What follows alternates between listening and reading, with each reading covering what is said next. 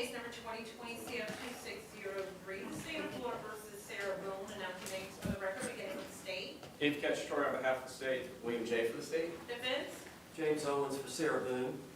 Tony Henderson for Sarah Boone. Kevin Beck on behalf of the Ms. Boone, raise your right hand to be sworn, please. Do you swear or affirm that the testimony you should give shall be the truth, the whole truth, and nothing but the truth, so help you God? I do. Good morning, ma'am. Could you state your name and date of birth for the record for me? Sarah Boone, 10-10-77. Ms. Boone is seated at counsel's table, buttressed by her attorneys, wearing a black suit and pink blouse.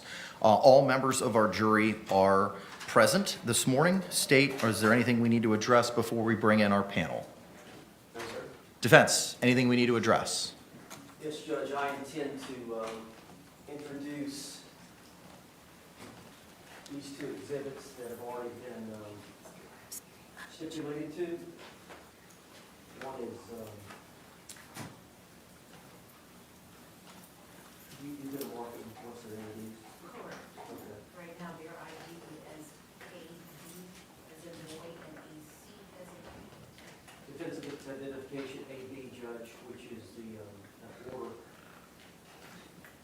dated June 16th of 2019. It's a no contact order.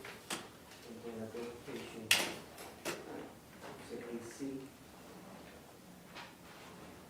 And it is a no contact order dated June the 19th, 2019. And then I'd like to introduce them into evidence. And then I'd like to hand publish them to the jury. Okay. And let them look at them one at a time. And then I believe we're going to rest our case, but at some point, I guess you would excuse the jury because Sarah Boone needs to be questioned about. And there may be additional motions to be addressed at that time. So yes. Do we want to do that now before we bring the jury in? I don't have a problem with that. If you want to Okay. rest now, subject to those being entered and published, and we can address any motions. The court has reviewed both of the no contact orders. Okay. And that way we don't have to do a in and out, and I can colloquy Ms. Boone at that point in time, and we can proceed with the state's rebuttal case. Subject to the introduction of those two exhibits just mentioned, the defense would be resting our case at that juncture. Okay, all right. Yes, ma'am.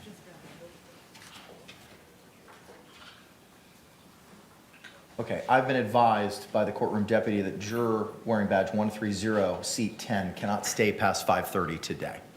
So just be advised, we'll use our time accordingly. Is that one of the six?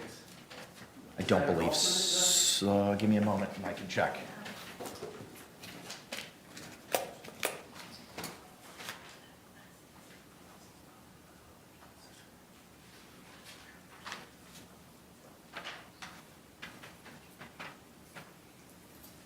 That is an alternate. It's alternate in seat 4. Thank you.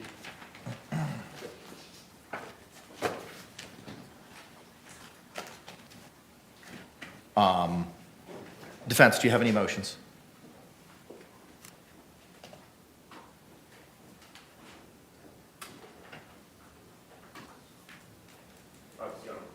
Just out of abundance of caution, I would renew our motion for judgment of acquittal pursuant to defense resting. We'll do that now while the jury is still out. I don't have any additional arguments other than what was made the other day. Okay, thank you. Any other additional argument, Mr. J? Just that at this point in time, the standard is whether or not a reasonable trier of fact could find the defendant guilty, and there is sufficient evidence for that to be sent to the jury. Okay, thank you. The court recalls the arguments that were made after the conclusion of the state's case, both from the state and the defense. The court finds that a reasonable juror could make a finding of guilt on the elements of the sole charge in the information beyond and to the exclusion of each and every reasonable doubt. For those reasons, the renewed judgment of acquittal is denied. Ms. Boone, I have a couple of questions to go over with you, ma'am. You've been previously sworn this morning. Your attorney has indicated that all of the evidence and testimony of all witnesses in your case have been presented to the jury, with the exception of the two no contact orders, pre-marked as AB from June 16, 2019, and the no contact order of June 19, 2019, pre-marked as AC, which once the jury comes back in, he will enter into evidence and produce them to the jury for their viewing. Are there any witnesses that you wanted to call that your attorney failed to call? No. Is there any evidence that you wanted your attorney to present that any of them failed to present? No. Are you satisfied with all of your attorneys up and until this point? Very. Is there anything that you would like to bring to my attention at this time? No, Your Honor. Okay, all right. I did receive the proposed jury instructions this morning. I'll look at them during the lunch hour, and after the state concludes their rebuttal case, we can proceed with addressing those. Mr. Beck, yes, sir. No, the defense did not receive the red line copies that the court discussed yesterday. I don't know if those were sent or not. I emailed Ms. Barrios last night. Once we got out of court, I'll send them to everyone this morning. Just give me a moment, and I'll get those out right now.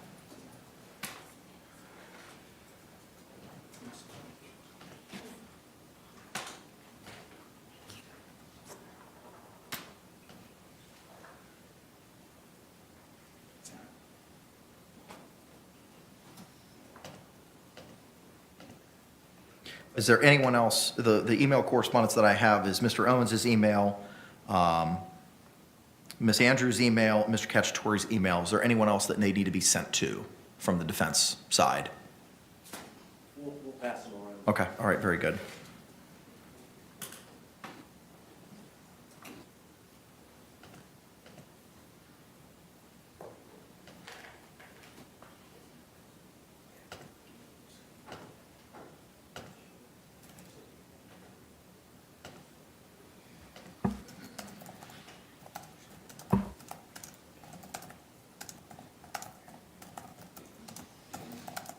All right. Can we go ahead and bring in our panel? State.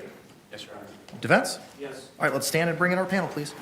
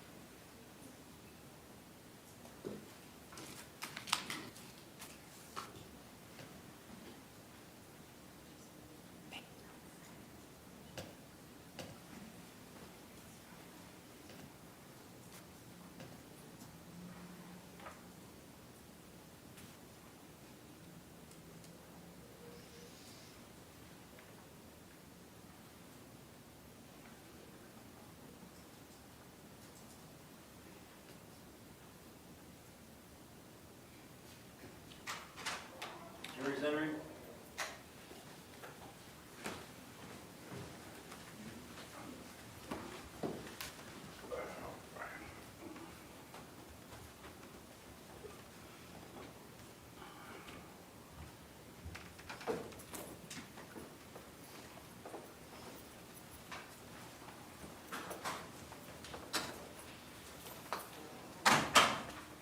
State, you recognize our jury. Yes, Your Honor. Defense, do you recognize our jury? Yes, I do. All right, thank you. Y'all can be seated. Good morning, members of the jury. Welcome back to 12 Alpha in the Orange County Courthouse. If you could, just raise your hands to confirm that you complied with the court's instructions last night during the break. I thank you. Record will reflect that all jurors have raised their hands. We're going to have a little bit of additional evidence presented by the defense this morning, and then we'll go from there, okay? All right, thank you very much. Mr. Owens, you may proceed, sir.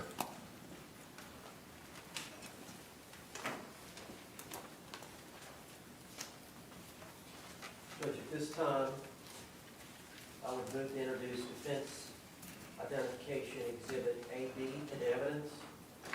No objection to AB or AC. What was pre-marked as defense AB will be received into evidence without objection as defense 19. And if you could just identify AC for the record, sir. Judge, at this time, I would like to move defense identification AC into evidence. Hearing no objection from the state, What was pre-marked as defense AC will be received into evidence without objection as defense 20.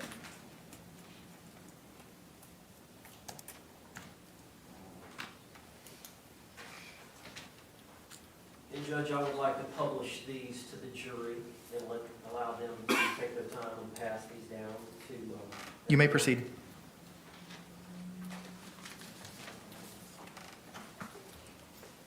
The first is Defense Exhibit 19. We'll just review it and pass it down.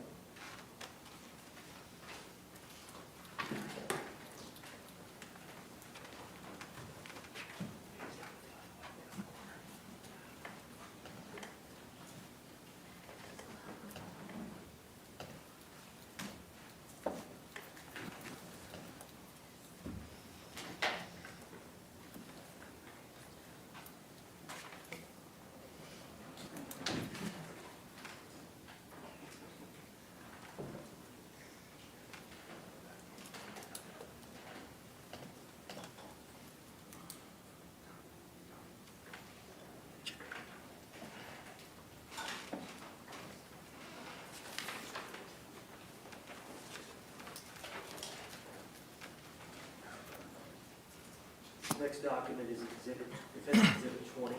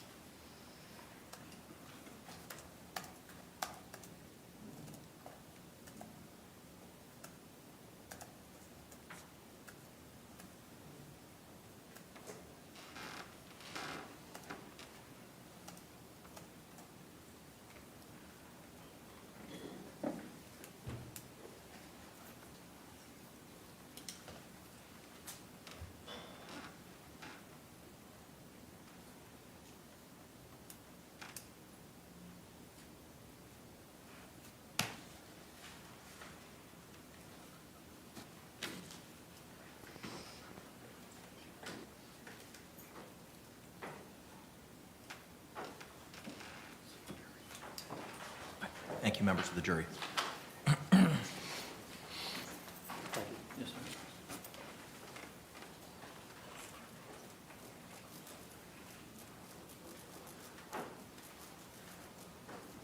Mr. Owens, any other additional witnesses, evidence, or testimony, sir? No, sir, on behalf of Sarah Boone, the defense rests. Thank you. Defense, or state, are you intending on putting on a rebuttal case? Yes, Your Honor. You may proceed, sir. Speak with Dr. Tanya Warner.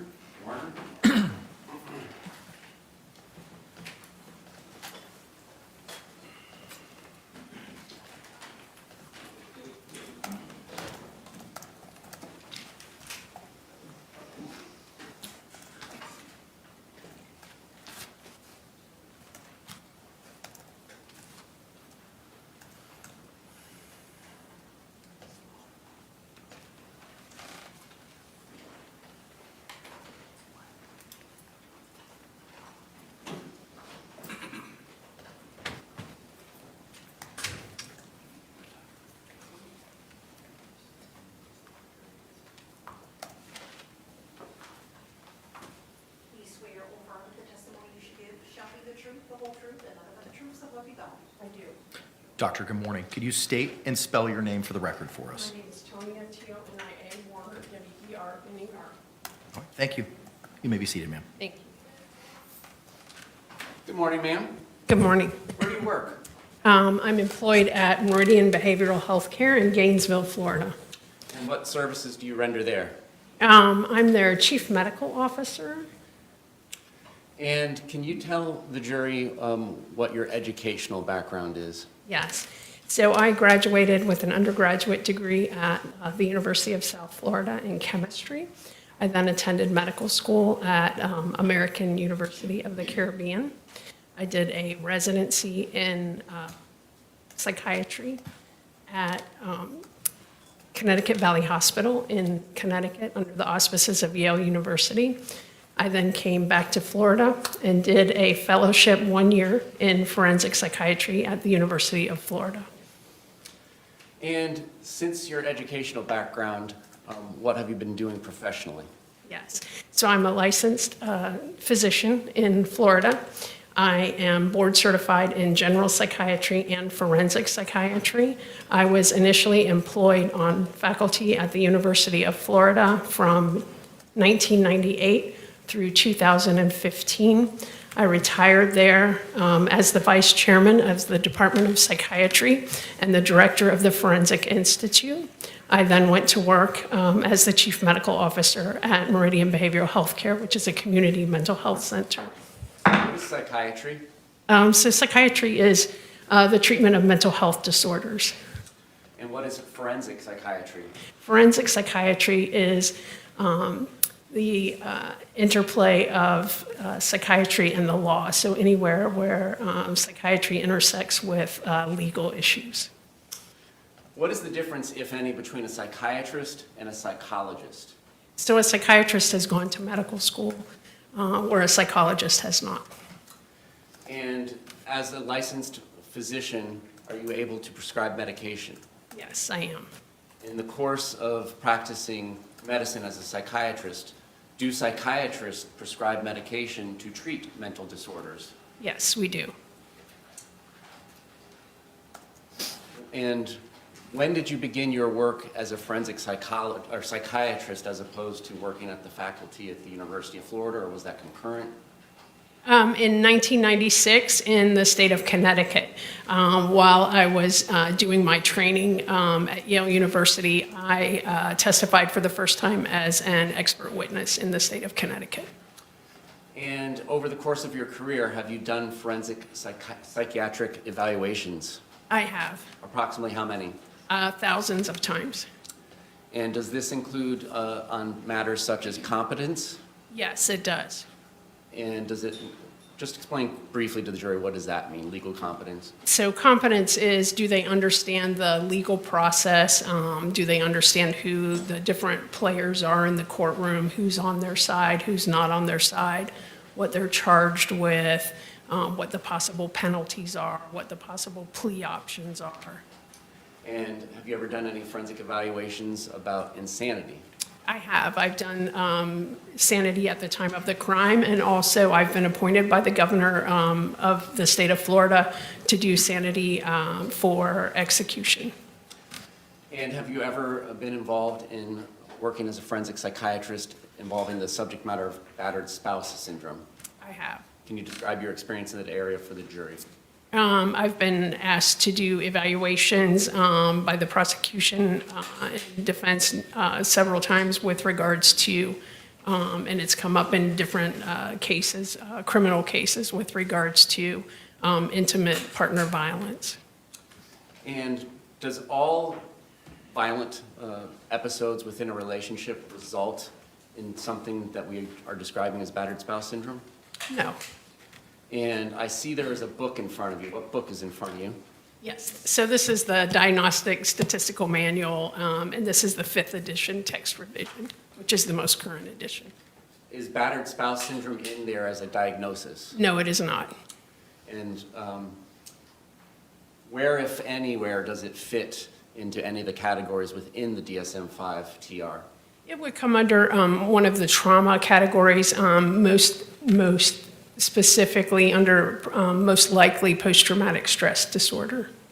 Can you describe for the jury what post-traumatic stress disorder is? So this is a disorder that's recognized under the DSM for individuals who have suffered a traumatic event, and then they have re-experiencing of the traumatic event. They have different symptoms besides re-experiencing, such as hyperarousal, and also avoidance of triggers or symptoms, things that would trigger a response to it.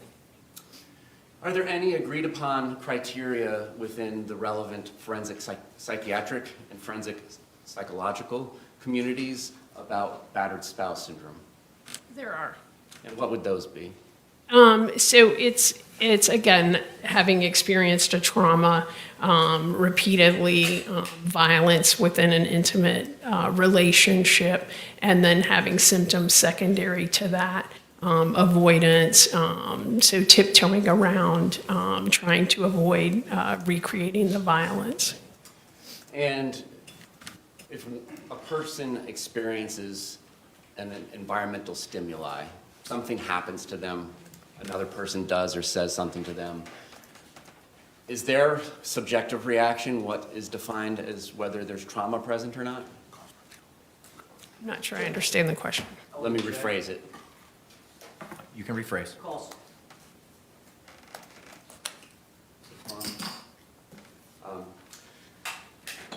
You described there's a difference between experiencing a violent relationship and whether or not that person is going to experience trauma from those behaviors they witness and experience. Is that fair? Yes. Now I've lost my train of thought. Is it fair to say that an experience that a person has, whether or not that person believes it's traumatic, is a subjective experience? Yes, each individual is different, and so each individual is going to take that experience differently. Can hypothetically a couple be involved in a violent relationship for a number of years, even 3.5 years, and battered spouse syndrome not necessarily apply to either or both of them? Yes, that's correct. Can you explain that? So again, each individual is different. So one individual may develop the symptoms of battered spouse syndrome, and one individual may not under the same exact circumstances, just depending on their makeup and what they've experienced in their background and their biological makeup.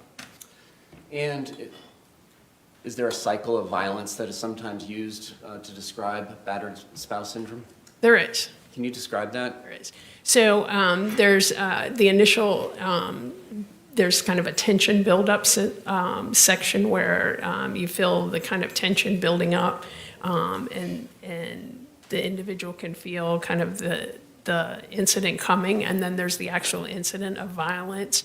And then following the incident of violence, there's a honeymoon phase, what they call the honeymoon phase, and that's the third phase, where the individual who created the violence attempts to make up to the victim and recreate kind of the relationship and pull them back in. And then it starts all over again where you feel the kind of tension start building up again to the incidents of violence. Does abuse have to come in the form of physical or sexual violence? No. Can you explain your answer?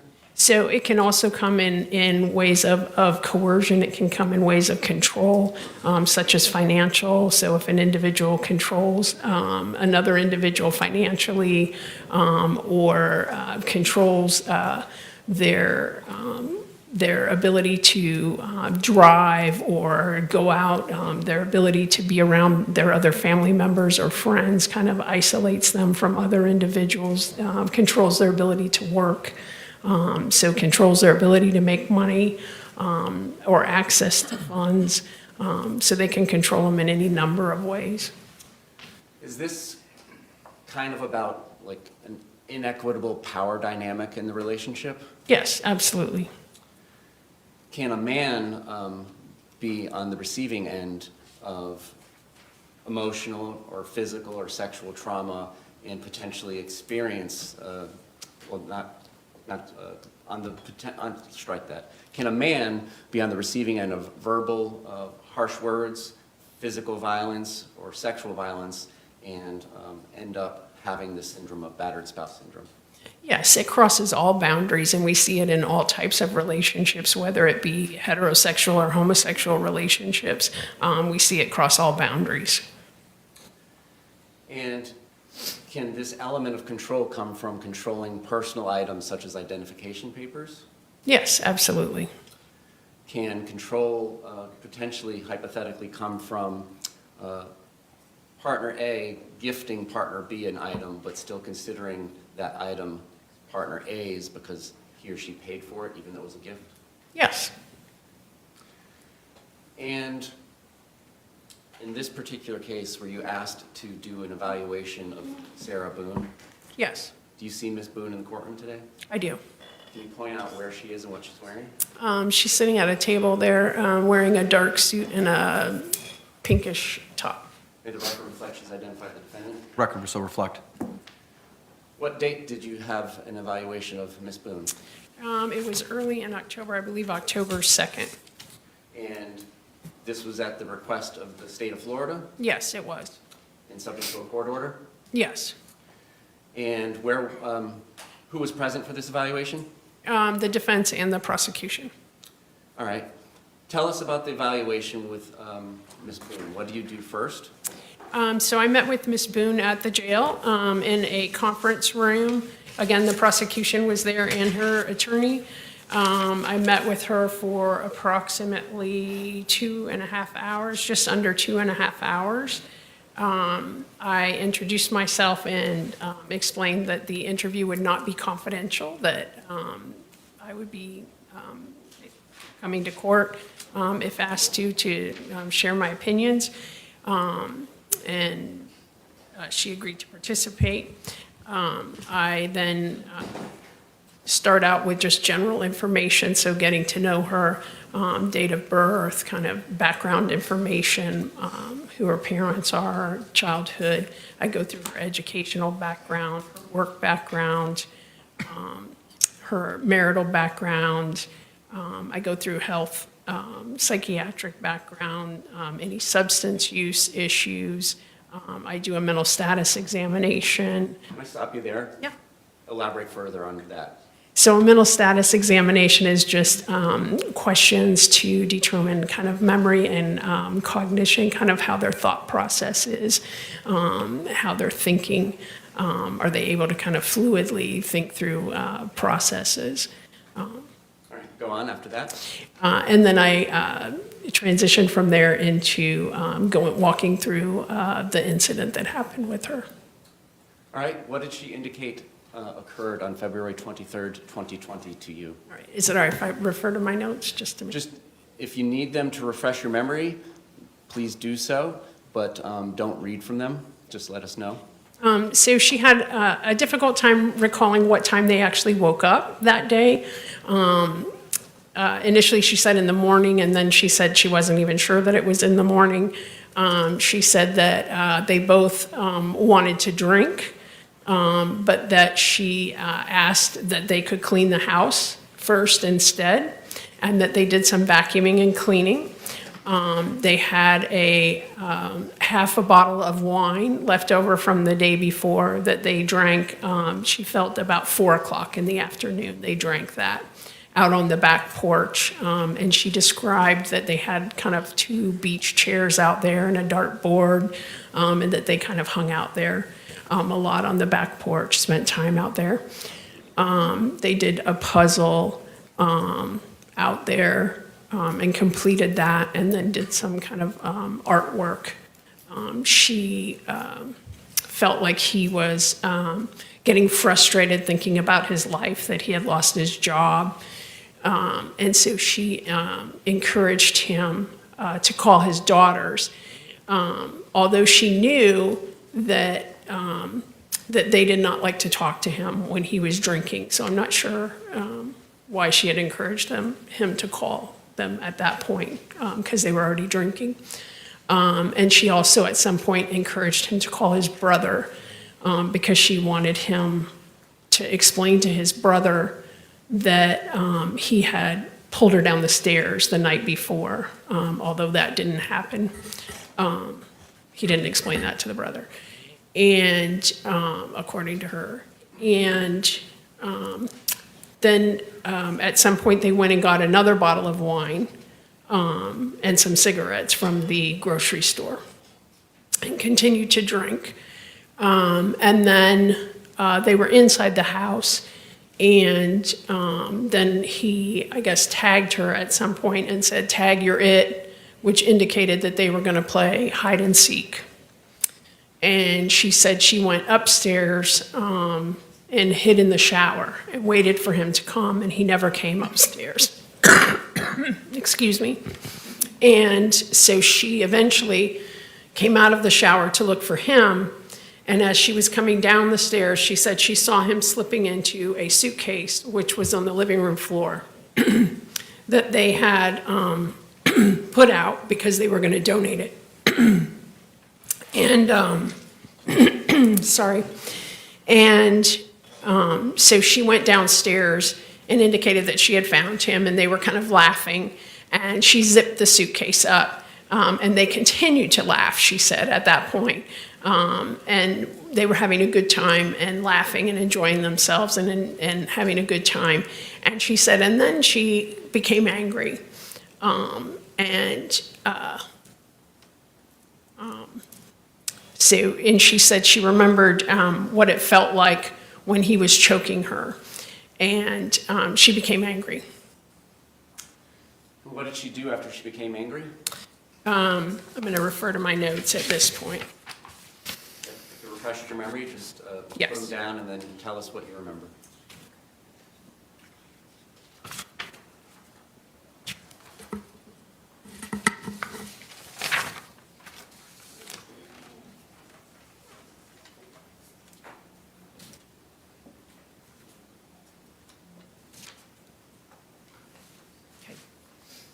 She said that she shook the suitcase and that she lost control of it and it flipped.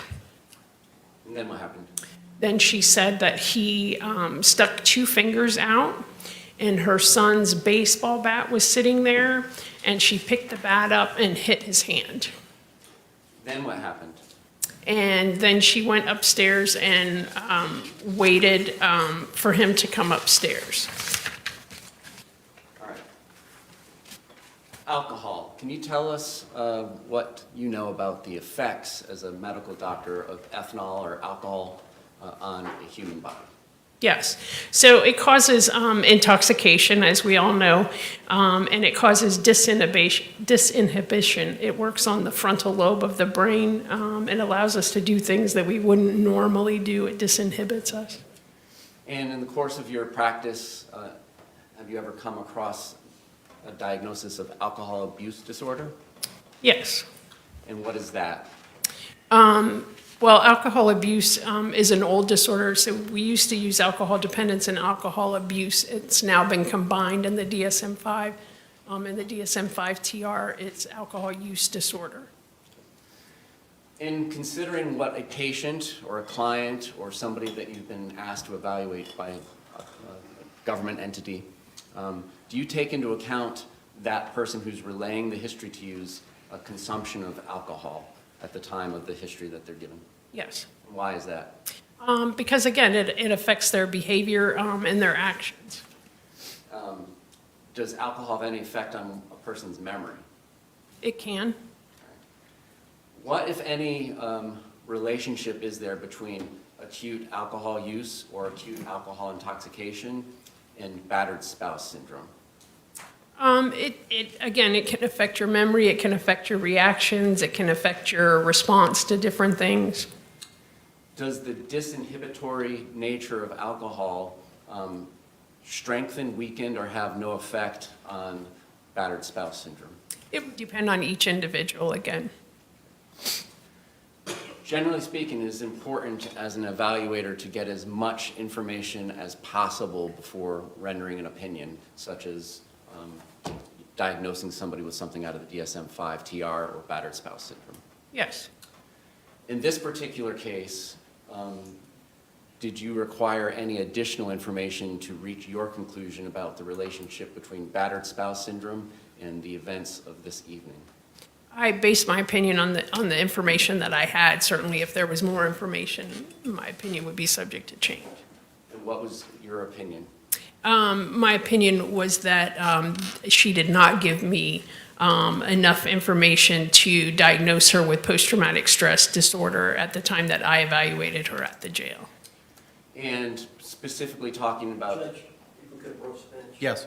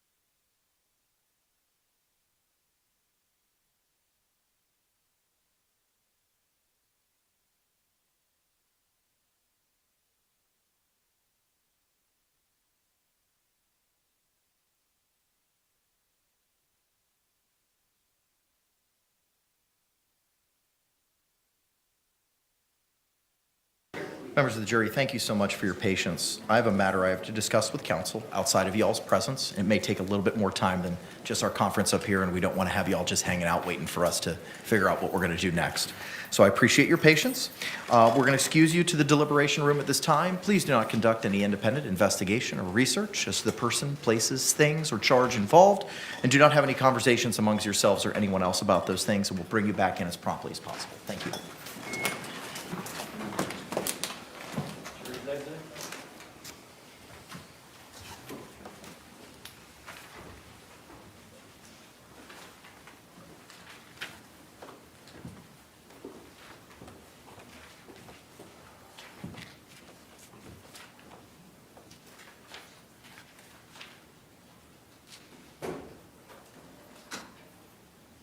Y'all can be seated, thank you. Mr. Owens, if you can find me that portion of the transcript that we were addressing as to additional opinions and other depositions, and anything in Dr. Warner's deposition that you believe we need to address regarding this opinion as it relates to PTSD. Well, and Judge, it applied to every opinion she was going to express. It started on page 37, line 24, as it relates to Sarah Boone, do you have any diagnosis as it relates to her? And then 38 is when she started talking about a generalized anxiety disorder, and that she was not for sure whether Sarah Boone had a generalized anxiety disorder versus if it was just an adjustment disorder to being in jail. And then she also mentioned in that same answer that Sarah Boone had some narcissistic personality traits, and that those were my two major diagnoses. And then I questioned her further about that. She explained again on line 17 about general anxiety disorder versus the adjustment disorder, and that I hadn't had time to fully formulate that opinion out. Line 21, I need time to go through my notes and think about it and process it. Page. We're still on page 38? 38, line 21. I need time to go through my notes, think about it, process it. But I had other depositions, as you're aware, yesterday, so I had to prepare for those and go through that. So I have not had time to process all my notes. And I said on line 39, well, doctor, I'm trying not to inconvenience you. You know, we're set for trial October 7 for jury selection. Line 6, I anticipate your testimony would be until a little later. So we could discontinue the deposition and then reset it when you've got time to review. Because obviously I'm not going to want to take your deposition and you have other opinions that are not going to be covered. And then I asked, looks like Mr. J asked, what's your position? He said, conducting discovery after the jury trial starts is completely unacceptable to me. So that's my position. If she needs to issue a supplemental report, or if there has become a need for a second deposition, then we can address that. But it would be my position that we need to get this done because the state doesn't have any appellate rights once jury is sworn and jeopardy attaches. And I say on line 23 of page 39, well, you obviously understand my position. I'd like to finish the deposition today as well. But if she is holding out that she may have other opinions and other diagnosis after she has had more time to think, review the paperwork, then obviously that creates an issue. And then she said, but if that happens, I can bring that forward, and then you can add to your deposition at that point if my opinions change after having reviewed further. And I referred to Mr. J. Page 9 of 40, Mr. J says, I think we plow ahead. This is our time with her. Court reporter's prepared to give us a transcript by the end of the week. Something needs to be amended. End of the weekend. End of the weekend. If something needs to be amended, then she can A, issue a report. B, if we need to take a deposition, an abbreviated deposition on the limited subject matter she is not prepared to testify about on today, then we can do that. But the notion of halting a deposition today that is set for 3 hours and then doing a 3-hour deposition during trial, especially after jeopardy is attached, is not what the state would do. And I respond on page 40, line 23. I'm not suggesting that, Mr. J. I'm suggesting what you just said at the very beginning, which is let's finish. But if she has some supplement, then I would want to take a brief second deposition as it relates to any new diagnosis or opinions. Mr. J responds on line 4. Okay. What I'm understanding her to say is right now, there has been a previous diagnosis of an adjustment disorder in some of the records, and she just needs to review her records to see if she thinks that is the best diagnosis that she would give as opposed to a generalized anxiety disorder. And then the witness says, you essentially flipped that, Mr. J, upside down. You got that backwards. So we go on to page 42. Line 1, Mr. Owens, I agree. And Dr. Werner, just let the state attorney know. Okay, but we're skipping a massive portion of 41 Okay. that addresses specifically opinions Let me go back. as it relates to generalized anxiety disorder. Okay, the witness starts on line 15. So she's saying she has the generalized anxiety disorder, and I'm saying I want to review it more. Because Sarah Boone had disclosed to the doctor that she had been previously diagnosed with a generalized anxiety disorder.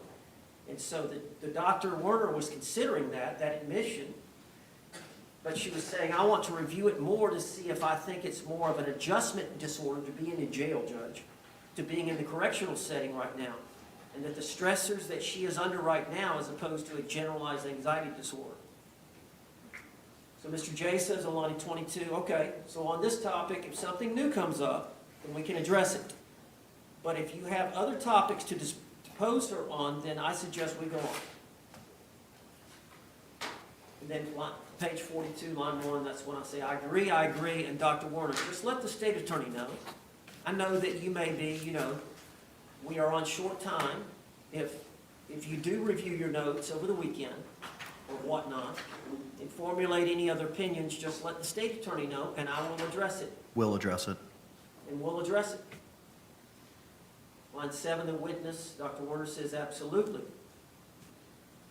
And then, do you want me to continue reading, or? If there's portions you want to highlight for me, I mean, I have the transcript, I'm following along with you. That was the general understanding that we had about all diagnoses, all opinions that she may have. And so she starts talking about the mental status exam that she gave her, and then she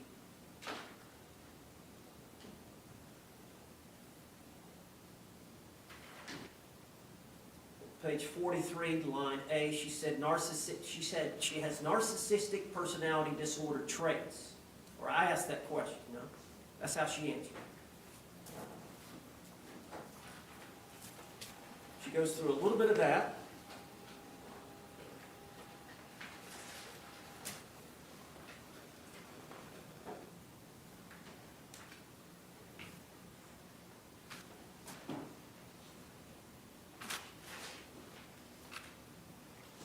And then, paraphrasing, she talks about the grandiose component or criteria that she met. And then on page 45, I asked her what other criteria, on line 1, would tend to indicate that she was a narcissist.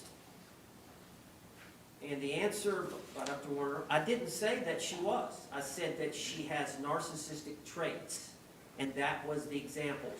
That was, Excuse me for interrupting, but can we lasso this back into? I understand that's what the depot reflects, but the non-objection which led to objection pertains to an opinion specifically about post-traumatic stress disorder. And at this time, no opinion is being referenced, nor does the call of the question pertain to narcissistic personality traits or a diagnosis of narcissism. The question pertains to PTSD. all right, page 46. Line 1, question, okay. Do you feel like she suffers from post-traumatic stress disorder? Line 3, answer. She didn't give me criteria with regards to that. She discussed having fear and anxiety of his family and fear that they would come into the jail or have someone else come into the jail and harm her. She talked about that. And she spoke about, having recollections, remembering abuse from George during the evaluation. question 13, 113, 146. But you don't believe that she suffers from post-traumatic stress disorder, in your opinion? Answer, line 15, no. I would have to look back through my notes to see if she fully met the criteria. Question, line 17, can you explain why you don't think she suffers from post-traumatic stress disorder? Answer, line 19, no. I didn't say one way or the other. I would have to look back through my notes for that. Line 21, question, is that something that you may, in the future, give an opinion about after some time reflecting and reviewing your notes? Line 24, answer, I may.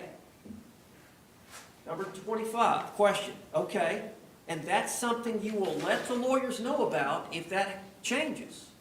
Answer, line 2 of page 47, yes.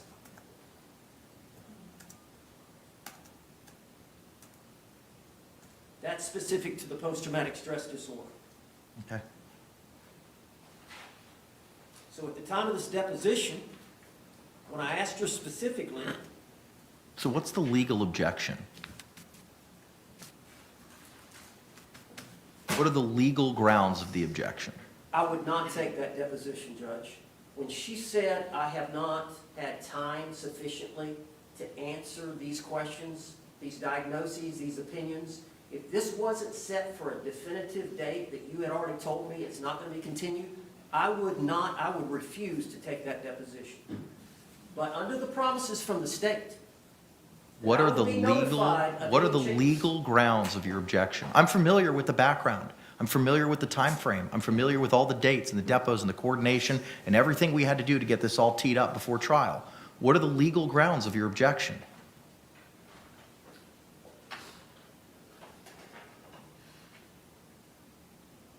I understand the backdrop.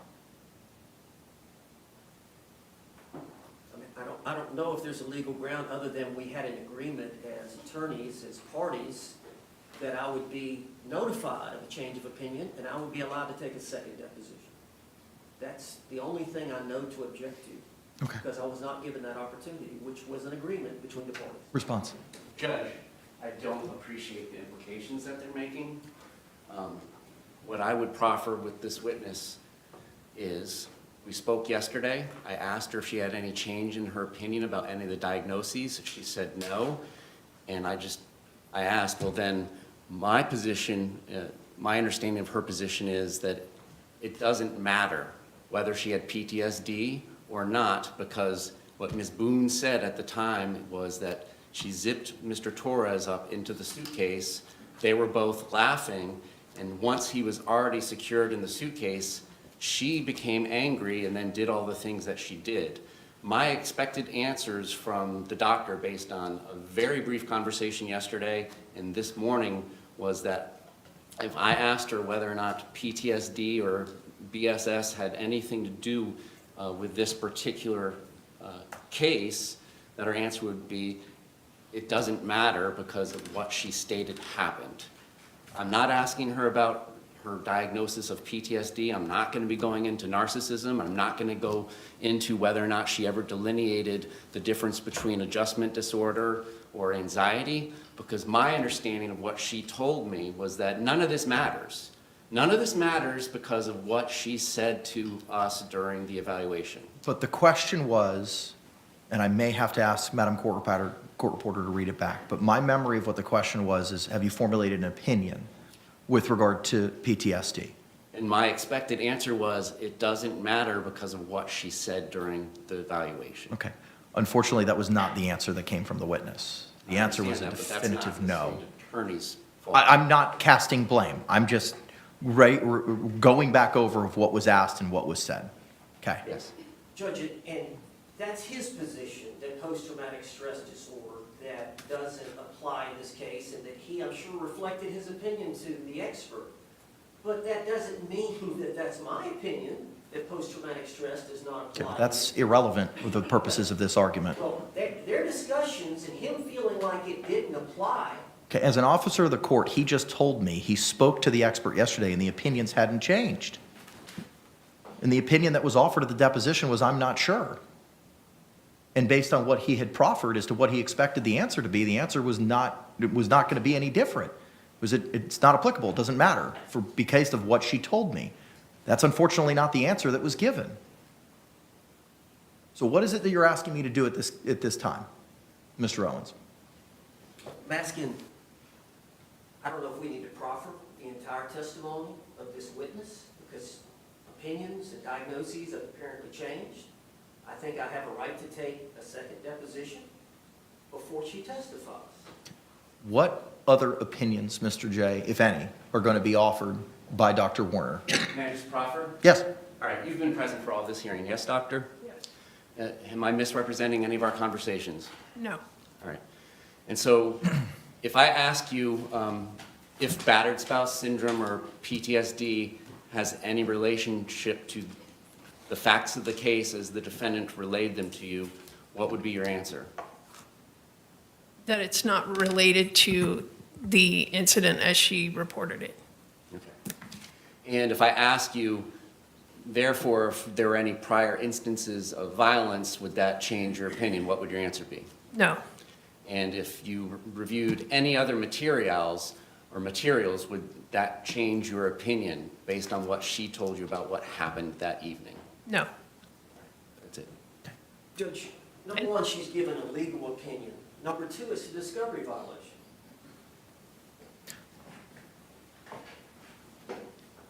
What is the legal opinion?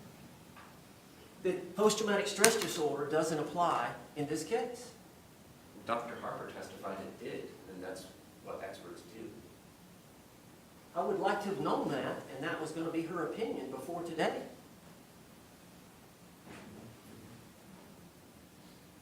That's not a change in testimony. That's Where is that a change in the So you're deposition? going to have to read the whole transcript. I asked. No. This is a 87-page transcript. You're objecting. You have the burden to establish your objection. Give me a minute. I'll read through it and find where I asked her. I mean, this isn't the first time I've looked at this deposition. The state provided it to me when we had the hearing on whether or not battered spouse would be permitted. And the state provided specific highlights for me to look at. At no point in time did the defense say, look at this, look at this, look at this, in her deposition when we had that hearing. So other than what's being provided to me right now and what's been testified to this morning, I don't know what opinions she has. All I know in coming into today is what the basis of her opinion was, specifically with regard to any of the statements that Ms. Boone had provided, which was the whole crux of the state's motion to prevent battered spouse from coming into evidence. Judge, if you look at page 66, line 20.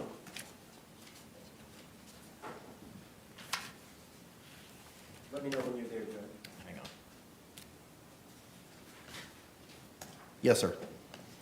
Page 66, line 20, question. Okay, so other than the couple of hours that you intend to maybe reflect on your notes and anything else, any other work that you intend to do on this case? Answer, 23, no, sir, not that I'm aware of. Line 24, question. And you've expressed all your opinions, at least generally here today.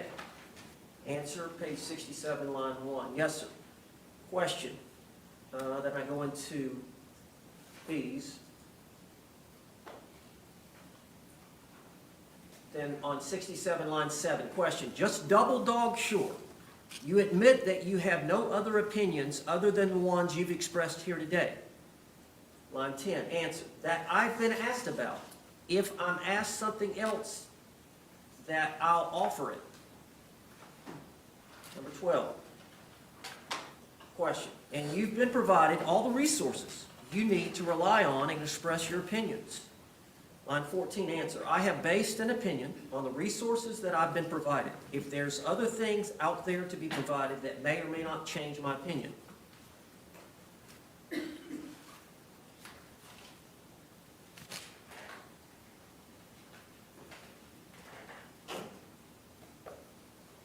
I believe it's a discovery violation because I should have been notified if there was going to be a change in opinions here today. And we had an agreement that I was going to be allowed to retake the deposition and not be ambushed in the middle of the trial with a new opinion.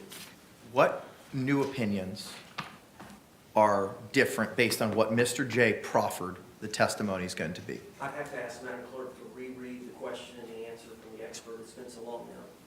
Madam Clerk, or Madam Court Reporter, are you able to reread the portion of the proffer as to what Mr. J asked of the witness? Absolutely. Of course.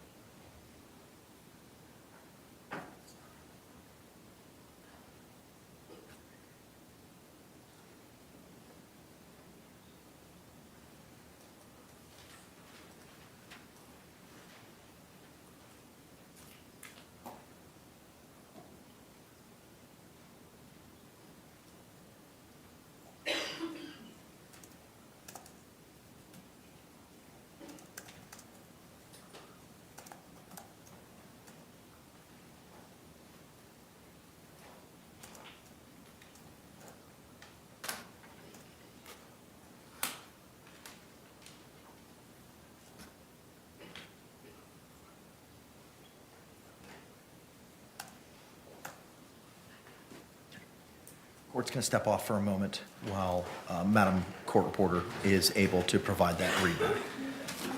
Just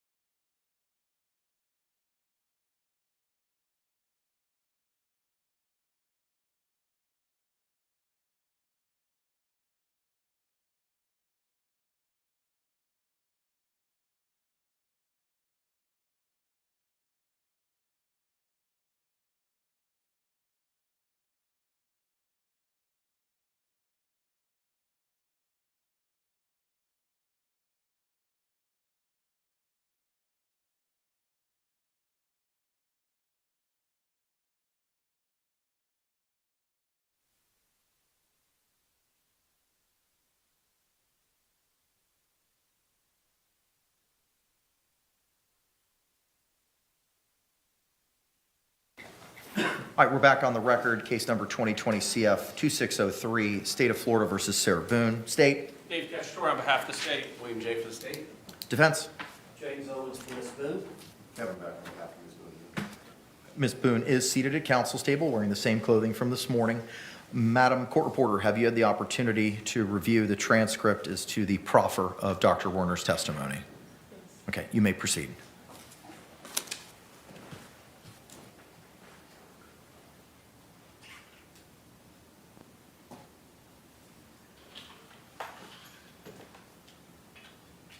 By Mr. J, question. You've been present for all of this hearing, yes, doctor? Answer, yes. Question, am I misrepresenting any of our conversations? Answer, no. Question, all right, so if I ask you if battered spouse syndrome or PTSD has any relationship to the facts of this case as the defendant relayed them to you, what would be your answer? Question, that it's not related to the incident as she reported it. Question, okay. And if I ask you, therefore, if there are any prior instances of violence, would that change your opinion? What would your answer be? Answer, no. Question, if you reviewed any other materials, would that change your opinion based on what she told you about what happened that evening? Answer, no. Question, all right, that's it. I don't think that's the very beginning, before I objected. What was asked was to read back the proffer. I thought I was asking to go back to the very beginning when the question was asked and then her response and my objection to it. What was specifically asked was to the proffer, because the question before the court was whether the proffered opinions are at odds with what was testified to during the course of the deposition. There's the question that was asked and the answer that was given affirmatively provided an opinion as to PTSD. I think Mr. J admits that. Mr. J has advised the court that's not what he was hoping the answer would be. The answer was supposed to be something different, as identified in the proffer, which is why I had Madam Court Reporter read back the proffer. So the question Mr. Owens posed to you is whether the proffered opinions that Madam Court Reporter just read back to us are different than what was provided in the deposition. Yes. How so? She tended to explain in the proffer some legal reason why it did not apply in her opinion. That was not discussed in any way in the deposition. Okay, my question is specific as to opinions. Her opinions were as to battered spouse syndrome or post-traumatic stress disorder and their relationship to the case based on the defendant's responses. The answer is not related to the incident as the defendant reported. Those are the opinions, as I understand them based on the proffer, as it relates to battered spouse syndrome and post-traumatic stress disorder.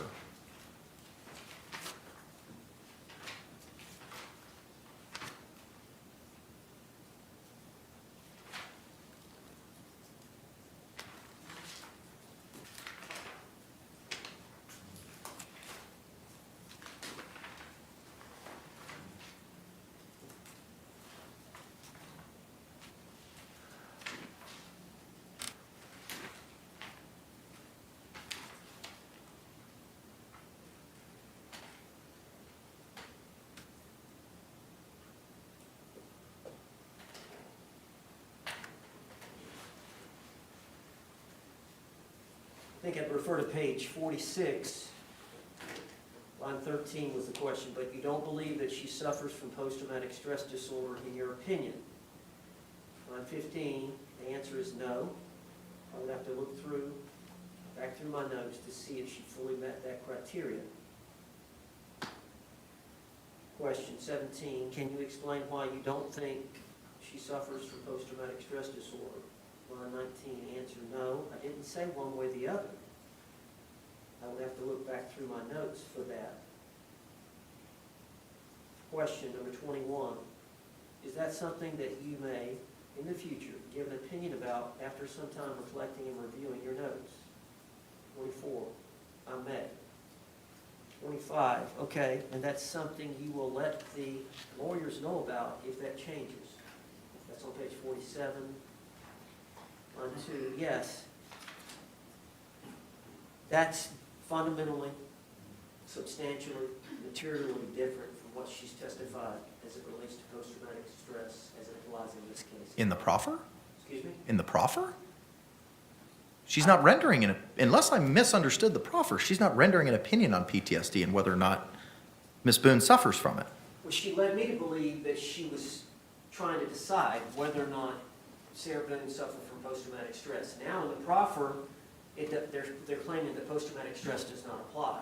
I don't know what the initial question was. We haven't had that read back. When it was first going on, when a question was asked, and I believe she rendered an opinion, and I, again, like that to be reread back. What the initial question was, what the response was, because it didn't, I know I objected, I can't even remember it now, but I know I objected because I knew it was inconsistent with. You asked to approach, and then you explained that the question was, it was not something that was framed in the deposition. Multiple times I asked you for a legal objection. And it wasn't until right before or right after we sent the jury out that you provided some legal objection. You know, Madam, if you want Madam Court Reporter to go back and read the question that led us to where we are right now and the answer, I'm totally on board with that. I have a memory of what it was, but nothing like. Before she does that, can I get the first question of the proffer? If BSS or PTSD has any, can you reread that? So I can. Let's just reread the entire proffer, just so that it's a clear soup to nuts, alpha to the omega, what the proffer was. Madam Court Reporter, if you could be so kind. Yes, ma'am.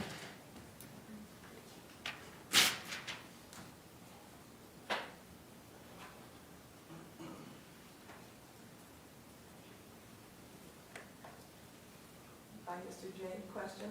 You've been present for all of this hearing. Yes, doctor? Answer, yes. Question. Am I misrepresenting any of our conversations? Answer, no. Question.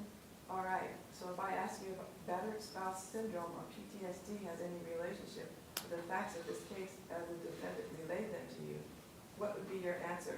Answer, that it's not related to the incident as she reported it. Question, okay, and if I ask you, therefore, if there are any prior instances of violence, would that change your opinion? What would your answer be? Answer, no. And question, and if you reviewed any other materials, would that change your opinion based on what she told you about what happened that evening? Answer, no. Question, all right, that's it. And then if she could go back to the initial.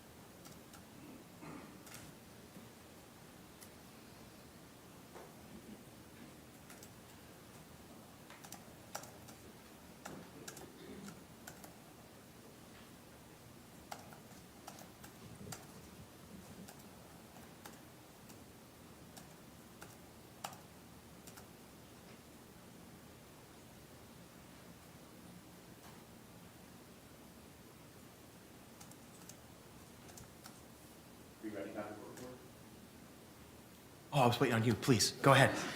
Sorry. Pay no attention to me. Go ahead. Could you read the last question? My understanding is it was the question and the answer right before Mr. Owens asked to approach. Question, what was your opinion? Answer, my opinion was that she did not give me enough information to diagnose her with post-traumatic stress disorder at the time that I evaluated her at the jail. Can you read that for me one more time, please? The answer. Both the question and the answer. Question, what was your opinion? Answer, my opinion was that she did not give me enough information to diagnose her with post-traumatic stress disorder at the time that I evaluated her at the jail. May we please have the previous question as well?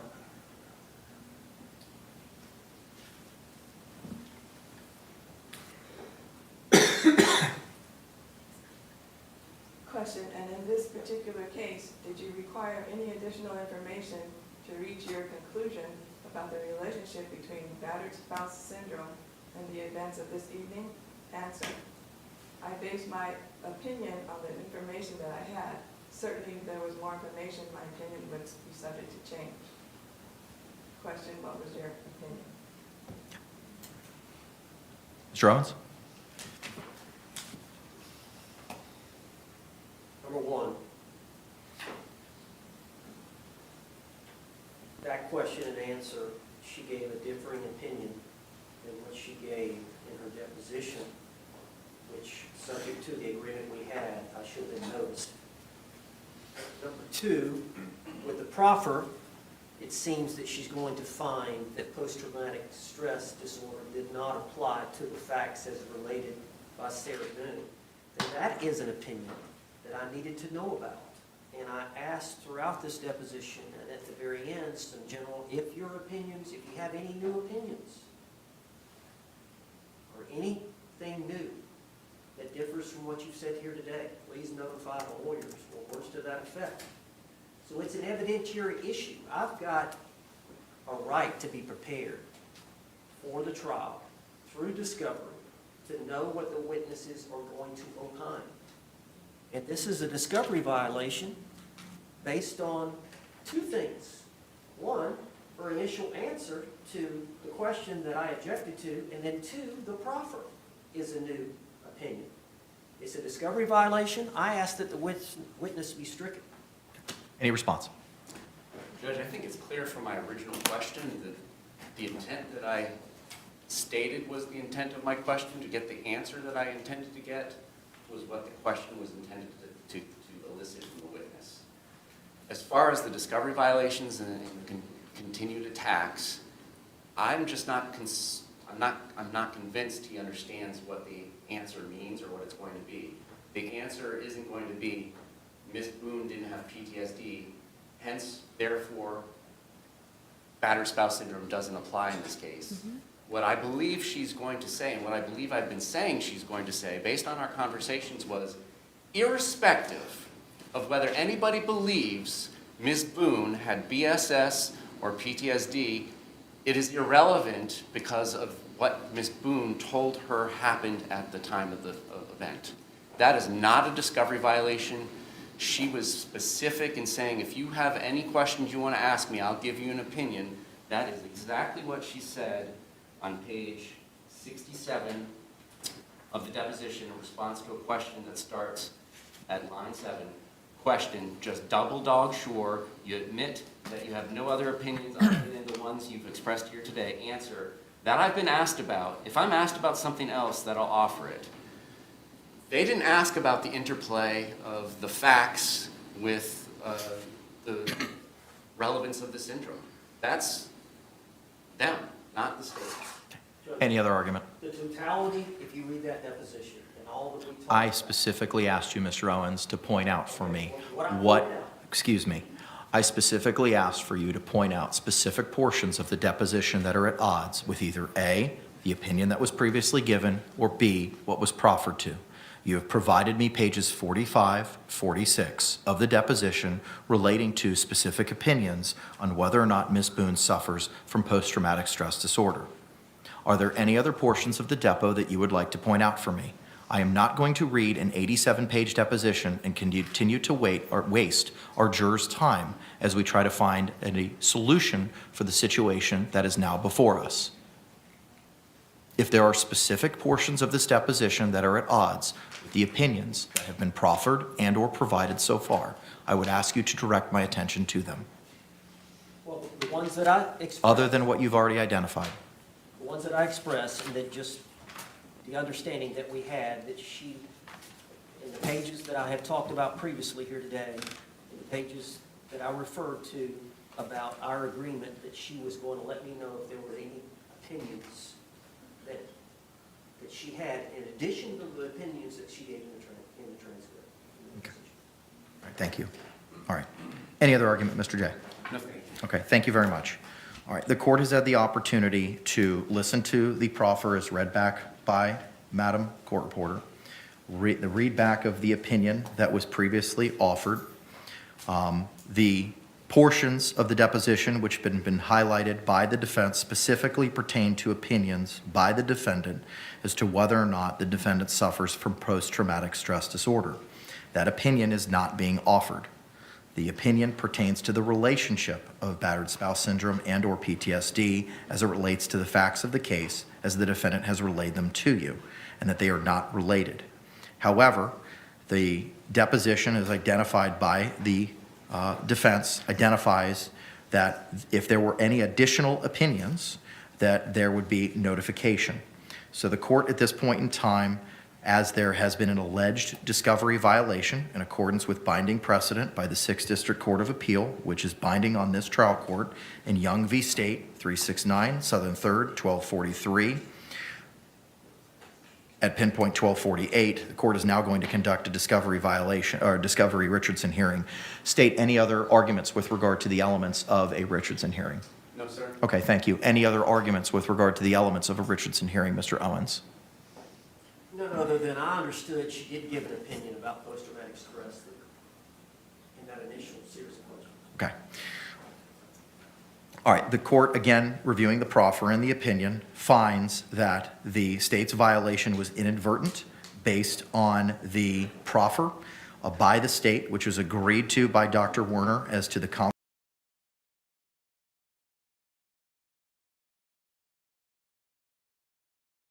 they had last night as to the opinions and whether or not that they had changed. However, I do find that that violation is substantial with regard to the opinions based on the testimony in Dr. Warner's deposition that any other additional opinions would be notified to the defense. As it relates to the third category, the effect on the defendant to properly prepare for trial, although the questions in the deposition as highlighted by the defense so far do not address the opinions being currently offered, I do find that it had some impact on the ability for the defendant to properly prepare for trial. As it relates to the opinion that was previously provided as read back, specifically my opinion was that she did not give enough information to diagnose her with PTSD at the time of the evaluation at the jail. What is your position, if any, with regard to that opinion now that the jury has heard it? Mr. Owens. Because my question is, do you want it struck?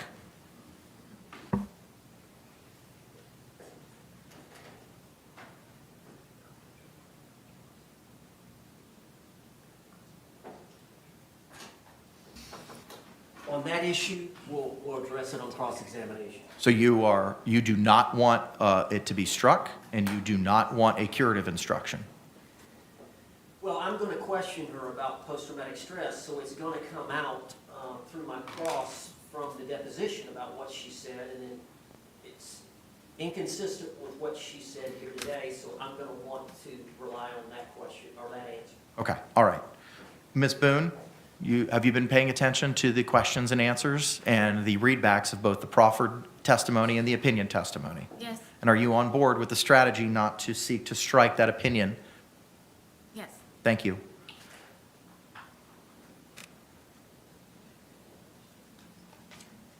With regard to the proffered testimony, I'm going to permit now in open court, and I will oversee the deposition for you, Mr. Owens, to inquire as to those opinions. I'm sorry? With regard to the proffered opinions, the court will oversee a deposition now, and you may proceed. Right now? Yes.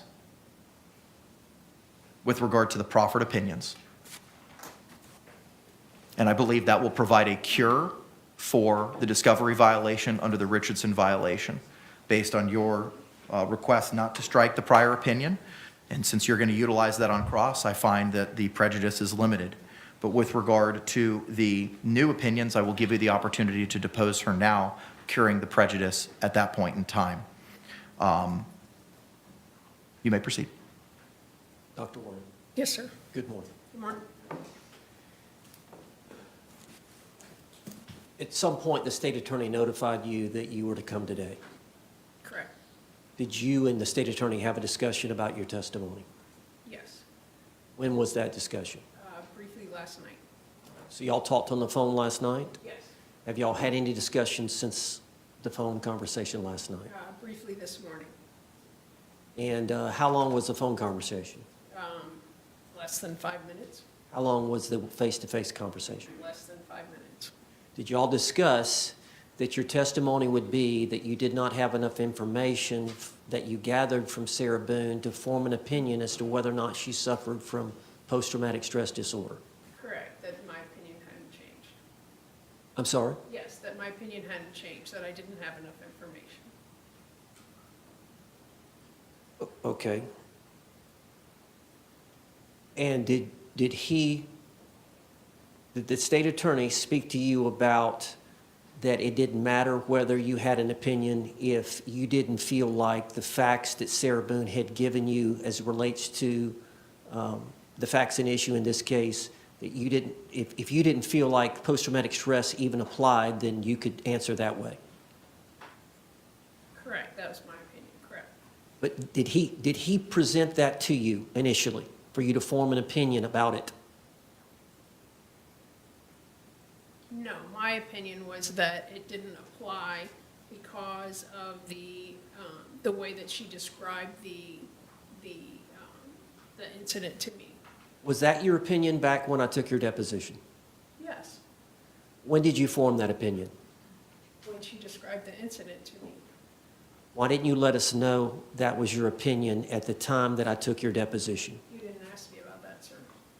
Do you remember me asking you any other opinions that you may have as it relates to this case? You didn't ask me specifically about that. I understand that, but you're saying you formed that opinion prior to the deposition, correct? Yes. The state attorney and I discussed that on the way out of the jail, as a matter of fact. After the deposition? No, sir. After the evaluation. Okay. On the way out of the jail. All right, and I asked you, were there any other opinions that you may express at trial after you had discussed that with the state attorney prior to the deposition? Is that correct? Yes. And so you were aware that I didn't want to be ambushed at trial. I wanted to know any and all opinions that you may be expressing in the Sarah Boone case. I didn't know what specific information you wanted, sir. That's why you had a deposition. I answered your questions. I don't know what all information you want me to provide to you. So because I didn't ask you specifics, you felt like you didn't have to respond specifically? No, sir, I answered all of your questions. And as I said, I'm happy to answer any questions that I'm asked. I don't know what questions you want me to answer. But you know that this was a central issue in the case. Did you not? Your opinion Yes. is relating to a central issue in this case. Correct? You're aware Sarah Boone's on trial for murder. That's correct. And you had this opinion when I was taking your deposition, and I was asking you specifics about any opinions that you may be expressing in the trial of Sarah Boone, and you did not disclose it. Well, I told you that I would answer any questions that were asked of me. I have a number of opinions. I know that I don't feel that she's suffering from major depressive disorder. I didn't offer that opinion either. I have a number of opinions. That's all the questions I have. Mr. J, anything else?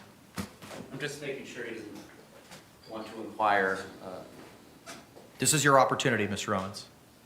because that was more just about. Inquire about what? This is your opportunity to inquire. You are conducting a deposition.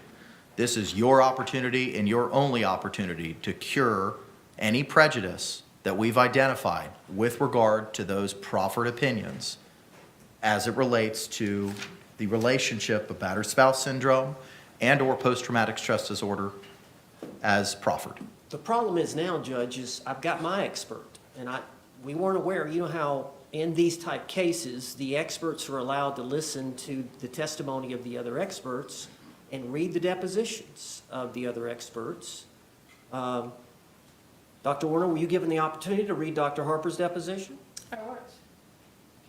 I mean, that's standard operating procedure in these type cases, and now I'm taking a deposition on the fly, and then I haven't had a chance to speak with my expert about those opinions and whether or not that would change her opinion. It just puts me in a very difficult situation, but if I'm ordered to continue the deposition, I will. That's your decision. It's not an order. I'm just saying that this is the opportunity to cure that Richardson issue. You asked previously to strike the expert. I am disinclined to do that. The case law says that is an extraordinary remedy, one which I am not going to permit. Dr. Warner, you realize you're in a courtroom, Yes, sir. and we're waiting on the jury on the trial of Sarah Boone. Yes.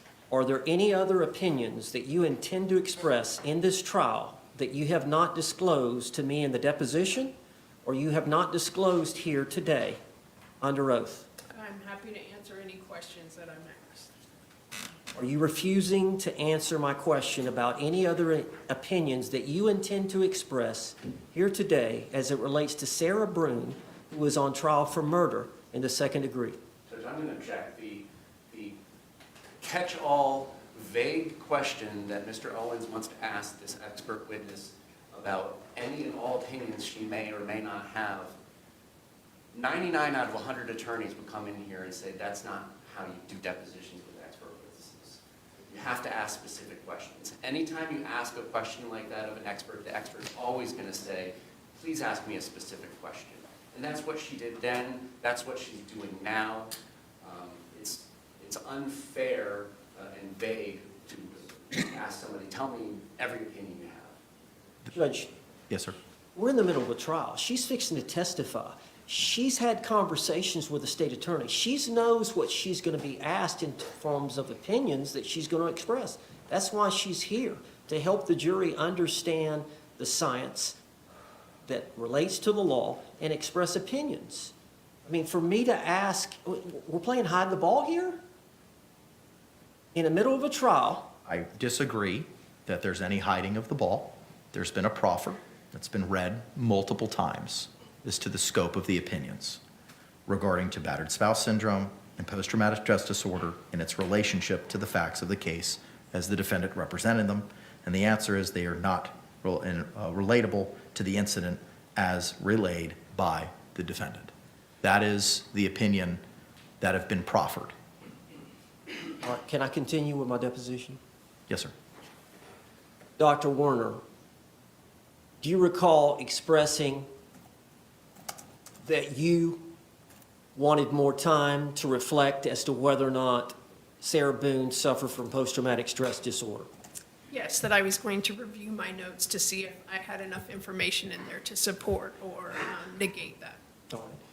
What additional information would you need for you to express an opinion that she suffered from post-traumatic stress disorder? So she did not give me information regarding the presence of intrusive symptoms. She didn't give me information regarding persistent avoidance. She didn't give me information regarding alterations in arousal or reactivity. Anything else? No. Would you agree you failed to ask her those questions? I asked her if there was any other important information that she felt like she needed to share with me at the end of my evaluation, and she said no. So a catch-all question. Correct. Were there any other personality disorders? Isn't that what you do as a psychiatrist? You diagnose an opinion, express opinions about whether people suffer from personality disorders? Correct. Are there any other personality disorders that you have formed opinions about Sarah Boone that you intend to express? No. So, narcissism, you did not find. I found narcissistic traits. In terms of your opinion that she suffers from narcissistic personality disorder. No, sir, I said narcissistic traits. Okay. So you don't have an opinion that she suffers from narcissistic personality disorder. Correct. She displays narcissistic traits. You expressed an opinion that she suffers from alcohol use syndrome, Alcohol use disorder. alcohol use disorder. Correct. Is that still your opinion? Yes, it is.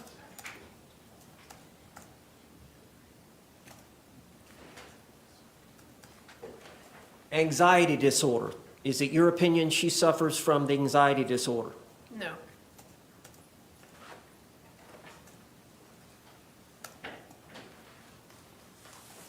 Do you recall in your deposition indicating that you felt like she suffered from either anxiety disorder or adjustment disorder? That's correct. And you've changed that opinion now? I'm leaning towards the adjustment disorder secondary to her legal situation. So you haven't formed an opinion as to whether or not she suffers from general anxiety disorder or adjustment disorder? Correct.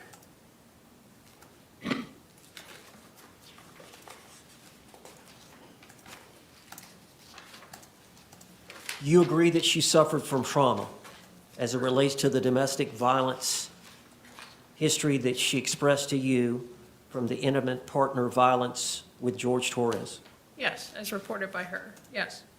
Do you have anything to dispute that? No.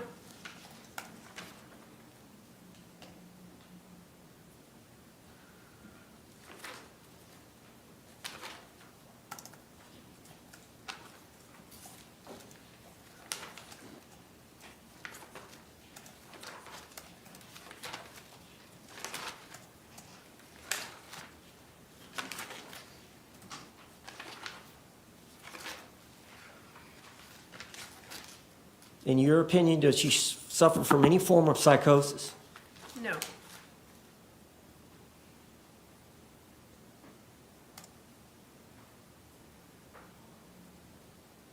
Is it your opinion that Sarah Boone suffers from acute stress disorder? No.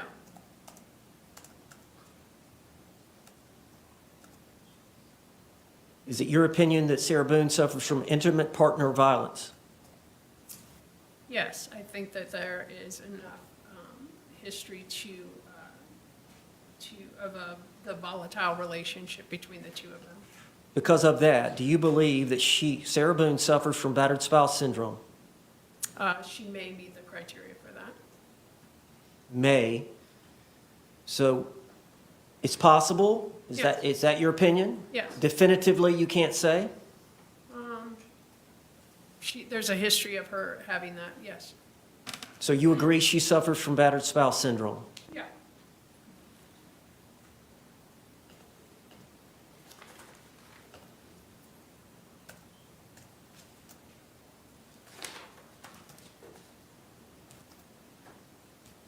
I believe we've covered anxiety disorder, narcissism, battered spouse syndrome, and alcohol use disorder. Are there any other opinions that you intend to express as it relates to that or any other psychological condition of Sarah Boone? No. That's all the questions I have.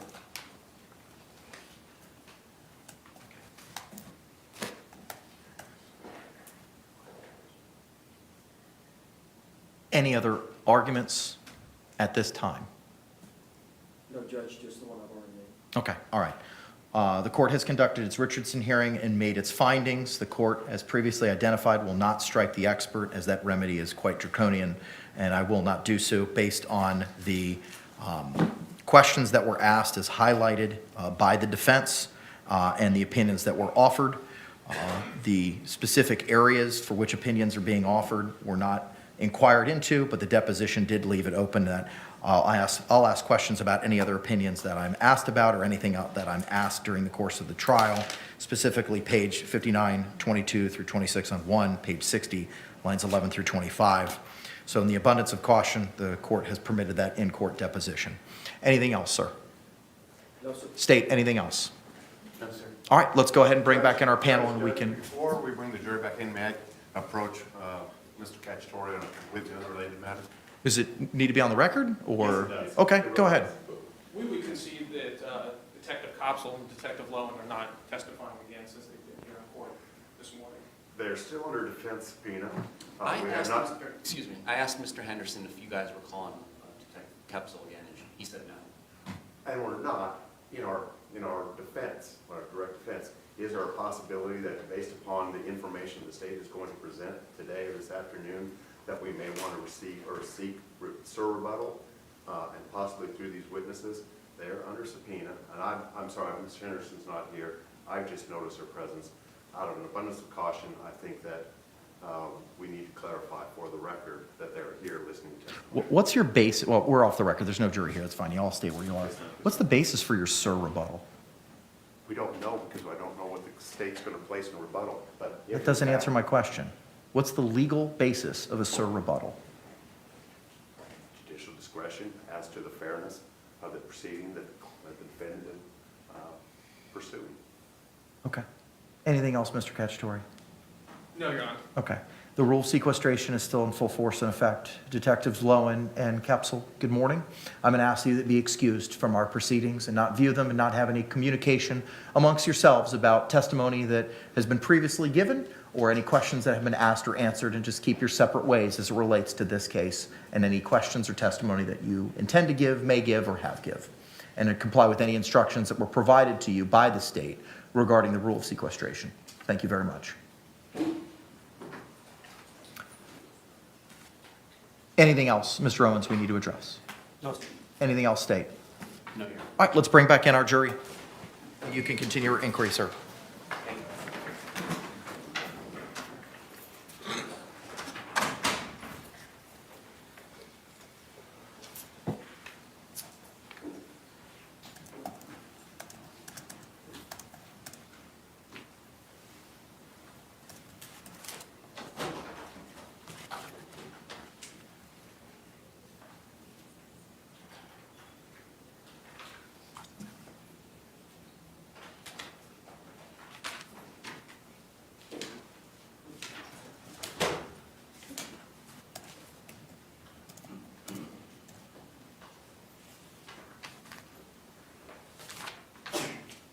Bless you.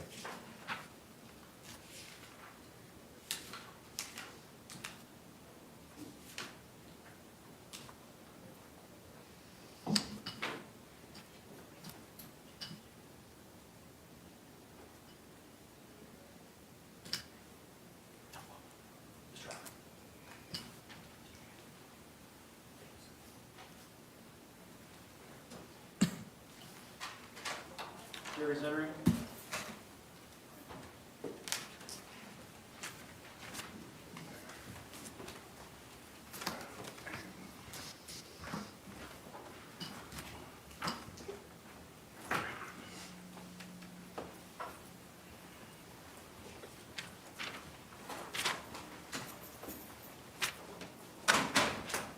State, do you recognize our jury?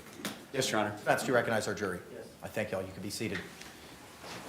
Members of the jury, thank you again for your patience. We had some issues I had to address with counsel outside of your presence, and we're going to continue the state's rebuttal case this morning. Again, if you could, please just raise your hands to confirm that you complied with the court's instructions during the break. Record reflect all hands have been raised. Mr. J, you may continue your inquiry, sir. State would move to strike the last response as non-responsive. Approach.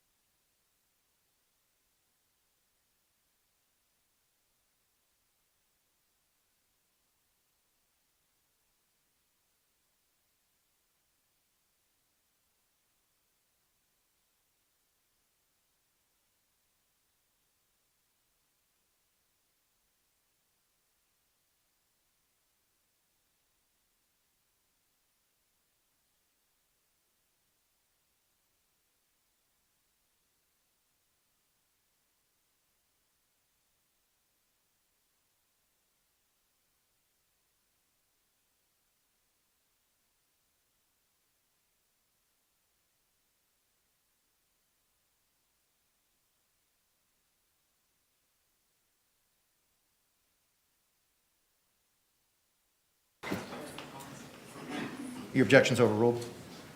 All right. Irrespective of whether anybody has an opinion about whether Ms. Boone was suffering from PTSD or BSS, irrespective of that, based on your evaluation of Ms. Boone and what she relayed to you about the facts of the case, does PTSD or BSS have any relation? Objection, that's been asked and answered. Overruled. No. And what particular part of her statements about the incident is that? The whole part where she's describing the part about playing hide and seek and that they were having a good time, they were laughing, when he got in the suitcase, when she found him, they were enjoying themselves, she zipped him up, they were still laughing, you know, having a good time. All of that isn't consistent with her having a feeling of she had imminent risk or imminent, you know, there was an imminent risk of harm that she needed to protect herself. Can we approach the bench? Yes.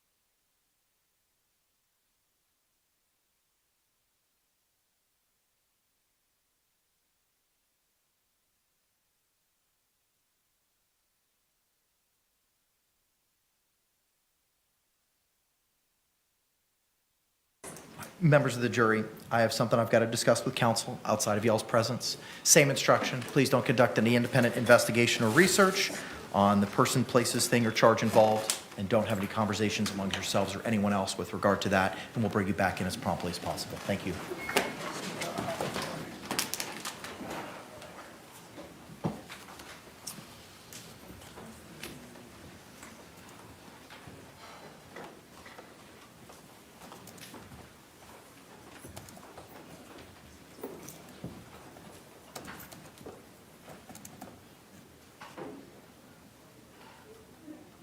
Y'all can be seated. Thank you.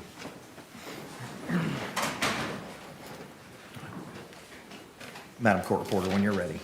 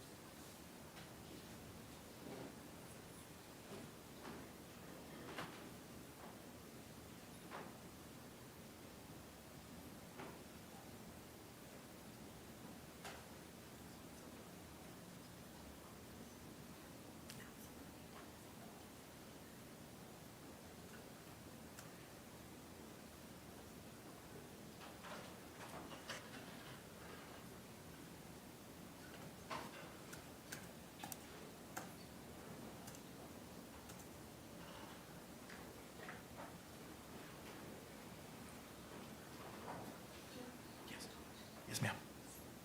There was a question.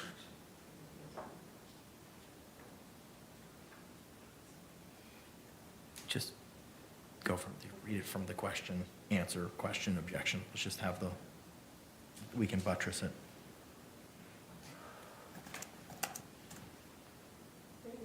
Go ahead. By Mr. J, question, all right.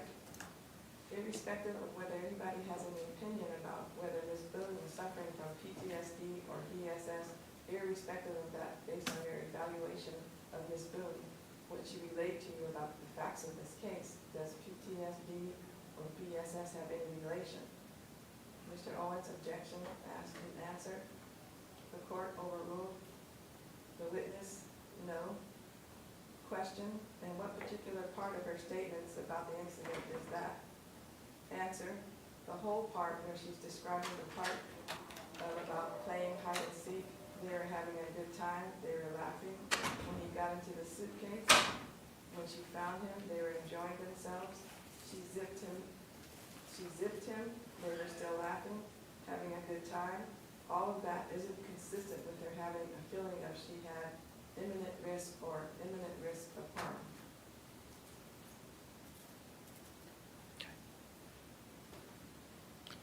Any other argument, Mr. Owens? That invades the province of the jury. That's a decision whether or not she had imminent risk of harm or perceived an imminent threat. is a question for the jury. This expert can express opinions on science, on medicine, but not on the ultimate issue of fact, and explain to the jury that this defense doesn't qualify, that you should rely on me as an expert, and I'm going to make the decision for you, ladies and gentlemen of the jury, by telling you that under the facts expressed to me by Sarah Boone, she was not perceiving an imminent threat at the time. Response? Judge, it's not an objectionable opinion. It's not an opinion on the ultimate issue. It's an opinion upon the applicability of a particular set of evidence that, the testimony that the defense has offered, called battered spouse syndrome, to kind of help explain a portion of the justifiable use of deadly force or non-deadly force instructions. She's not up there saying Ms. Boone was unjustified in doing what she did. She is not saying that justifiable use of force doesn't apply. What she is saying is, in her opinion, based on the facts that she relies on, given by the defendant herself just a couple of weeks ago, that this particular set of testimony and evidence that has been offered through their expert, Ms. Dr. Harper, doesn't apply. This is no different than one expert coming in and saying, well, yeah, you can know that the defendant was sane at the time despite his mental illness because he ran from the police, he hid, he concealed evidence, so on and so forth. And therefore, because of those facts, insanity doesn't apply. And a defense expert may come in and say, well, you know, insanity does apply because my client, after stabbing her mother to death, called 911 and was speaking unintelligibly and singing and greeted the officers at the door with a pair of knives and wouldn't drop the knives and was incoherent for 12 hours after the offense. Therefore, based on those facts, the expert says, well, insanity does apply. It's not becoming a lawyer, it's not becoming the juror, it is explaining a particular type of expert testimony, and it just happens to disagree with Dr. Harper's. And Dr. Harper came in and said that BSS does apply and that she was in constant fear, and the reason she's in constant fear is because of all the past episodes and whatnot. It's permissible testimony, Judge. Any other argument, Mr. Owens? That's totally wrong. He claims, the prosecutor claims, Dr. Harper came in and said BSS does apply. That's true. But he just got through saying and trying to get the witness to say BSS, it's not to be regarded. Post-traumatic stress is not to be regarded. It doesn't even come into play, post-traumatic stress disorder. Battered spouse syndrome does not even come into play because at the time she was facing, according to this witness, no imminent risk of harm. Therefore, you can discount everything you hear, ladies and gentlemen of the jury, about battered spouse syndrome. How does that have anything to do with whether or not it's an improper legal opinion under 90.703? It is. It's the ultimate issue of fact in this case because self-defense has been alleged by the defense.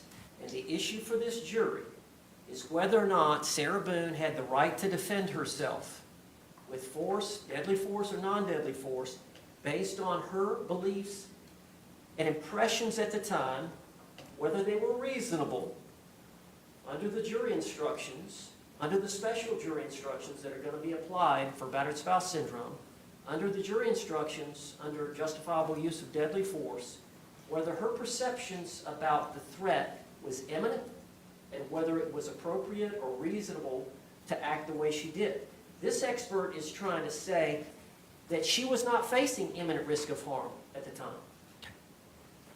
Thank you both for your arguments. Court is going to overrule your objection, find that it is not an ultimate issue of fact as addressed by 90.703. The court specifically relies on Dinkins versus State 976, Southern 2nd 660 at pinpoint 661. In that case, a psychologist testifies in the instant case in Dinkins, the psychologist's opinions were not legal conclusions. The psychologist did not opine on the defendant's guilt or innocence.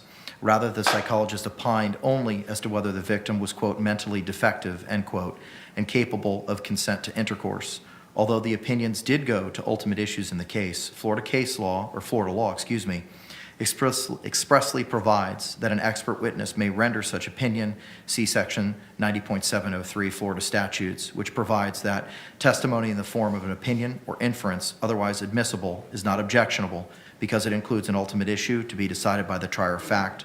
Thus, the jury had the power to accept or reject the opinions and was not bound by such. For those reasons, your objection is overruled. Madam Court Reporter, I'm just going to ask you to read the question and the answer to the jury, and I have no further questions of the witness. Okay, thank you. I'm sorry? He's going to have Madam Court Reporter read back the question and the answer, and then he is going to have no other questions for this witness. I object. Basis. It was asked and answered. Overruled. There was a pending objection.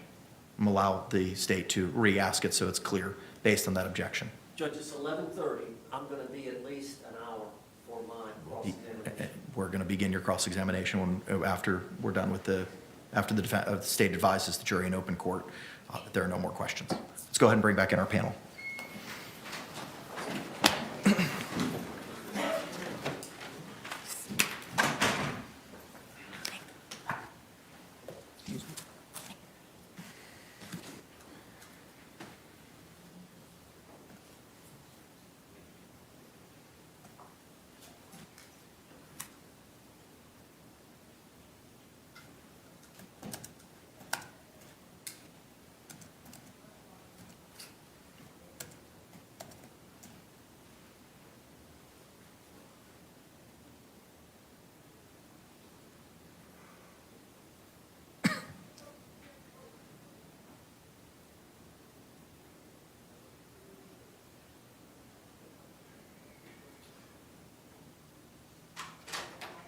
Jury's entering.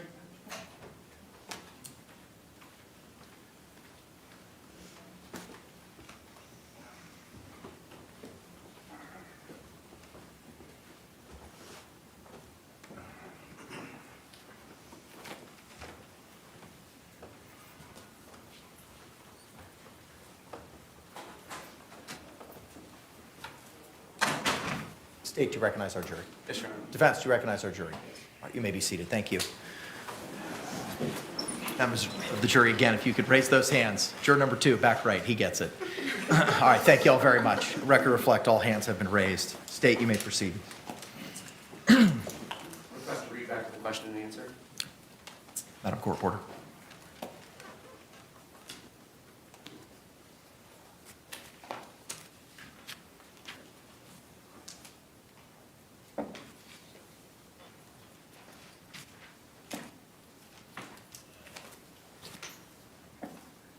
Question by Mr. J.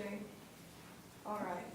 Irrespective of whether anybody has any opinion about whether Ms. Boone was suffering from PTSD or BSS, irrespective of that, based on your evaluation of Ms. Boone, what she relayed to you about the facts of this case, does PTSD and BSS have any relation? Mr. Owens' objection asked and answered. The court overruled. The witness, no. Question, in what particular part of her statements about the incident is that? Answer, the whole part where she's describing the part about playing hide and seek. They were having a good time, they were laughing. When he got in the suitcase, when she found him, they were enjoying themselves. She zipped him, they were still laughing, having had a good time. All of that isn't consistent with her having a feeling of she had imminent risk or imminent risk of harm. No further questions. Any cross-examination? Yes. You may proceed, sir. Dr. Warner, good morning. Good morning.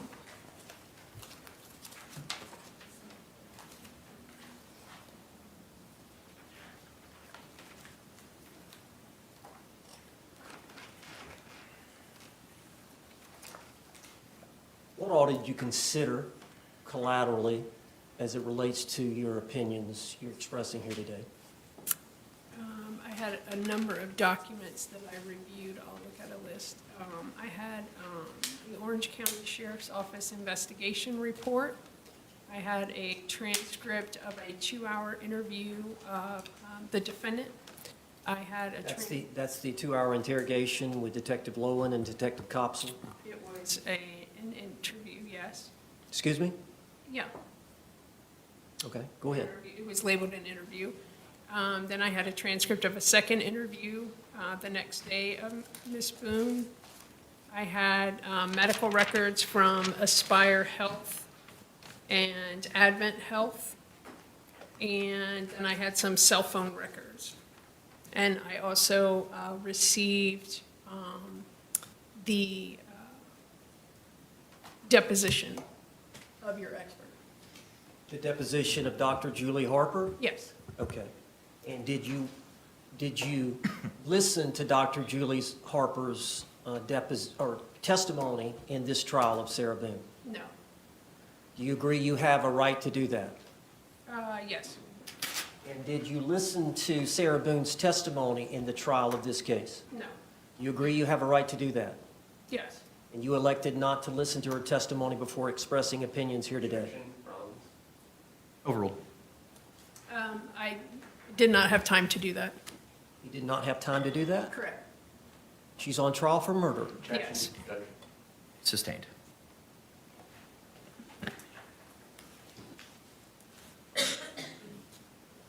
You said you considered some text messages from Sarah Boone's phone.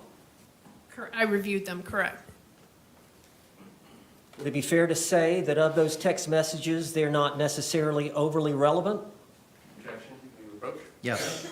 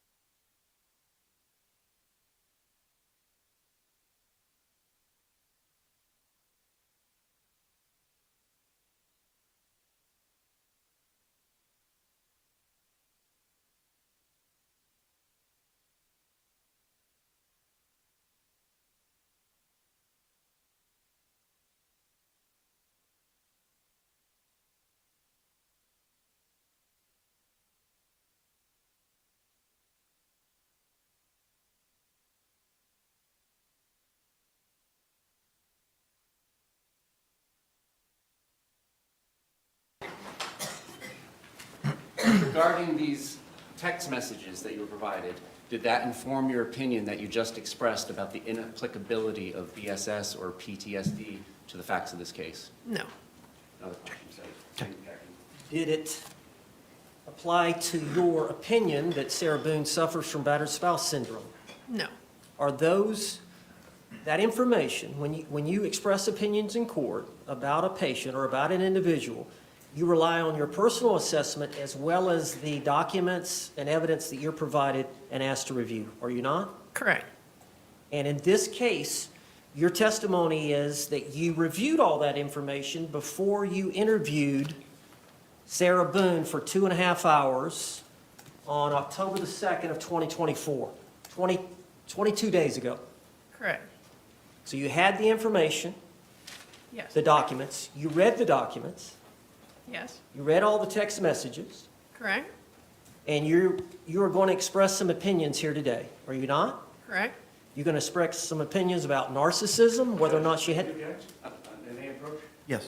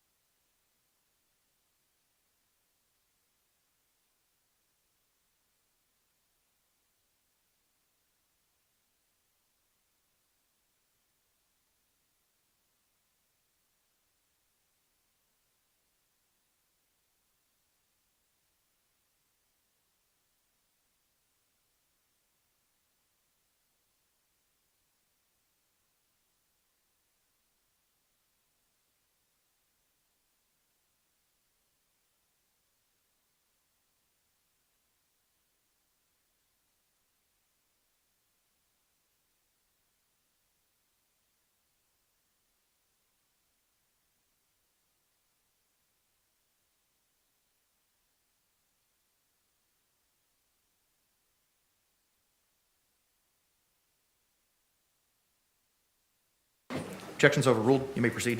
Thank you, Judge.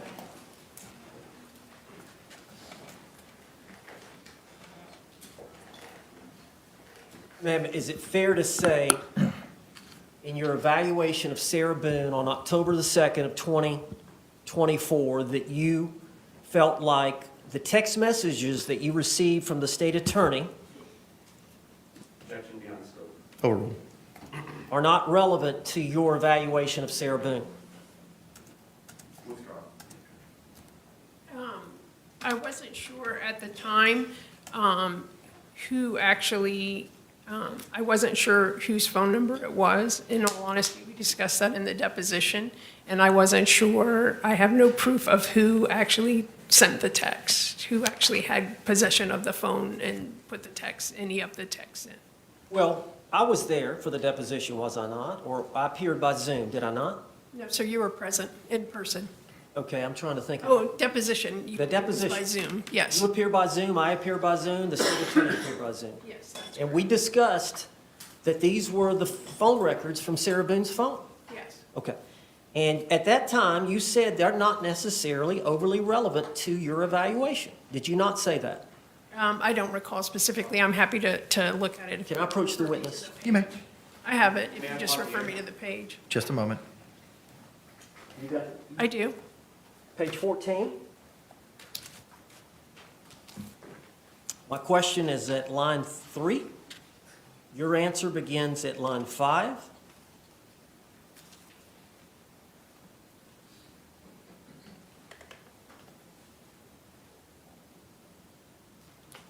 Correct? And you agree that any, Permission to voir dire based on. Let him finish. Let him finish.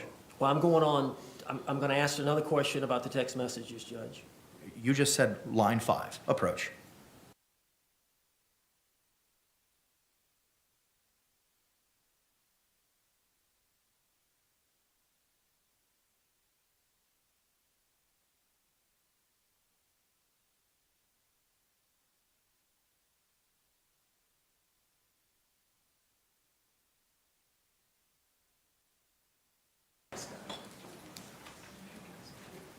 Dr. Warner, did that refresh your recollection about our discussions about the text messages in your evaluation?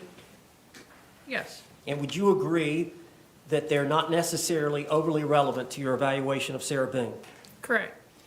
And you agree that after reviewing all those text messages, that there was nothing that stuck out to you that caused you to pause and feel like they may have some impact on your evaluations of Sarah Boone? Permission to voir dire. Can she answer the question? Have her answer the question first. I'm not sure what you're referring to in the deposition. Page 14, my question is at line 21. Your answer is at line 25.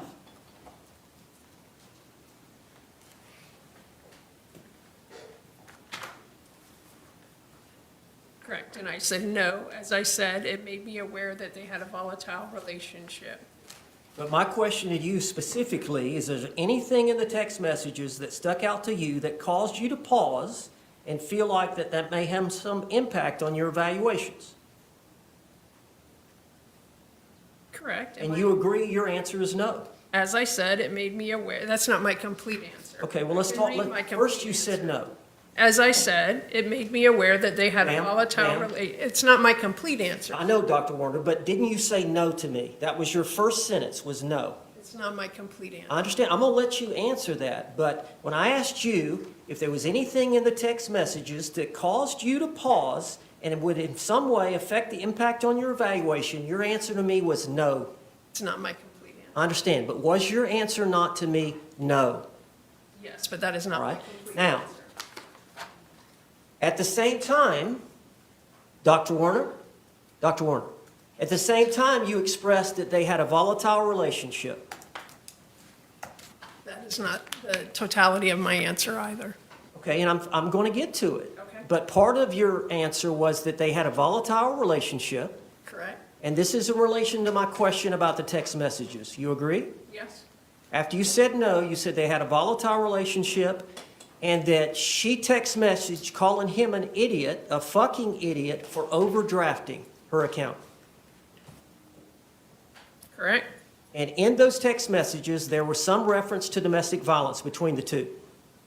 Correct. And that demonstrated to you that they had a violent relationship. Correct.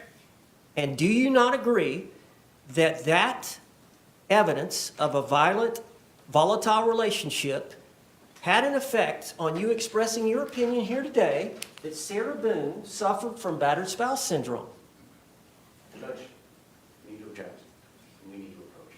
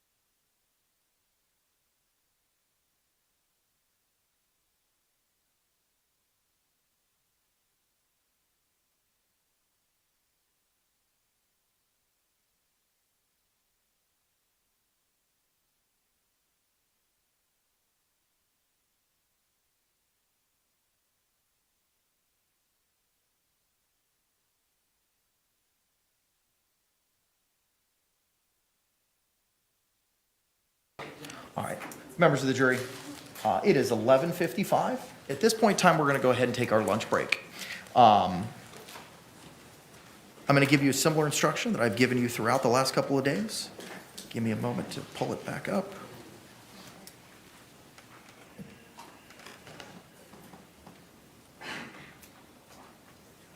Jurors, you must not conduct any investigation on your own.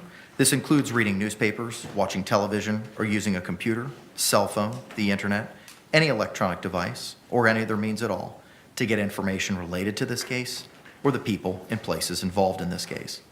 This applies whether you are in the courthouse, at home, or anywhere else. You must not visit places mentioned in the trial or use the internet to look at maps or pictures to see any place discussed during the trial. Jurors do not watch local news or read local newspapers. Jurors must not have discussions of any sort with friends, family members, or even your fellow jurors about the case or the people and places involved. So do not let anyone make comments to you or ask questions about the trial. I want to stress again, bless you, that just as you must not talk about this case face-to-face, you must not talk about this case by using an electronic device.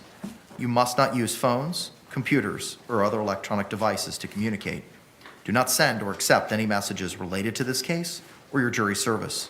Do not discuss this case or ask for advice by any means at all, including posting information on an internet website, chat room, or blog. With that, members of the jury, we're going to be in recess till 1:30, and we'll pick up at that point in time. Thank you so much for your service.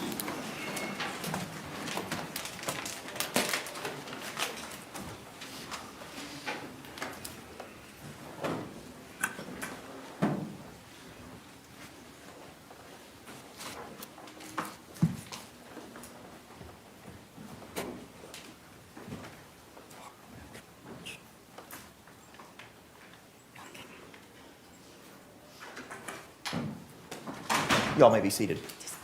State, anything else? No, Your Honor, thank you. Defense? All right, we'll see you at 1:30. Thank you very much. Court's in recess.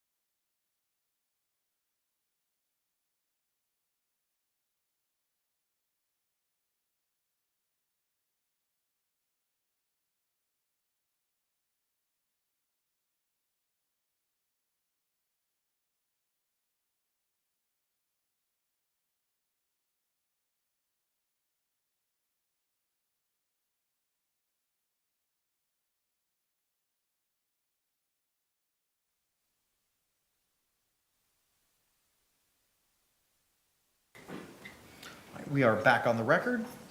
Case number 2020 CF 2603, State of Florida versus Sarah Boone. Let me get appearances for the state. Dave Castro on behalf of the state. William J. for the state. Defense. James Owens for Ms. Boone.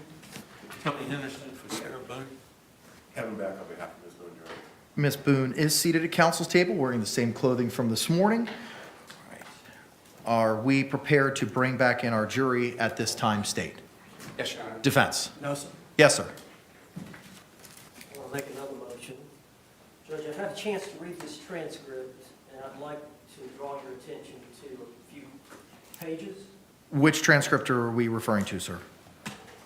The October 4th, 2024 deposition of Dr. Tanya Werner. Okay. Yes, sir. I have it in front of me. May I sit? Yes, sir. I'm referring to page 38 at the very bottom, line 21. Answer, I need to go through my notes and think about it and process it, but I had other depositions, as you were aware yesterday, so I had to prepare for those and go through that. So I had not had time to process through all of my notes prior to this deposition today. Page 39, line 2. Well, doctor, I'm not trying to inconvenience you. You know, the judge set for October 7th for jury selection. Line 5, she answered, okay. Question at 6, but I don't anticipate your testimony would be until later, you know. Maybe we could discontinue your deposition and then reset it when you've got time to review. Because obviously, I'm not going to want to take your deposition and then you have other opinions that are not going to be covered. Then at 13, Mr. J says, what is your position? Then at 14, Mr. J, conducting discovery after the jury trial starts is completely unacceptable to me, so that's my position. If she needs to issue a supplemental report, or if there becomes a need for a second deposition, then we can address that. But it would be my position that we need to get this done because the state doesn't have any appellate rights once the jury is sworn and jeopardy attaches. Line 23, Mr. Owens, well, you obviously understand my position. I'd like to finish the deposition today as well. But if she is holding out that she may have other opinions and other diagnoses after she has had more time to think, review the paperwork, then obviously that creates an issue. The witness on line 4, page 40. But if that happens, I can bring that forward, and then you can add to your deposition at that point, if my opinions change after having reviewed further. Line 8, Mr. Owens. Mr. J?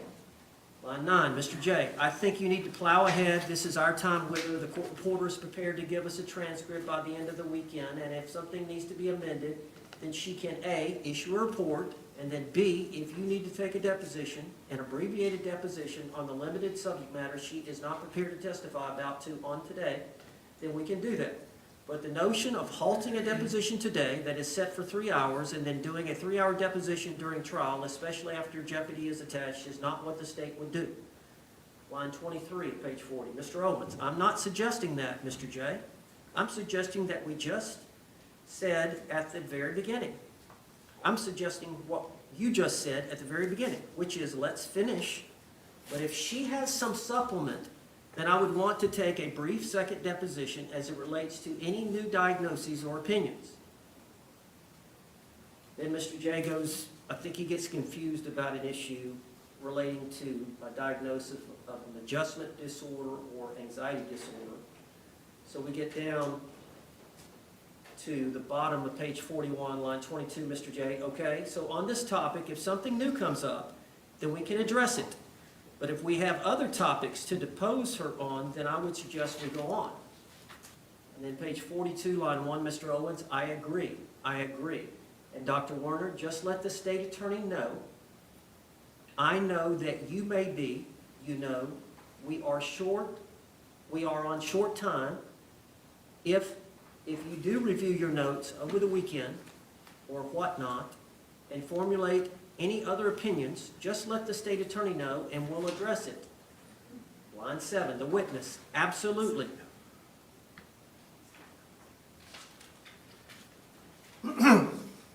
That was our understanding.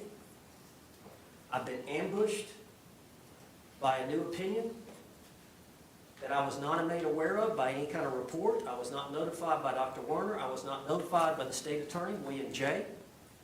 I first heard about the opinion when she testified to it, and I objected to it, relating to imminent threat, the ultimate issue of fact. I move for a total dismissal for prosecutorial misconduct. Denied. And here's the other reason it's denied. Page 38 of the deposition, specifically that you made reference to, starts at page 21, line 21. The question preceding that is important. Question 14. So, from my understanding, when you just said was, yeah, I agree with general anxiety disorder that she had been diagnosed with. Answer, no. I said it would be generalized anxiety disorder versus adjustment disorder, and that I hadn't had time to fully formulate that opinion out. This entire conversation pertains to those two issues, anxiety disorder and adjustment disorder. Has nothing to do with PTSD, nothing to do with battered spouse. But Judge, we go on, and I see what she's doing, that she's saying, hey, I got jammed up, I had a deposition yesterday, I didn't really have time between the evaluation and the deposition 2 days later. She had a deposition in between to really think about it, really review my notes. So as a catch-all, I said on page 40, if you have other opinions or other diagnoses after she has more time to think and review the paperwork, then obviously that creates an issue.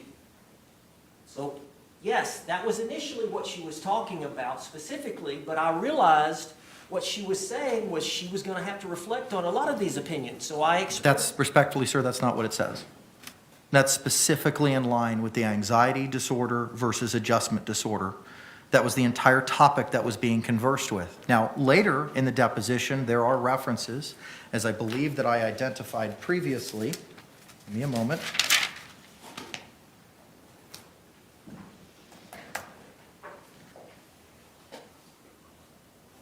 On page 59, line 22, question is asked, okay, and do you intend on expressing any other opinions other than what we've spoken about here today? Line 25, no. I will answer whatever questions I'm, moving to page 60, line 1, asked. Page 60, line 11. Well, let me just start with 2 because it gives it more context. Question, well, I'm asking now. I mean, you're the expert. I'm not. You're the one that's evaluated her. You're the one that's given her the test. I don't know the field like you do. You know the field. I understand you've said, hey, I want to think some more about, hey, I want to think about this some more. I want to review my notes. Some more to see if, but in terms of right now, without any further reflection, without any further answer, yes, sir, question, reading of the notes, any other opinions that you think you could express in any form or fashion with all this experience, almost 1,000 jury trial or 1,000 trials you've testified as an expert. Anything else that comes to mind that may be an opinion that you might express in Sarah Boone's case? Answer. Anything else that I'm asked with regard to her diagnosis come into play with regard to her case, I guess? Question. What other opinions do you believe you're qualified to express as it relates to Sarah Boone and the facts and circumstances relating to this case? Anything with regard to her diagnosis, I guess. 61. Of those 4 things we mentioned, line 2, correct. And Judge, the 4 things were mentioned were related to the anxiety disorder, the narcissism, the battered spouse, the alcohol use disorder, which are in pages 58 and 59. But the overall thrust of that was any other opinions that were expressed. That was in good faith what we were doing. I would have, like I said before, I would have never taken her deposition. Once she said I hadn't finished my analysis and I may need additional information, just like he said the other day, Dr. Harper, if you get those additional medical records, Mr. Owens, about George Torres and give them to Dr. Harper, then I'm going to want to take her deposition again. The same rules apply. Why would I take her deposition when she hasn't finished Because the court ordered you to take her deposition because there were concerns about being able to have all of this done prior to trial. And you had concerns about what she was going to testify to. And the court set a scheduling order as to when, how, where, and the deadlines for those depositions to be conducted. That prosecutor should have let me know. If he was going to ambush me at trial, I should have known beforehand about a new opinion that Dr. Warner was going to express, especially related to battered spouse, post-traumatic stress, and whether or not there was an imminent threat at the time of this event. And the courts addressed that. Court did exactly what was required by binding precedent by the 6th District Court of Appeal and held a Richardson hearing. Analyzed the 3 factors as required by Florida law with regard to those and gave you the opportunity as a cure. And with regard to your request to strike or dismiss the case due to prosecutorial conduct, the case law by the 3rd District Court of Appeal filed April 10, 2024, State of Florida versus Denninghoff, Denninghoff, and I can provide you a citation momentarily, states that dismissal is an extreme sanction to be used with caution and only when a lesser sanction wouldn't achieve the desired result. Specifically, dismissal of an information or indictment is an action of such magnitude that resort to such sanction should only be had when no viable alternative exists. There were multiple viable alternatives, including but not limited to my request, an inquiry of whether or not you wanted that struck, and the instruction to strike that opinion, which you demurred and said, no, I want it for cross-examination, and I gave you the opportunity twice to depose her here in open court, which I oversaw with regard to any opinion that she based on the proffer or any other opinion that she would be offering today. For those reasons, the court is not going to exercise its discretion and strike due to the extreme nature of striking a criminal charge and for the adequate remedy that has been provided to you. Is there anything else, sir, we need to address? May I supplement the record? Yes, sir. Judge, this deposition did not end on page 40 or 41 or 42. Mr. Owens took a direct examination of this deponent for 68 pages, and then it was turned over to myself for cross-examination during the deposition. Beginning on page 75, I asked the deponent, what did the defendant say about the murder? What she said on page 78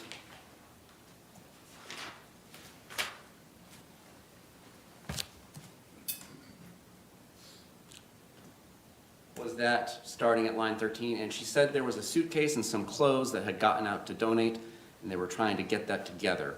And it was on the floor in the living room. And that, as she was coming down the stairs, she saw him kind of slipping into the suitcase as a hiding place.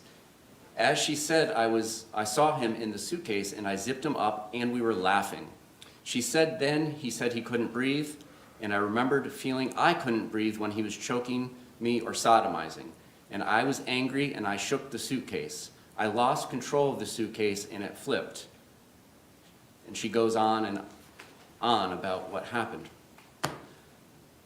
Defense counsel was there. He heard this testimony that there was no imminent danger presented at the time that she began getting angry, shaking the suitcase, hitting him with a bat, so on and so forth. And he didn't ask her that question after she had specifically instructed him, if you need an opinion of mine, you've got to ask me the question. It's unfair to experts to be thrown with this catch-all provision of, please tell me any opinion about this case that you may think is relevant. Well, what the doctor may think is relevant is different than perhaps what counsel thinks is relevant. So it's really an unfair criticism of the state and probably more likely self-reflective that this deposition, this opportunity to ask about this obvious issue did not occur.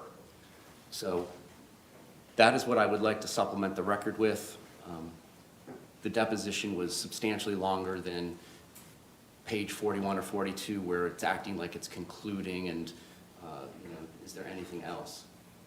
The state would just submit, I understand very well what my ethical duties are. I do not have any ethical duty to provide him an unrecorded statement that is not inconsistent with prior testimony. This doctor did not give me any unrecorded statements inconsistent with her testimony. Thank you. Thank you. Judge, I'd like to add on page 79 that Dr. Warner claims that Sarah said, he put his 2 fingers out and I hit them with a bat. So there was a rule of completeness, but for him to say that that's not standard operating procedure when you're taking a deposition of an expert. Mr. Owens, I've ruled, sir. I understand. I understand your position. However, the questions that were specifically asked, which gave rise to this, specifically pertain to opinions of PTSD. I'm not going to rehash any and all of those things. The record speaks for itself. The court has ruled. Your motion for dismissal of the charges is denied. For the record, the citation that the court relied upon with regard to Denninghoff is located at 388 Southern 3rd, 10055, located at pinpoint 1057, Florida, 3rd District Court of Appeal, April 10th, 2024. With that, are we ready to bring back in our panel? No, sir. Okay? Judge, I've got Earhart's Florida Evidence 2023 edition, volume 1, Charles W. Earhart. Let me tell you how you're going to rule on this, sir. I'm going to allow you, as I said up here at sidebar, to go into the facts that she relied upon and what it is that she utilized. I'm going to allow you, sir, as I said up here at the bench before the lunch hour, to go into those opinions that she didn't offer here today. And on rebuttal, Mr. J, I'm not going to allow you to stand up and say, may I voir dire, that wasn't one of your opinions today. You can address all of that in redirect. Is that clear? Clear to state. Judge, let me just review to see if, because I had several. What you had inquired of me, Mr. Owens, up here, was that you wanted to go into these other facts, medical records, text messages, statements, and you said, if I can't do it now because he's going to object, I'm going to call her and assert rebuttal. And the problem, as the state pointed out, is that you can't use her as a conduit to admissible evidence on direct examination. And that if you want to do it, you got to do it now. And your argument was it goes to her bias, it goes to her credibility, and that you're permitted wide discretion on cross-examination. I agree with you. I agreed with you before the lunch hour. My ruling hasn't changed.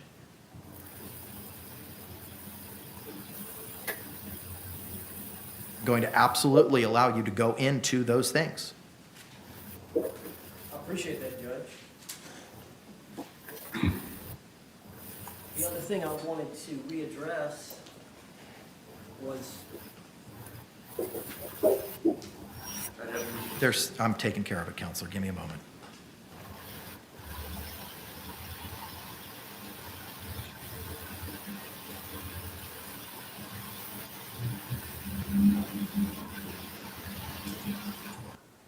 Yes, sir. Judge, and I'm referring to Earhart's treatise, section 90.703, opinion on the ultimate issue. I'm on page 933.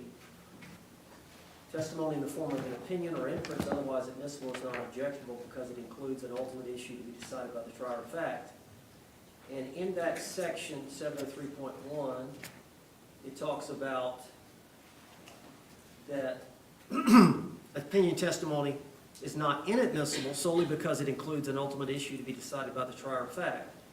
The provision is equally applicable to expert and lay witnesses. The jury has the power to accept or reject the testimony of expert or lay witnesses and is not bound by their conclusions. Merely because a witness expresses an opinion to an ultimate issue does not compel the jury to find that the facts to be true. The jury will be given the opinion. The jury will give the opinion as much weight as it feels the opinion deserves. Then it goes on.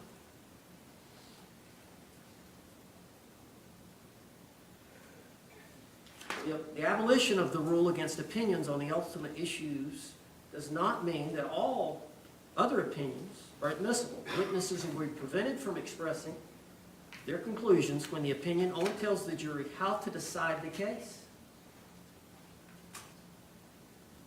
Witnesses will be prevented from expressing their conclusions when the opinion only tells the jury how to decide the case and does not help the jury to determine what occurred.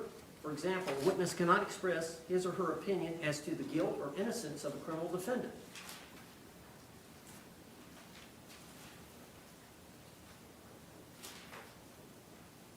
And I'm on page 940. 703.1 still. When a witness is asked to express an opinion that applies a legal standard to a set of facts, which Dr. Warner did, the opinion testimony is generally inadmissible. The danger is that the witness will apply a standard or definition which is different from that defined by the applicable law. The application of erroneous legal standard results in the opinion testimony being misleading and not helpful to the jury. For example, an expert cannot opine whether a nursing home was negligent in its care of the decedent. It's exactly what we spoke about at council's table. I know, Judge, but if you go on, it says an expert may not be permitted that a truck driver drove in a grossly negligent manner, whether the sheriff's conduct was unconstitutional, whether certain waters are navigable, whether the defendant's action constituted misapplication or concealment of funds, or the legal obligations of the parties to a contract, whether the testimony of the expert is a permissible factual conclusion, or the impermissible application of a legal standard or definition to a set of facts is sometimes a fine distinction involving a large measure of discretion with the trial judge. For example, the admission of expert testimony that certain investments, it goes on.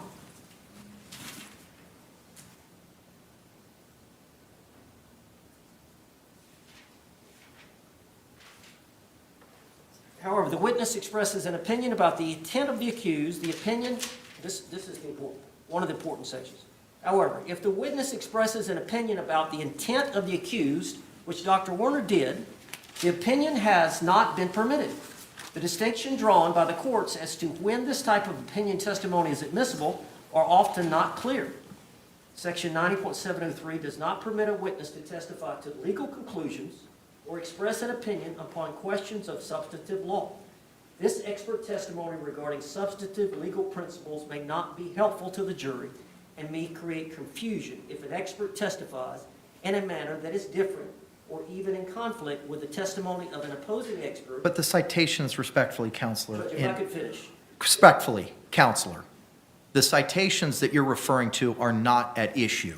Fluellen, error to permit arresting officer to testify that a quantity of cocaine possessed by appellant indicated that he possessed with intent to sell, which is a specific element of the charge in that case.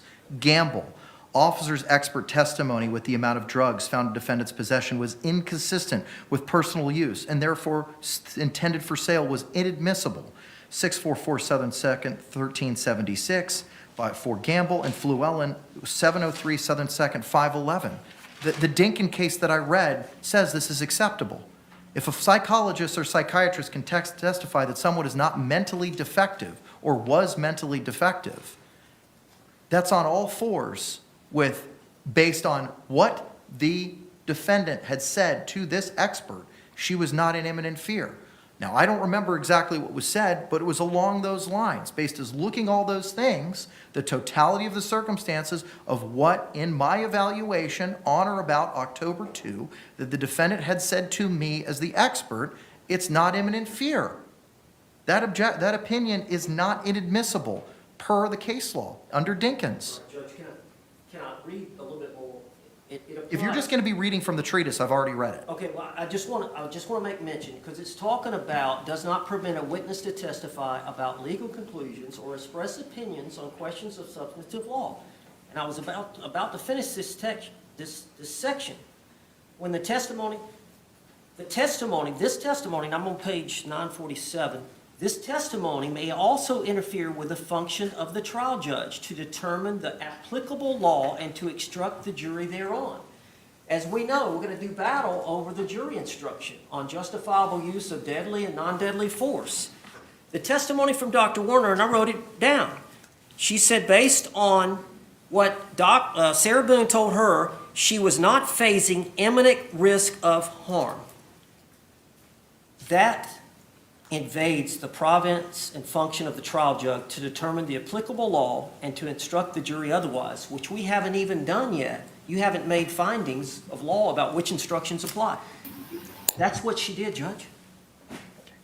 Your objection's been made for the record, and the court previously ruled on this matter. I appreciate the additional argument, but the court's reliance on Dinkins remains. Thank you. Just because 9703 speaks for itself. So your objection is overruled as to that issue. Anything else we need to address, Mr. Owens, before we bring back in our panel? No, sir. State? Nothing, thank you, Judge. Okay, let's bring back in our panel.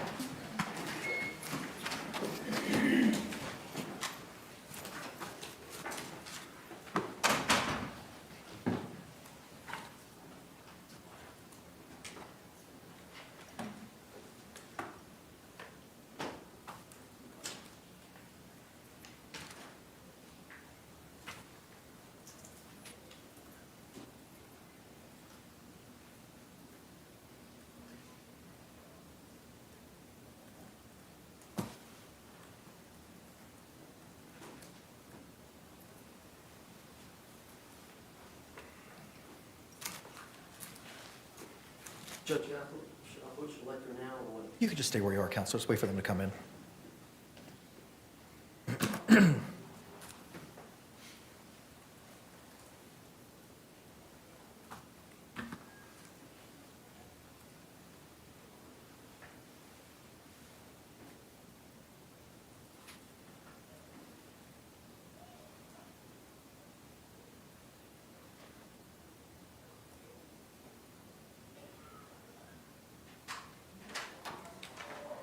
Jury's heard.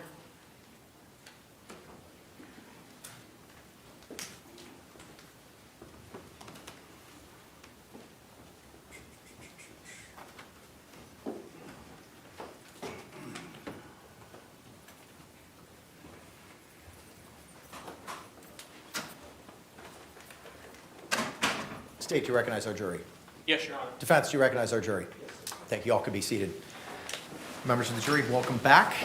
Juror number 2, back row. He's already ready. I see those hands are raised. You know what's coming.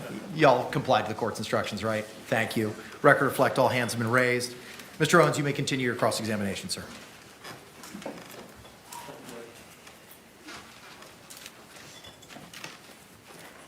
Dr. Warner, I don't want to rehash it, but just for the jury's sake, would it be fair to say that the text messages that you were forwarded by the state attorney for you to review, you did not deem to be relevant to your evaluation? Right, they demonstrate. Ma'am, it's a yes or no question. Yes.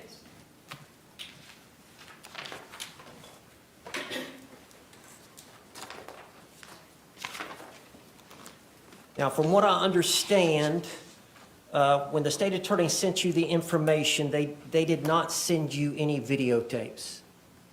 Correct, So you have not reviewed any videotapes in this matter. correct. The Suitcase videotapes, either one of those you have not reviewed.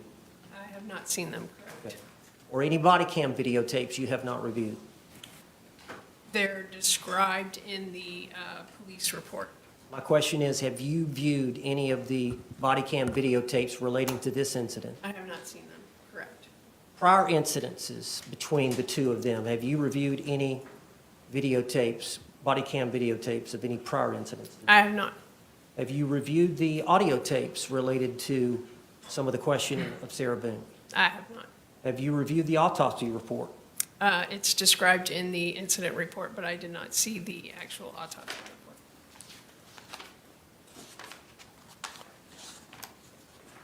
Now, you're aware that we have called two experts, Dr. Michael Brannon and Dr. Julie Harper. Is that correct? Yes. And you're aware that they are forensic psychologists, That's correct. and you are a forensic psychiatrist. That's correct. So they didn't go to medical school and you did, That's correct. and they don't understand medical issues, so to speak. I don't have an understanding of what they understand medically. Do you recall telling me that they don't understand medical issues, so to speak? They haven't been to medical school, but I wouldn't understand their medical knowledge. If you would look on page 22 of your deposition. Objection collateral. Approach.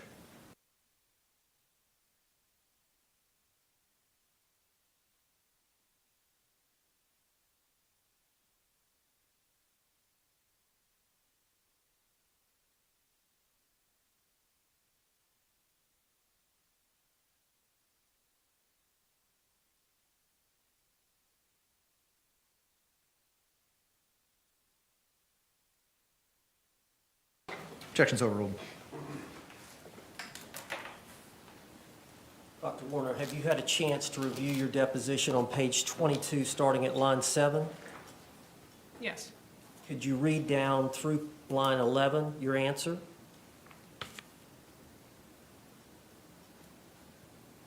Yes, I'm talking about psychologists in general, not with regard specifically to your experts, which is what you were just asking me about. Okay, but you would agree, your opinion is psychologists typically do therapy, but they don't prescribe medication or understand medical issues, so to speak. Correct. Overruled. Correct. But I wasn't specifically talking about your experts, which you were just asking me about your experts Okay. specifically, and I said I didn't understand, I didn't know what their specific medical. Right, that's what you said under oath October 4th of this year. Sustained.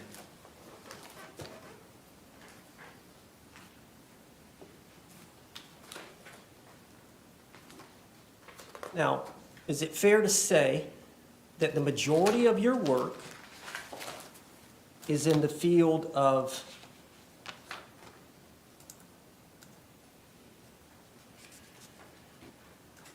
competency to proceed and guardianship evaluations? Actually, the majority of my work is in patient care. I work 7 days a week on the crisis stabilization unit, actually treating patients. You work 7 days a week. Yes, sir. So, as a forensic psychiatrist doing forensic work, the majority of your work in that area is in the field of competency to proceed and guardianship evaluations. As a forensic psychiatrist, correct. As a psychiatrist, I work 7 days a week on the crisis stabilization unit. And where is that unit? It's located in Lake City, Florida. So you work there 7 days a week. Yes, sir. And then you also do this forensic psychiatrist work doing competencies to proceed and guardianship evaluations. That's part of the, what comes under the umbrella of my forensic work, yes. That's the majority of your forensic work. Yes, that's the majority of that's the most common cases that we're asked to. And then next in line would be sanity at the time of the crime. Yes, So you would make a determination and submit a report to the court as to whether or not a defendant, an accused, is legally sane or not at the time of the offense. yes, that's correct.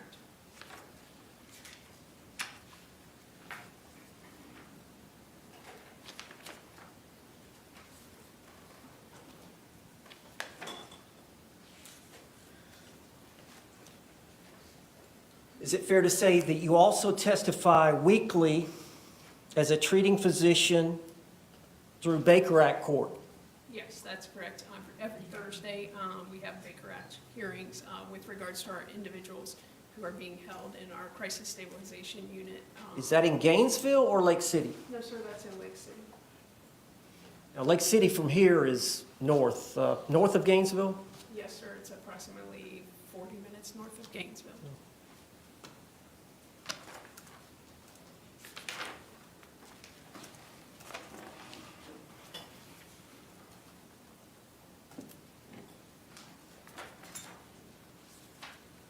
Now, I believe you said you've testified in battering spouse situations in court approximately 5 to 10 times?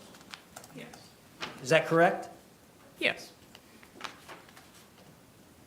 And you often refer to that as intimate violence cases? Yes.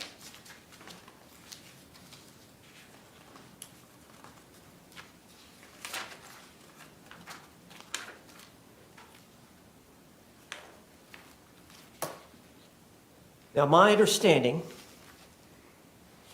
that after you had a chance to evaluate my client, Sarah Boone, and I believe you evaluated her 2 days before the deposition, so it would have been October the 2nd of 2024. Correct. As to your diagnosis as it relates to her, do you believe that she suffers from a generalized anxiety disorder? No, sir.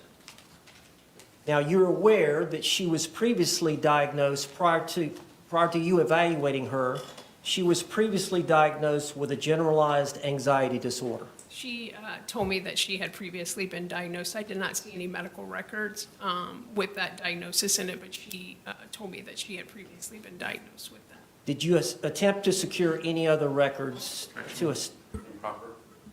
Sustained. Did you diagnose her with an adjustment disorder? I did diagnose her with an adjustment disorder. Do you believe that if she was diagnosed with a generalized anxiety disorder, it's really not that, it should be an adjustment disorder?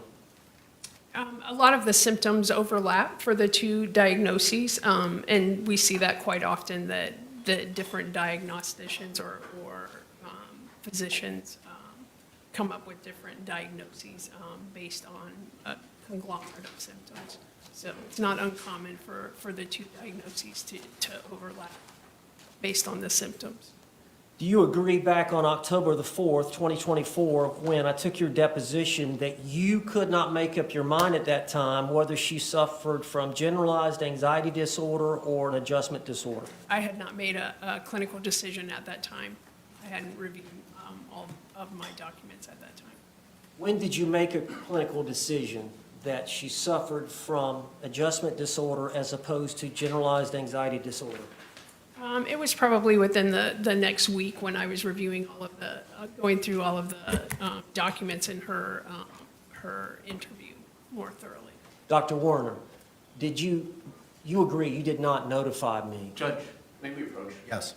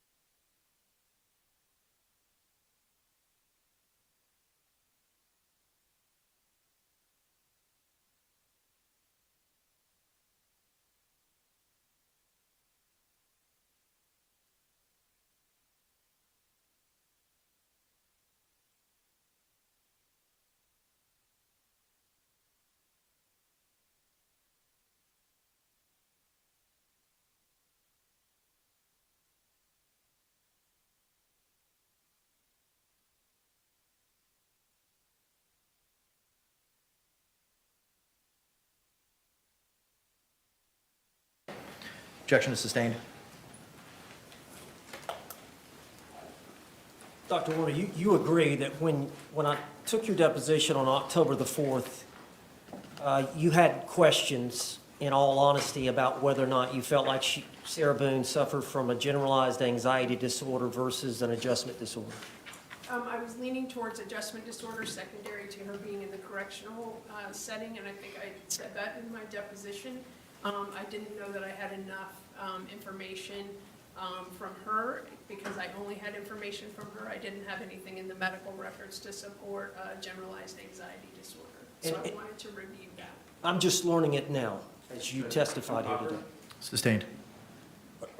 Is this the first time you've let the parties know that this is your opinion? That I believe that she has generalized anxiety disorder? No. Or that I believe that she has Adjustment disorder. Adjustment disorder, yes. Now, from your evaluation, you determined that she had a personality trait. That's correct. And you felt like that she had a grandiosity issue, Yes, she has a narcissistic personality disorder trait. a trait, one trait. Correct. Do you agree a lot of people have one trait? Yes, Okay, a lot of people have a grandiosity trait that's correct. that are not narcissists. But I never said that she was a narcissist.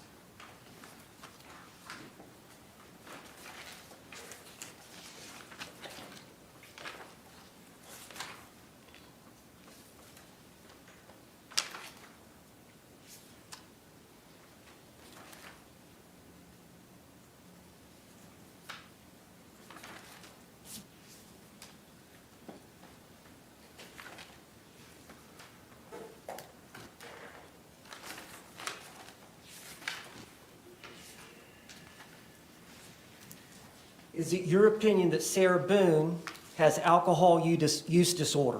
Yes, that's correct. And are you forming that opinion based on Sarah Boone's admission to you that she was an alcoholic? I'm going to refer to my notes for her. She has a history of being diagnosed with that.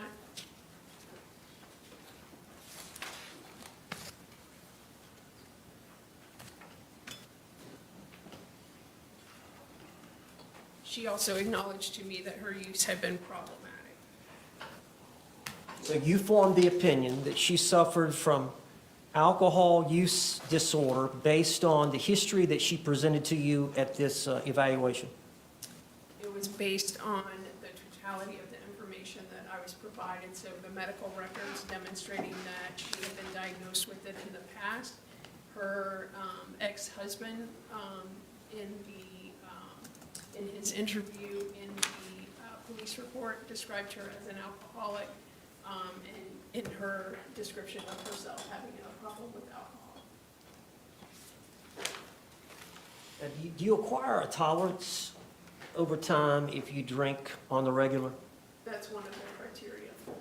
Do people also have a genetic tolerance for alcohol? They may.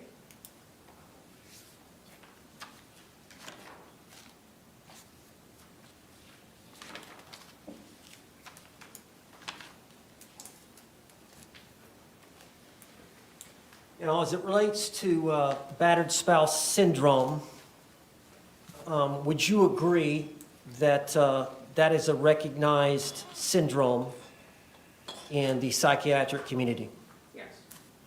And you have heard no criticisms of that syndrome? No. And you would agree that's a subset of post-traumatic stress disorder? Yes. And you would agree that Lenore Walker first developed the theory of post-traumatic stress syndrome? Yes. Now, I think at the time of this deposition, you were not sure you knew Lenore Walker. I don't recall that. All right, look at page 54. Approach.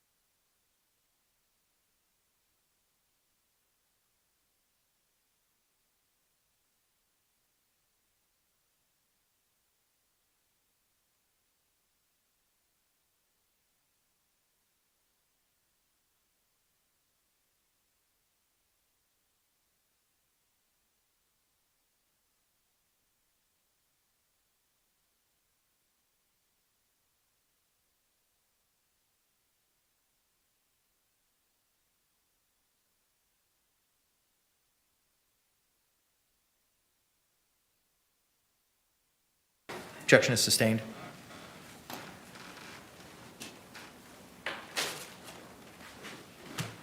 Dr. Warner, do you recognize Lenore E.A. Walker's book, The Battered Woman Syndrome, as an authoritative treatise on battered spouse syndrome?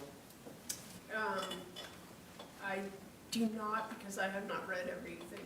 I haven't read it, and so I can't say that I agree with everything in it.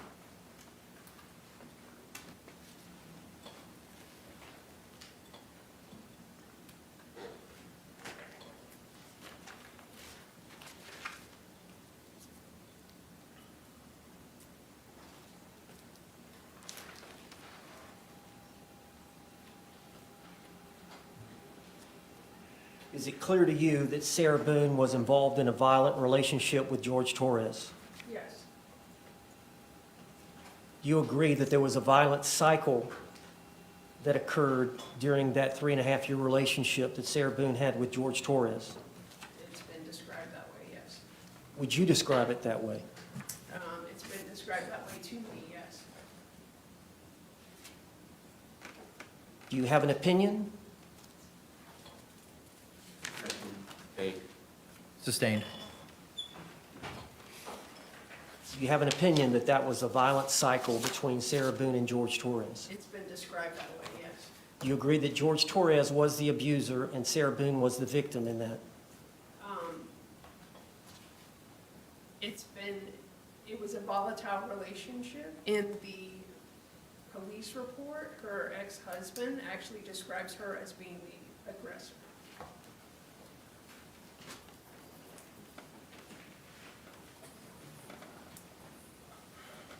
Ma'am, I'm going to show you what's been identified as Defense Exhibit I. Have you ever seen this photograph? I have not. Do you see the injuries on Sarah Boone? I do.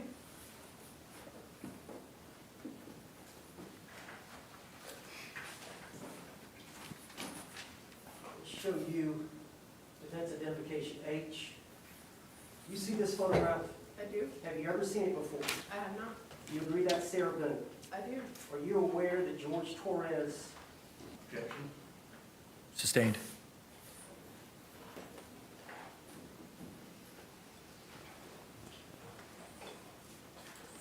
Let me show you Defense Identification G. Have you ever seen this photograph? I have not. Did you ever read anything about George Torres using a curtain rod as a weapon against Sarah Boone?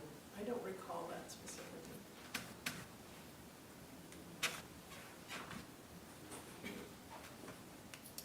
Identification F. Have you ever seen this photograph?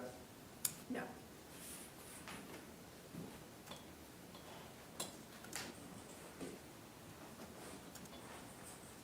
Defense Identification E. Have you ever seen this photograph? No.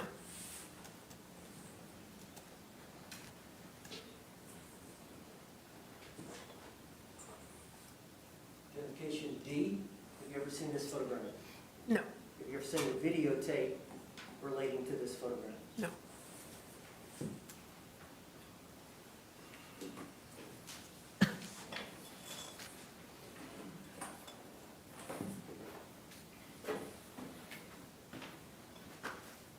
Identification A. Have you ever seen this photograph? No.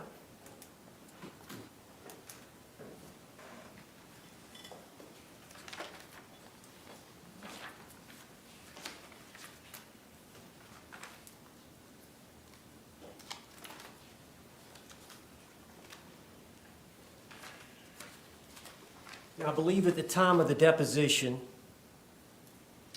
you had spent I think on October the 2nd of 2024, you had spent 2.5 hours evaluating Sarah Boone, and about half of that time was giving her a test. No. The mental status examination takes approximately 5 minutes. Okay. Did you go through her entire history of abuse over the 3.5-year period within the 2 hours and 20 minutes that you had? No. Now, I understand that you indicated you may take a couple more hours to go through your file and your notes and to come up with your conclusions. Did you do that? Yes.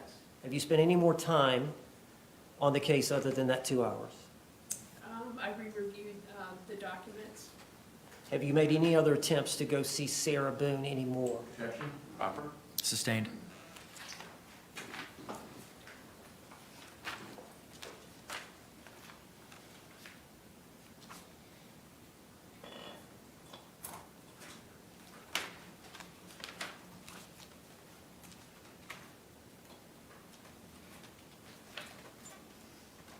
You agree that your opinions are subjective, not based on authority?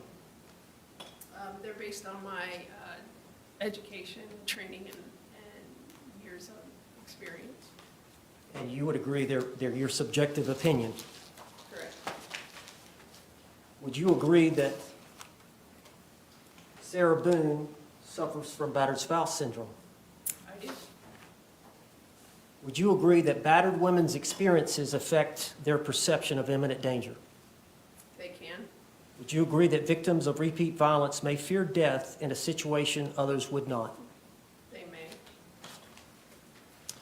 Because someone suffers from battered spouse syndrome, they have a heightened sensitivity to danger. They may.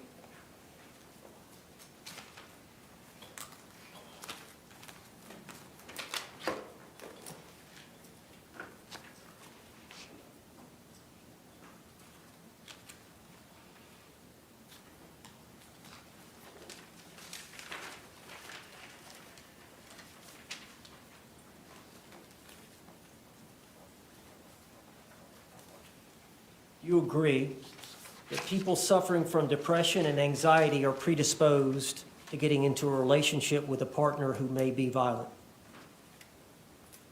They may. Each individual is different. Are they more susceptible to getting in a relationship if they suffer from depression and anxiety with a violent, intimate partner? They may be.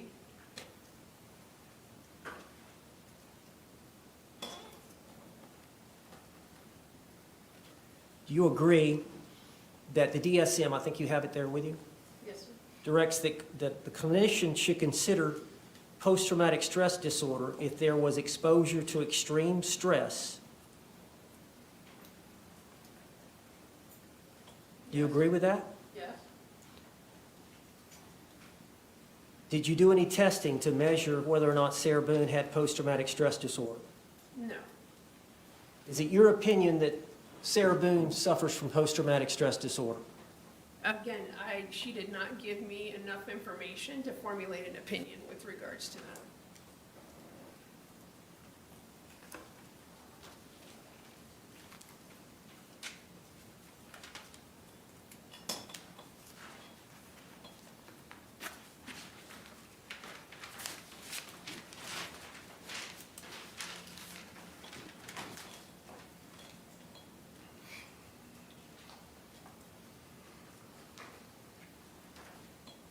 You agree that an intimate partner who commits acts of violence, physical violence, against the victim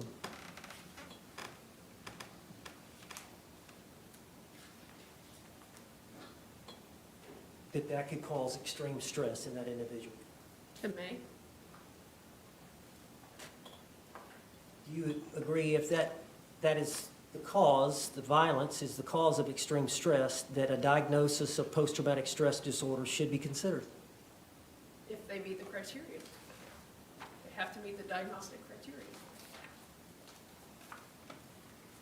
Do you agree that there is a sense of learned helplessness when someone suffers from battered spouse syndrome? Yes, that's part of the syndrome. Do you agree that these women, these battered women, have learned the probability of receiving a beating, and they recognize specific predictive cues emitting from the batterers? Yes, but it's not just women. I understand, but you would agree the vast majority of intimate partner violence, battered spouse syndrome victims are women? Yes, intimate partner violence, yes. Excuse me? Intimate partner violence, yes. The vast majority? the lion's share are women. Yes. And these battered women have learned the probability of receiving a beating by recognizing specific predictive cues emitted by the batterers. Correct. And many times, these predictive cues result in a high level of anxiety. Yes. And in that situation, the battered women may attempt to reduce through several different means, one of which is to avoid delaying the beating. Yes, we talked about that with the cycle. What is a basal instinct? A basal instinct? I have no idea. Primal fear? Primal fear is just being afraid. Is that a natural instinct that animals have? Yes. Fight or flight instinct? Yes. You don't even think about it. Correct.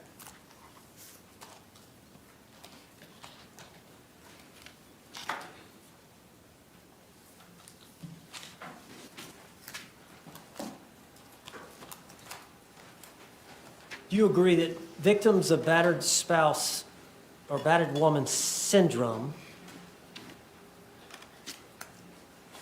suffer from self-isolation, suicidal thoughts, and oftentimes substance abuse? They may. Each individual is different, so they may. And they may show signs of physical injury and illness such as bruising and chronic fatigue. Yes, those can be signs.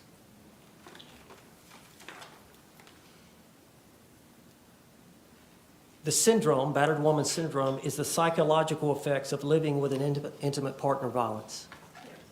Yes. They may have intrusive memories, They may. or they re-experience past traumatic events in their mind.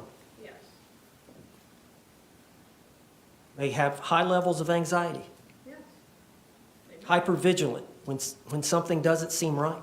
They may. It leads to this fight or flight response that we spoke about. Yes. They may. They have problems with sleep. They may. They often go into denial, They may. minimizing what is happening to them, They may. numbing their emotions. Some of them.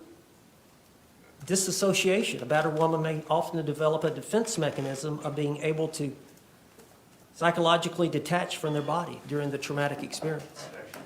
That's not it. Sustained.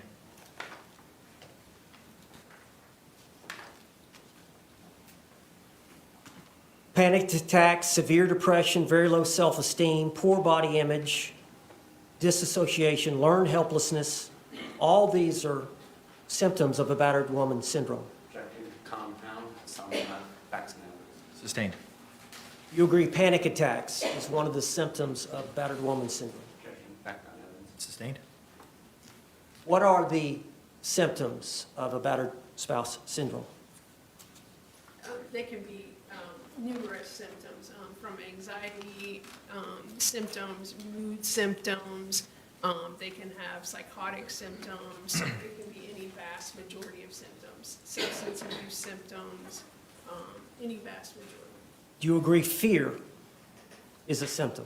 Yes, Somebody in a constant state of fear. maybe, yes. In terms of the abusive partner, do you agree that they would hit the victim, Some of them, yes. kick the victim, They may, punch the victim, they may. Choke. Abuse takes all different forms.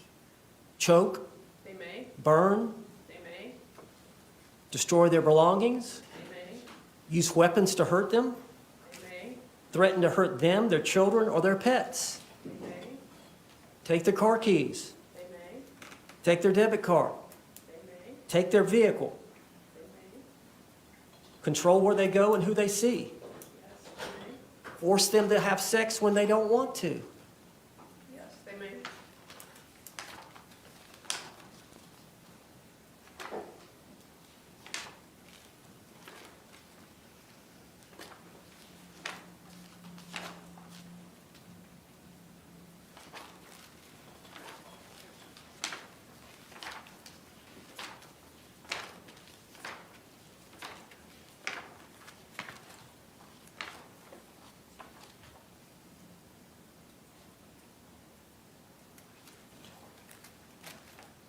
Dr. Warner,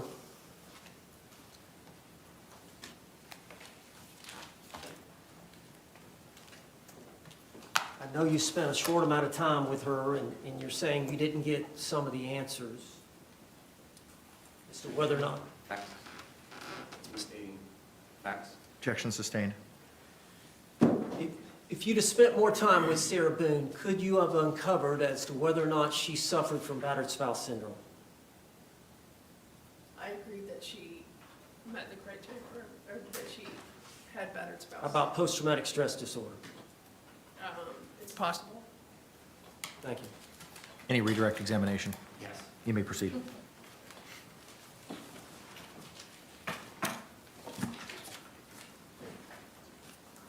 In your decades of experience, have you ever treated patients that suffer from trauma disorders? Yes. How frequently would you say you do that? I have patients on my unit right now that I'm treating on a regular daily basis who have suffered from trauma. How about patients that meet the criteria for battered spouse syndrome? Yes. How many would you say over the course of your career? Probably 5 to 6 a month on my inpatient unit. And that's a lot of months. Yes. How long have you been doing this? Since 1998, when I began my career at the University of Florida on faculty. Now, on cross-examination, you were asked about some diagnoses, correct? Yes. Right. Any of these things that you talked about, narcissistic personality disorder, adjustment disorder, anxiety, battered spouse syndrome, any stress or trauma-related disorder. If the state wanted to ask you those opinions, would you have been receptive to more materials before making any opinions about those topics? Yes. And is it your testimony today that you don't have enough information to necessarily make a complete and proper diagnosis on any of those things since you have not been provided those materials? Correct. Now, you've testified that she does meet the criteria for battered spouse syndrome. Yes. But you would be receptive to any evidence that you were provided, right? Correct.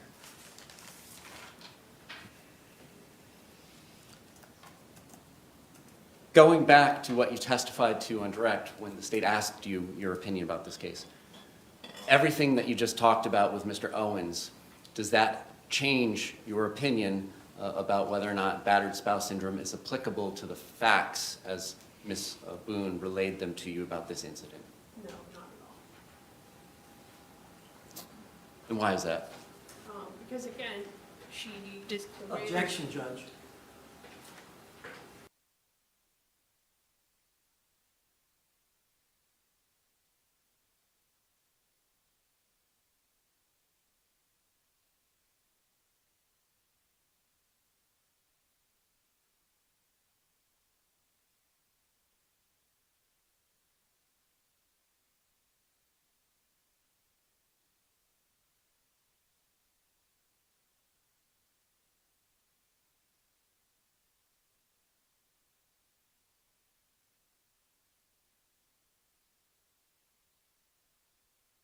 Objection's overruled. Based on your conversation with Mr. Owens, you've indicated that your opinion did not change, and now would you answer why? Yes. So based on my interview with her, the way that she described the incident to me, and that they were laughing and having a good time, it didn't play into relaying any kind of triggers or any kind of trauma. And I'm showing you what has been marked for identification purposes by the defendant as I. Does this photograph inform you as to what happened? No. Does it inform you as to who was the aggressor? No. H for identification, same questions. Does it inform you as to what happened? No. Does it inform you as to who the aggressor was? No. Same questions for G. No. F, No. E, No. D, No.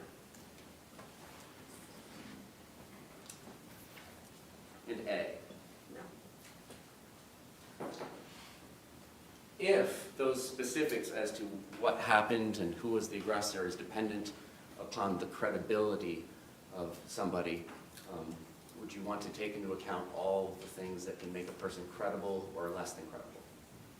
Yes, you would want to take that into account. And you talked about alcohol use disorder. Would you take that into account if somebody is under the influence of alcohol or had been consuming alcohol when they relay a history as to things that happened?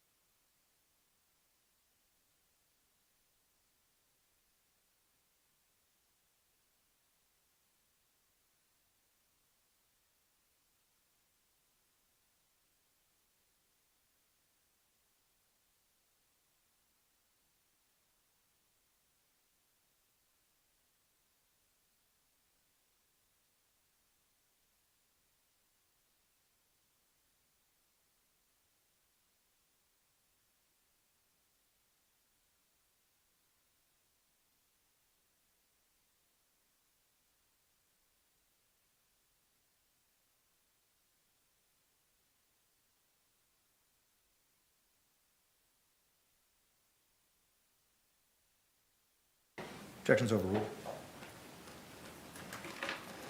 Would you consider somebody's alcohol use and level of intoxication in evaluating the credibility of them as a historian?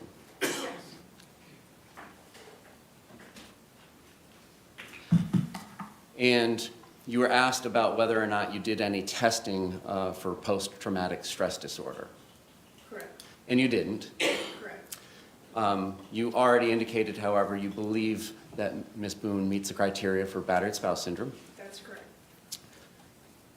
Again, that doesn't change your opinion that you gave when talking with me on direct examination. Object, asked and answered. Overruled.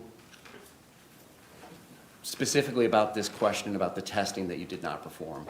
Did this lack of testing have any change or effect on your opinion as to whether or not battered spouse syndrome applied to the facts of this case? No.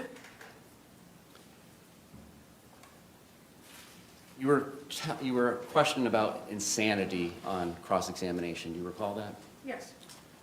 Would you agree that simply because somebody is mentally ill and meets the criteria for diagnosis such as schizophrenia, bipolar, any of those psychotic or mood disorders, that doesn't necessarily make a person legally insane? Correct. The two aren't equal. Likewise, even if somebody meets the criteria for battered spouse syndrome, does that mean every action they take against their intimate partner is justified? Correct. They wouldn't be equal. So even if you do have battered spouse syndrome, even if you are in an intimately violent relationship, that doesn't necessarily mean any action you take against your partner is justified. That's correct. No other questions? State, can this witness be released? Yes, sir. Defense. Just if we got a phone number, we can reach out to her. Okay. All right, ma'am, you're released, potentially subject to recall. Thank you.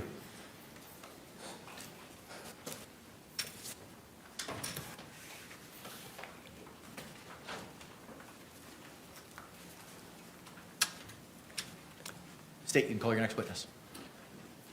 Judge, at this time, the state would move P for identification and evidence.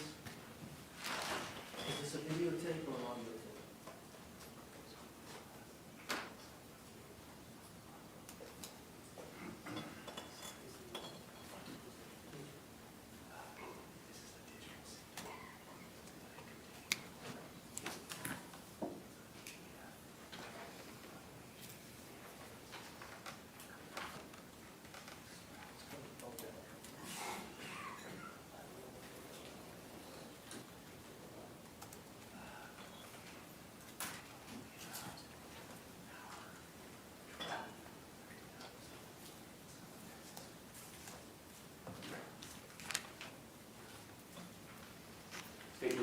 for identification and evidence.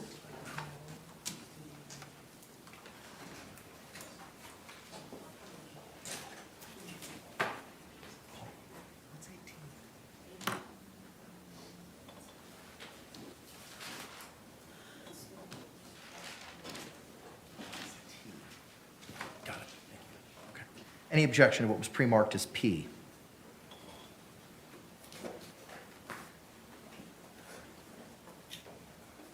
Counsel? Any objection to what was pre-marked as P? Permission of public? No, he's offering it in evidence. Any objection? No objection. All right, what was pre-marked as P will be received into evidence without objection as states 21.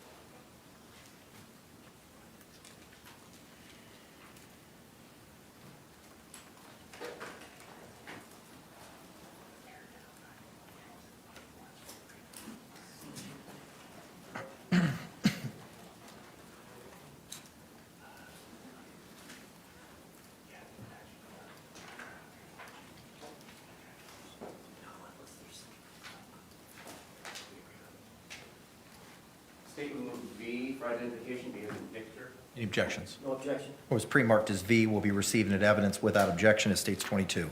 May we approach? Yes.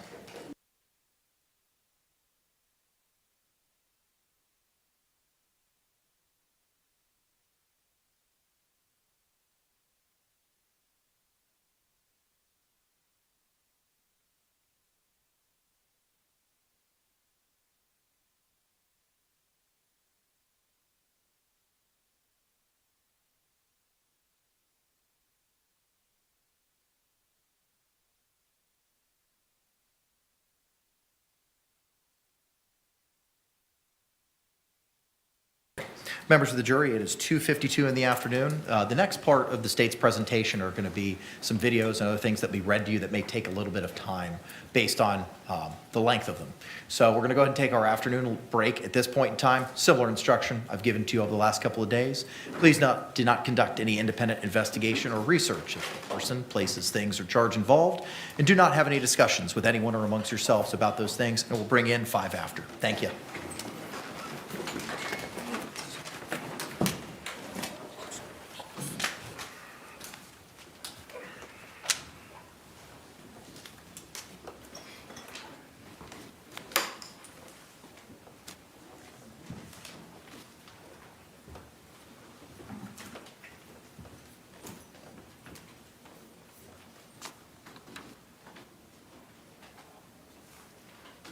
Y'all may be seated. Thank you. State, anything we need to talk about? No, sir. Defense? All right, we'll be in recess till 5 after. Thank you.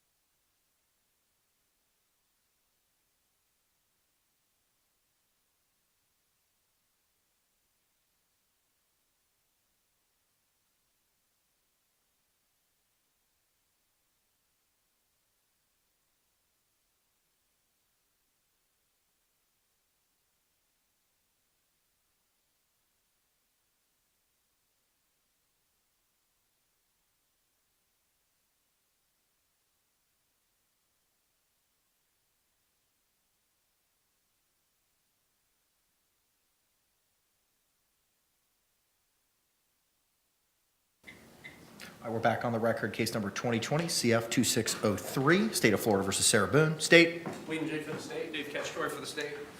Defense. James Owens for Ms. Boone. Kevin back on behalf of Ms. Boone. Ms. Boone is seated at council's table wearing the same clothing from this morning. It's 3:05. We're ready to bring back in our jury, Mr. J. Yes, Your Honor. Defense. All right, let's go ahead and stand and bring back in our panel.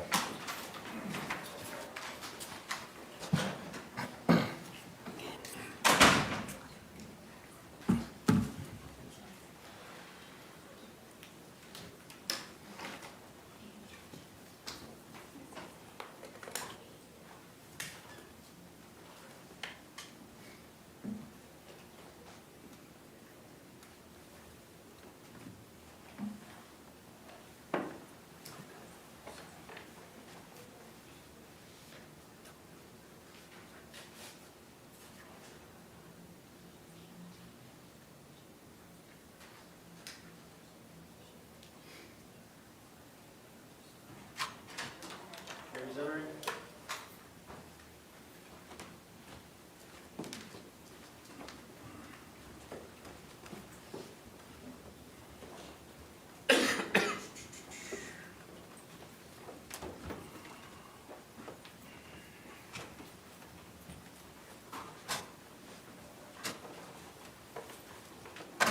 State, you recognize our jury. Yes, Your Honor. Defense, you recognize our jury. Yes. Thank you. You all can be seated. Now, Ms. Jury, again, do you comply with the court's instructions during our break? All right, record reflect all hands have been raised. Thank you very much. State, you may proceed with the balance of your evidence presentation.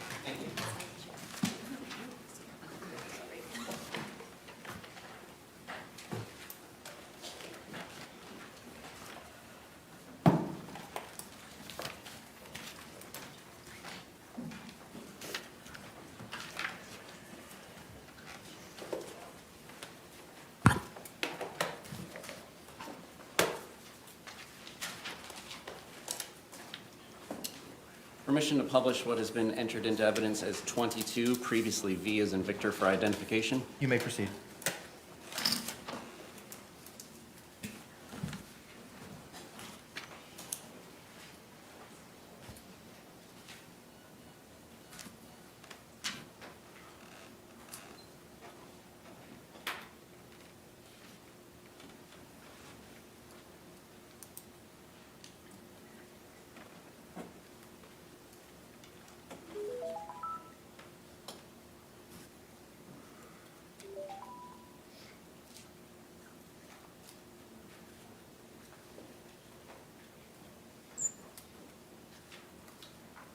This exhibit 22 has 5 folders on it. It is a DVD. Going into the first folder, OCSO 18-067501. Counselor, are these audio or video files?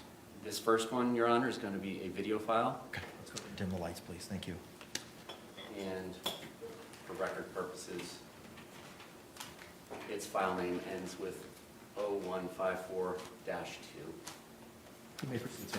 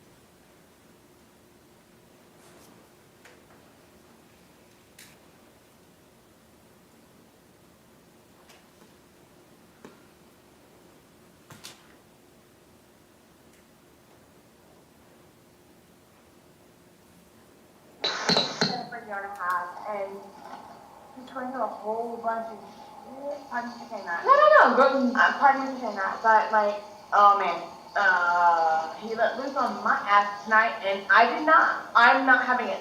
Okay. Right. I got kicked in the face. Okay. Kicked in the face. That you know of, there's no guns, No, anything in there? no. I know, baby. You guys are doing your job. All right, No. Sarah here? Yes. Go get him. I swear to God, there's nothing you guys can be afraid of. What's his name? George. George, all right. There's nothing you guys can be afraid of. I swear to God, I'm done with that too. He beat the fuck out of me tonight. And I'm done with it. I have to go to work tomorrow. What's up, George? You want to talk to us? Go inside. Talk to you inside.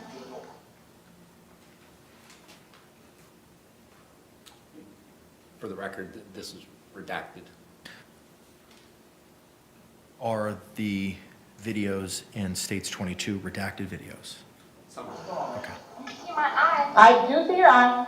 Kick your fucking face. Okay, tell me how it all went down, from beginning to, Yes, my love. okay. Okay, so we were having a really good day, and we went across the street from Old Boone, and everything was feeling fine and dandy, and because I talked to another guy because he left, came in there, and I got so mad,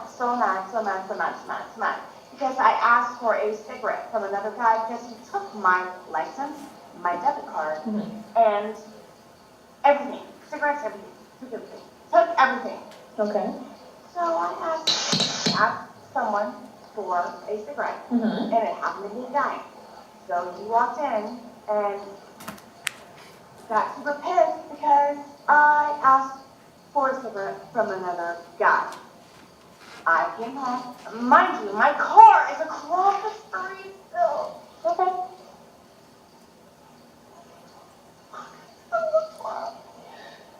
So you get home, you go inside. Oh, man, let loose. Okay, elaborate. So you open the door, what happens from there? I'm a whore. He starts calling you names? Okay. When I say ragdoll, do you know what that is? I know what a ragdoll is. Oh, man, I was ragdolled. Okay, but I need you, in the face. okay, I need you to elaborate. Like, you walk into the house. Did you start arguing? He started calling you names. You said he was. No, I walked out, I walked in and I walked to the back. I just wanted to smoke a cigarette and just go to sleep. I just literally wanted to smoke a cigarette, I'm gonna go to sleep. And then as you're making your way to the back, what I happened? got caught on the stairwell. You got caught on the stairwell. So he caught you on the stairwell. And what, did he get in front of you? Started confronting you, telling you anything? What happened?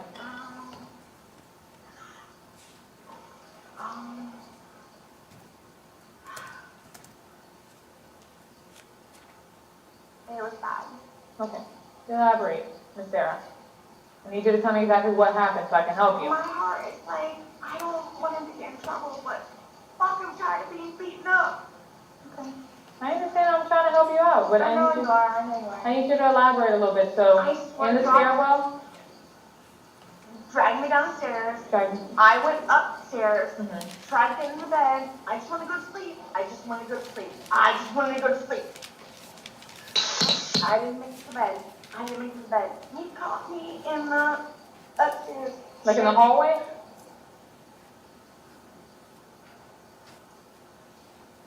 Beating the fuck up. That's all I can say. Okay, what do you mean? Like, I see your eye. What, you said he kicked you in the eye. That's what I see it. That's what it is. Were you on the floor when he kicked you? Yes, ma'am. Okay, how did you get to the floor? Did he push you? Did he pull you? How? Normally what I do is, because he does it so often, I just go to the floor. I just go to the floor. So I'm pretty sure I don't really recollect. I went to the ground. I went to the ground. Okay. And then that's I'm when he so kicked you. sorry. I'm so sorry. No, no, that's fine. I don't mind.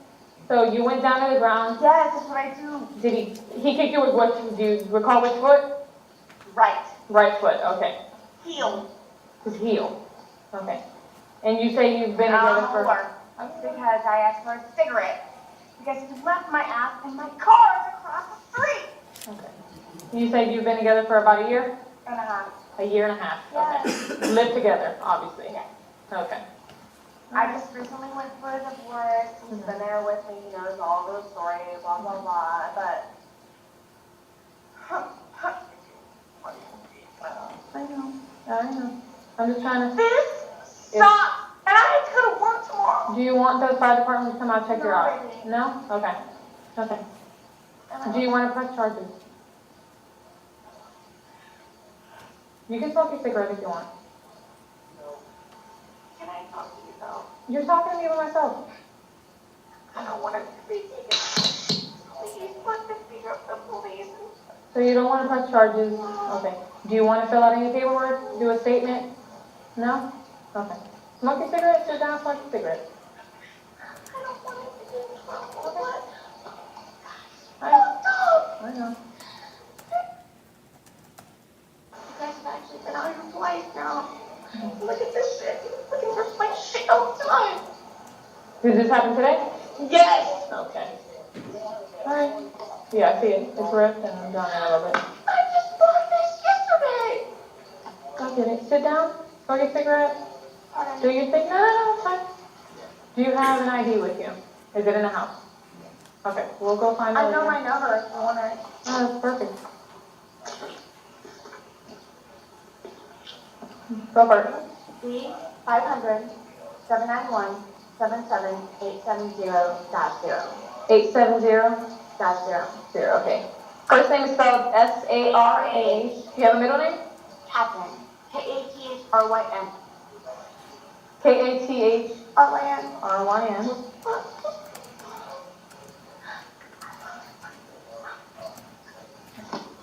Okay. What's your last name? Boone. B-O-O-N-E. Date of birth? 10-10-7-7. I get it. Make sure not to speak my arm anymore. Do you have a telephone number? 407. 407? 716. 716? 8684. 8684? Email address? SKP. SKP underscore 1-800. 1-800 at yahoo.com. at yahoo.com. Sorry. No, that's cool. I get it. I get it. Sit down, smoke your cigarette, try to relax a little bit. I'm going to take pictures of you in a little bit. All right? No problem.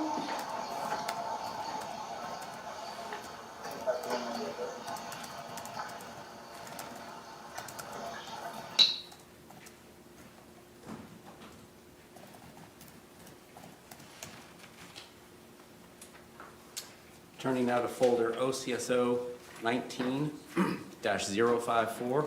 Can the parties approach just for a moment?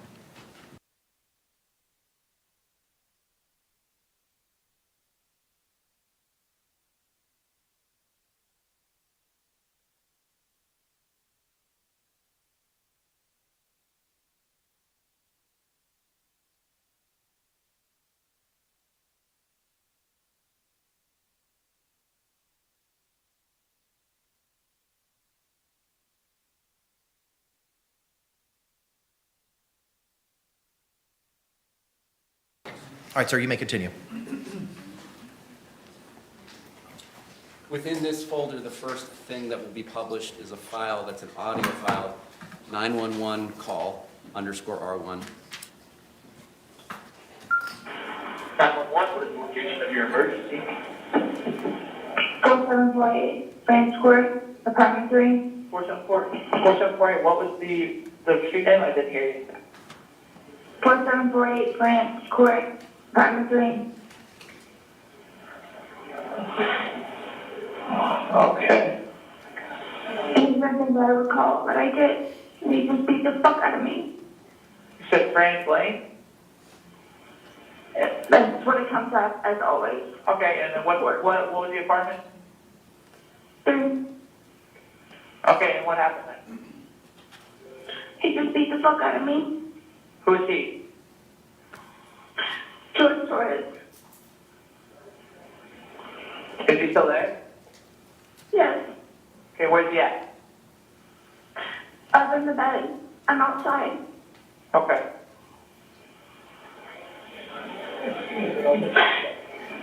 I did not like that or Okay, anything. do you need any medical attention? No.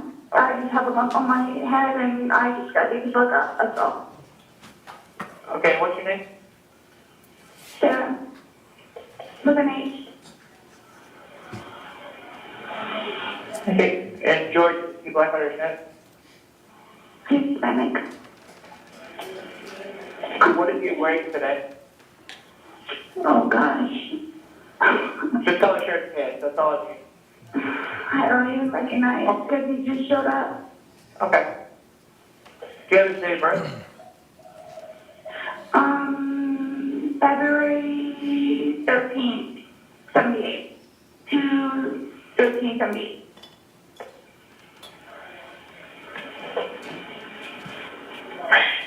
And I swear, look, I'm just going inside because he's not on the lead and he's not supposed to be here.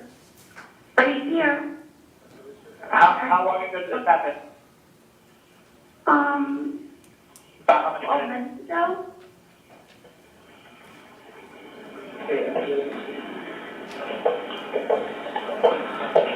Okay.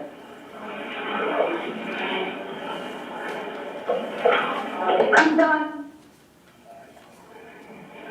Yes, ma'am. I can't do this anymore. Okay, and I just need a description of you so that I can identify you when they get there. I'm white. I have pretty blonde hair and blue eyes.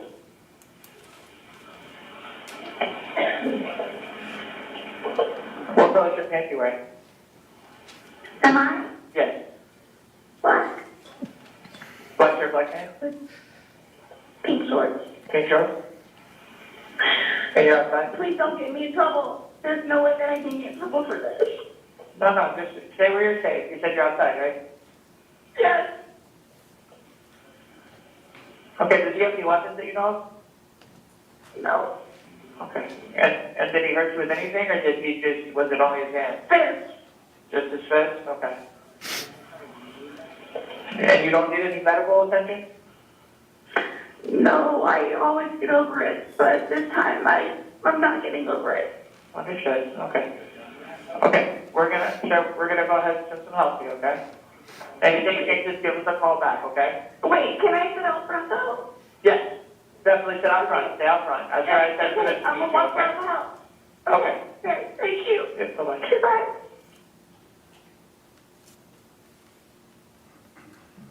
Now publishing a video labeled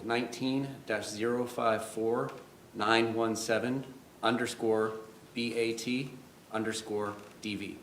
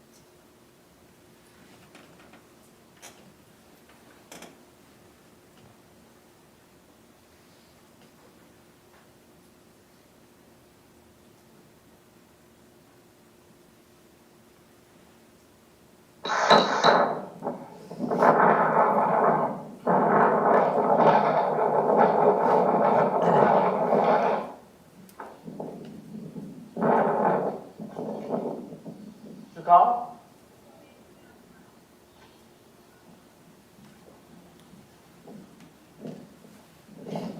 What's going on? What's going on? Really, Marco? Hey, get out of here. What's going on? You call?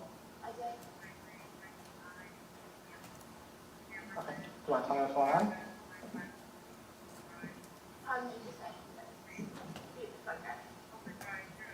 Oh. Who beat you up? Is he still in there? He's awfully, I actually got him off of his leaves because I don't want him here.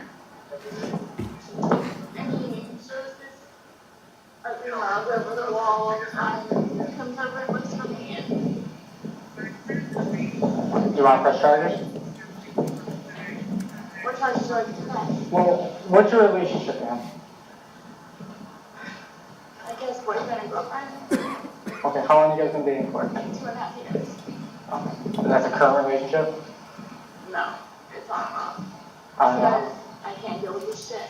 Okay. I'm sorry to. When's the last time he stayed the night at your house? 2 weeks ago, 2 weeks ago?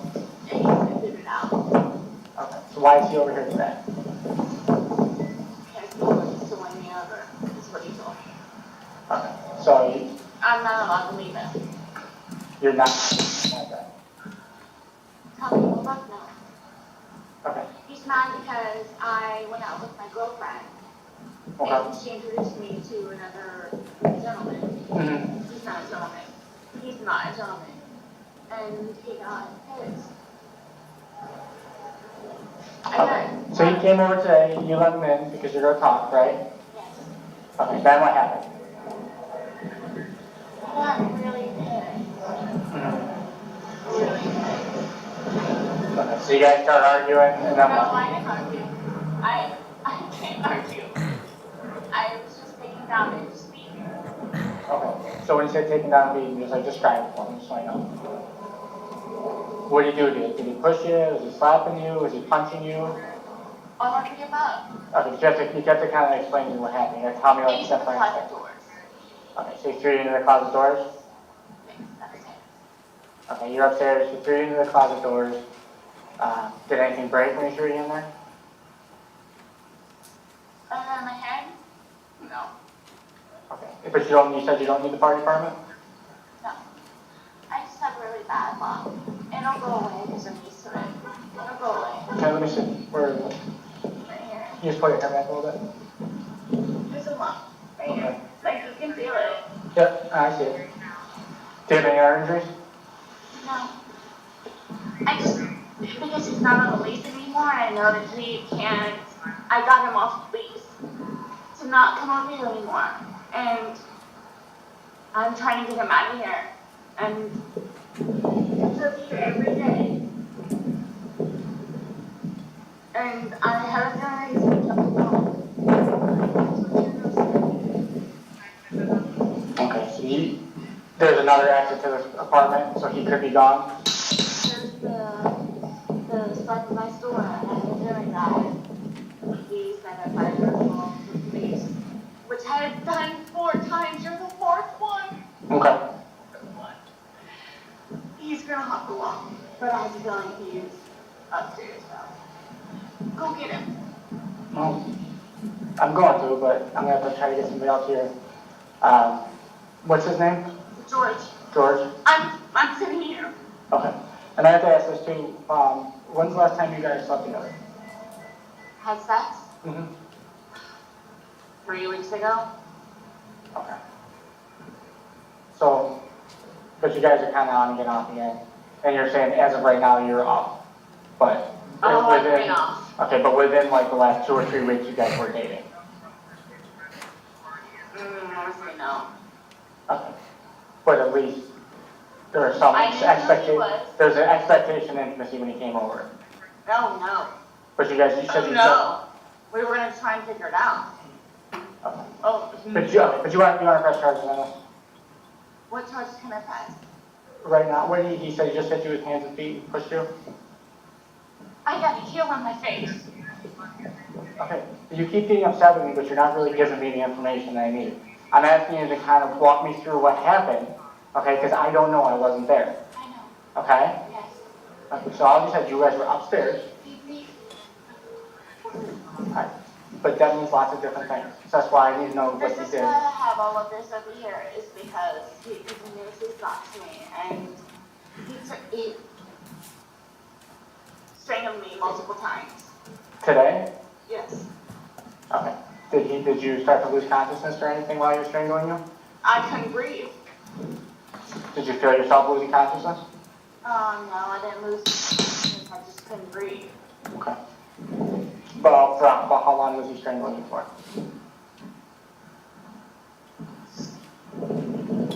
Till I got him off of me. Okay. Look, can I tell you something before you call him whatever? Mm-hmm.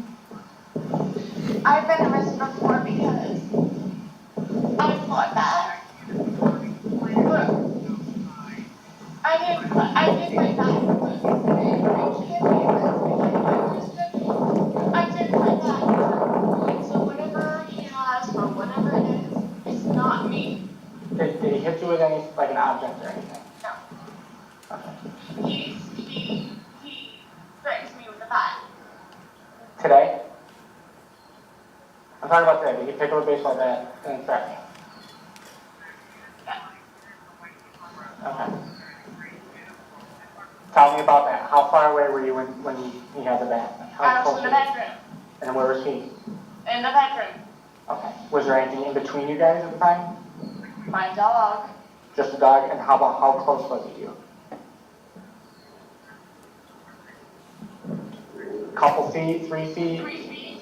Okay. And how was he holding the bat? Threatening. Like, what do you mean? Was it down by his side? Was it up like this? How was it? He's gonna swing. So he had it up? Yes. Yes. Okay. Did he say anything to you while he was holding the bat? I dare you. Okay. And what do you mean by that? Because I technically left him 2 weeks ago, which is why he's not here now. And he's not because I have friends. I have friends. And my friends want me to get out of my gloomy, doomy bullshit. So they try to introduce me to nice gentlemen, whom he is not. Okay. So he's holding the baseball bat, he's in 3 feet, you guys are up in the bedroom, and he says, I dare you. Okay. And you were scared, correct? I'm so scared, so why I'm hiding behind my car. Okay. I'm gonna go see if I can get him to come out. Alright, if not, this is your place, right? He's not on the leash. Okay. And we Don't have, talk to the party managers. I had taken off the leave. okay. Alright, hold on. Sir, what is your name now? O'Neill. What?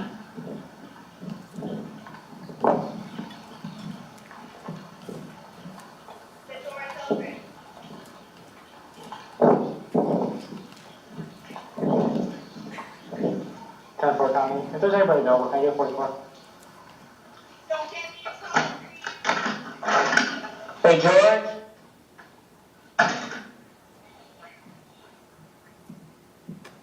Hey, George, Sheriff's Department, can you come on out?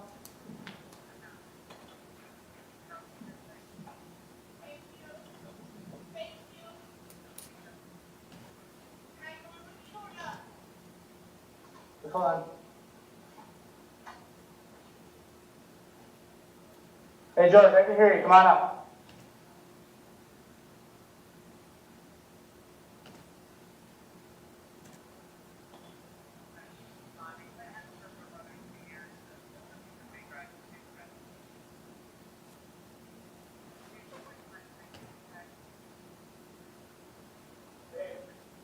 George, Sheriff's Office, come on out.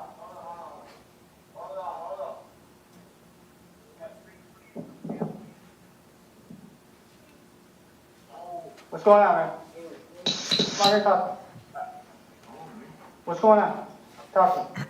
What's going on today?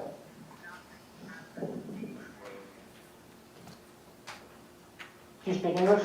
Yes. Okay, tell me what's going on. Why are you here right now? Because she called me. So tell me, you want to tell me what's going on? What? This is Rico? Where are these cuts on your neck?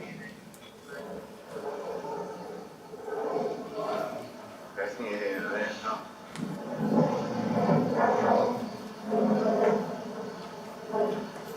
Is she over there? Alright, We sort of, do you want to talk to me about the cuts on your neck? Yeah, not really. Okay, do me a favor, turn around. Put your hands down.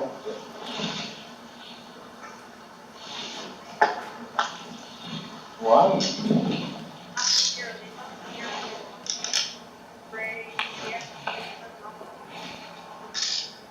Why am I getting cuffed up? Cut my head. Why am I getting cuffed up, sir?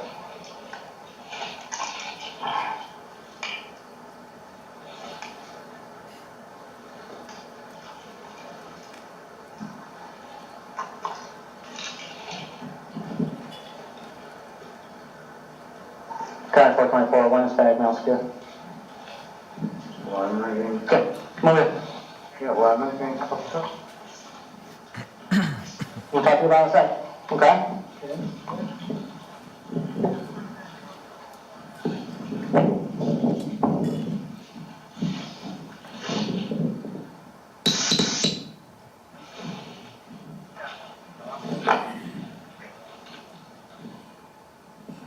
Any weapons on you?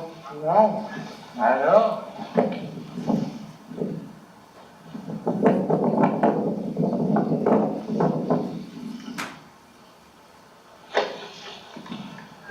Okay, have a seat, my friend.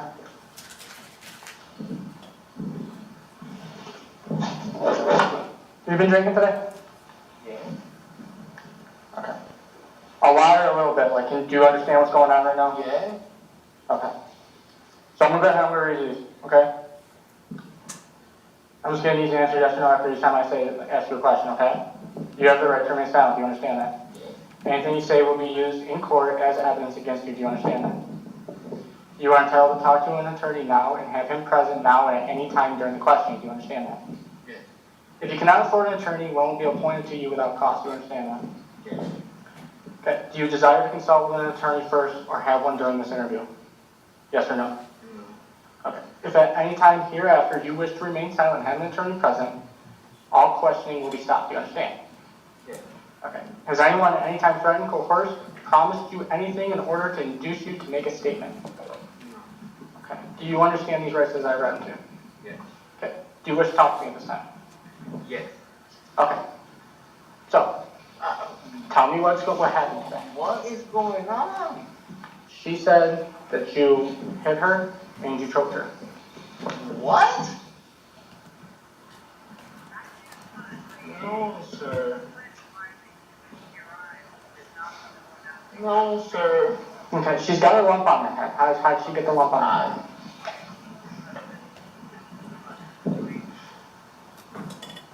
I don't know. She just take me in. I don't know. Officer, I don't know. Did you push her, hit her, anything like that? No, not at all. Okay, how did she get the lump on her head? I don't know.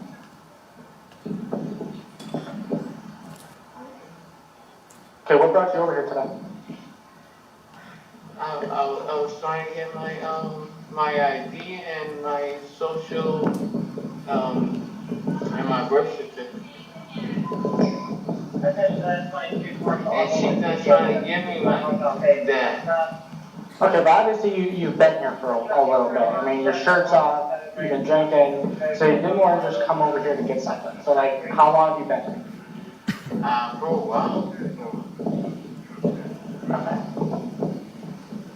So, so a while, like an hour or 2 hours? Okay. How long have you guys been dating for? We've been together for 2 years. For 2 years? Okay. Are you guys still dating right now, or are you broken up? Okay. And I work right there at Ace. Okay, so you came over here today, so for a while ago, an hour or two. What have you been doing since you've been here? Okay, so just spending time with her, and then all of a sudden she decided to run outside and call it out. Why would she do that? You don't know? She's nice. Okay, that's fine, but. As you can hear, But what you gotta understand, what you're telling me isn't really adding up, because she gave me her side of the story. what she said. And she's saying that you're headed. That's all I need, it's I said that. Ma'am, I'm doing my job, okay? You just sit there and be quiet, I'll be over to talk to you when I can. Every time you start yelling, you're interfering. She's the one that she just snaps out of nowhere. She's mad because she took me out of the lease. She took me out of the lease. And I told these guys of the lease, like, look, I can't cash my check. I can't cash my check without her. So please talk to her. Okay, so you came over and talked to her about cashing your check? Yes. Okay, yeah, you've been here for a couple hours. Yes. Okay, so what happened to make her run outside and call police?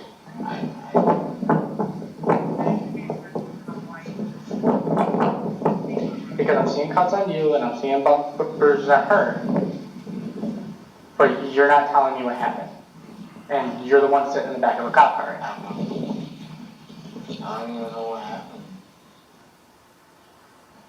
Did she hit you? All the time. Who hit who first? She does all the time. So she hit you first? All the time. But today, I'm talking about today.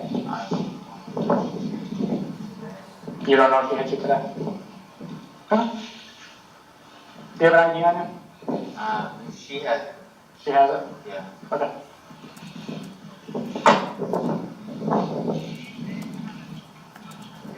Can you grab his ID for me? No, I don't have it. He said it's in the house. No, I threw it in the bushes. Where in the bushes? Because I need it. Frank, love, whenever I call her, oh my gosh, the front door is open and I don't even know where my dogs are.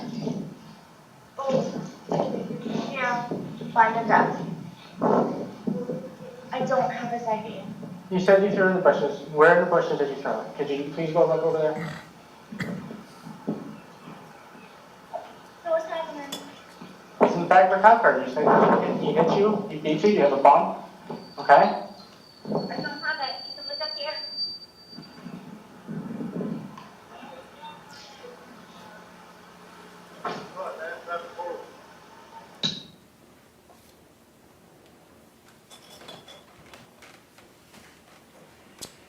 Publishing portions of 19-054, or pardon, 054917_BAT_DV-2. For the record, it is about 47 minutes, 20 seconds long. State will publish 000 to 2 minutes and 19 minutes to 22 minutes, and all evidence will go back to the jury with a scrub computer.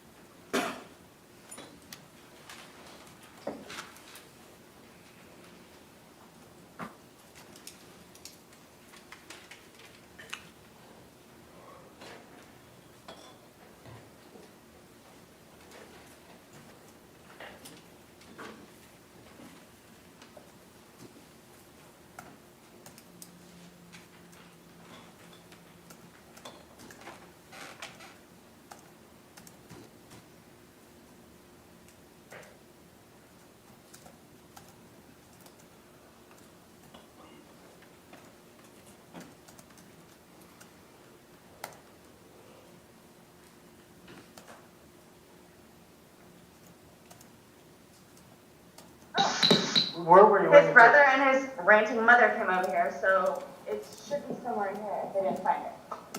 I don't have it. There's an item needed because it makes getting his information a lot easier if I don't have to keep asking him questions and I can just get it out there. I'm not making any more difficult than I could Friends, I'm not. I've already looked through here. Okay. Jordy, get your stuff done over there, I'll get her started on the list. You want to sit down?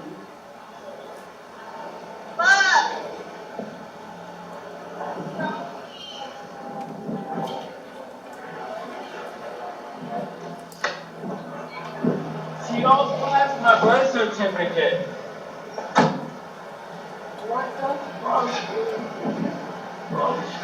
Listen, she said that she threw it in the bushes. I'm trying to find it.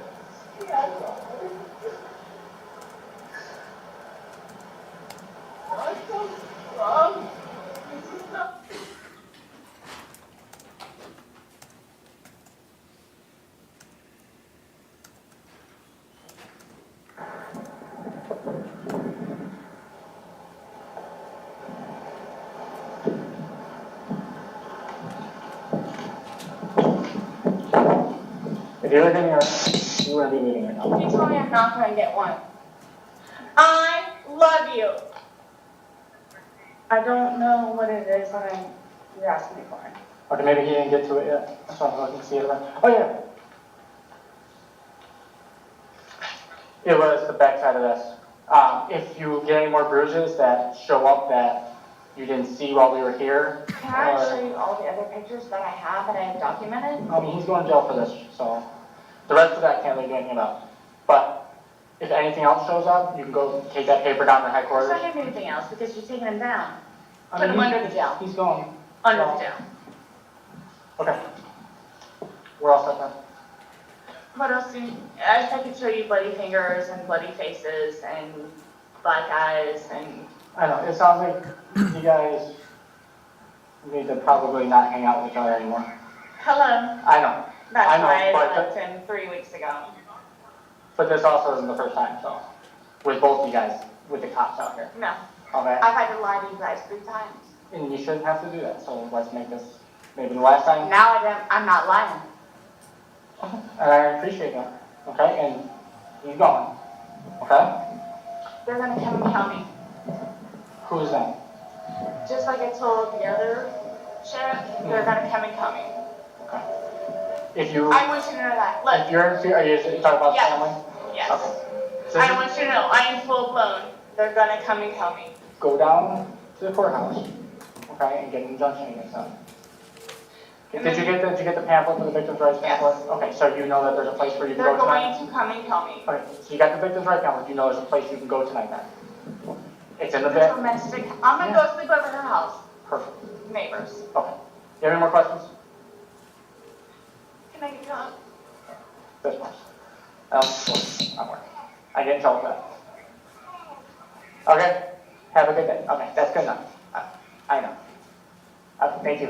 Okay. I love it. That's fine. Okay. Have a good day, miss. Look, and whatever the fuck he says, Okay, tell him yes, to I will. be a dick. Hey. Just yell at me. Okay, have a good day. Shake my hand. Thank you. Okay, have a good day. Okay. Tell him to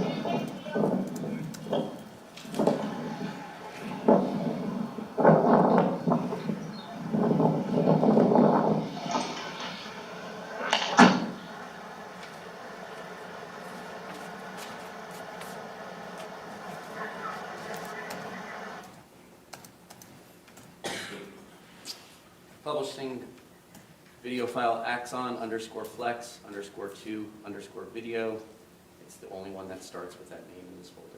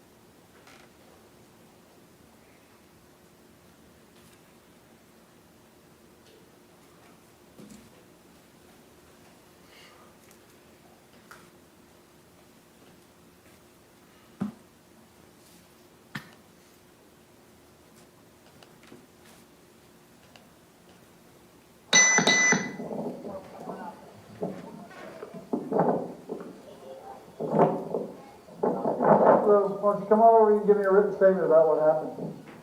Where's the difference? I have it over here by my car. Sure, just stay right there.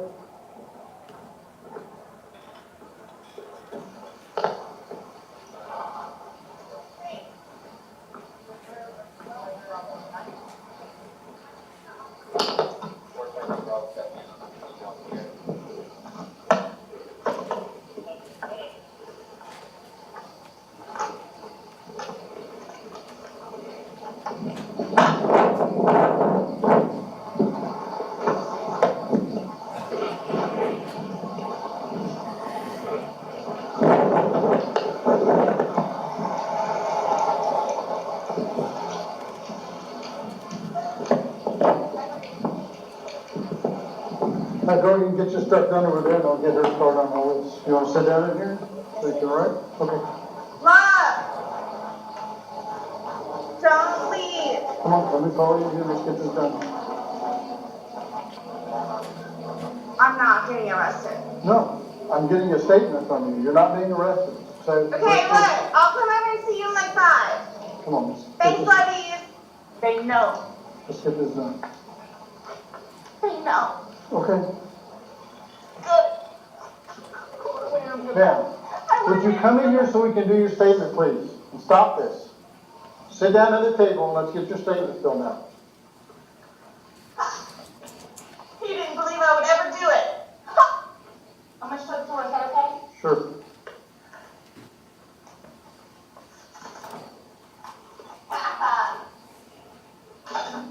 Never thought I would do it. Did you have?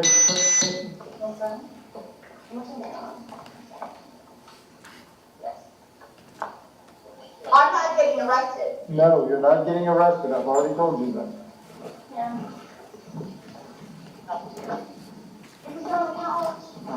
It's on the couch. Just need your ID, please. It's on the couch. No, ma'am. I just need your ID, please. Okay, look. I can write back on the couch. I will give you the statement to write. I need your ID, please. I don't need to sit on the couch to fill this out. You can. I sit down all day, and I appreciate the offer. Yes, it's comfy. I just come down, sorry. Thank you, God, he's gone. Oh, man. Man. Oh, man, they're gonna come over here and try and kill me. I want you to know that. They're gonna come over here and try and kill me. Who's that? His brothers and his mother and his father. They're gonna come over here and try and kill me. Don't open the door for him.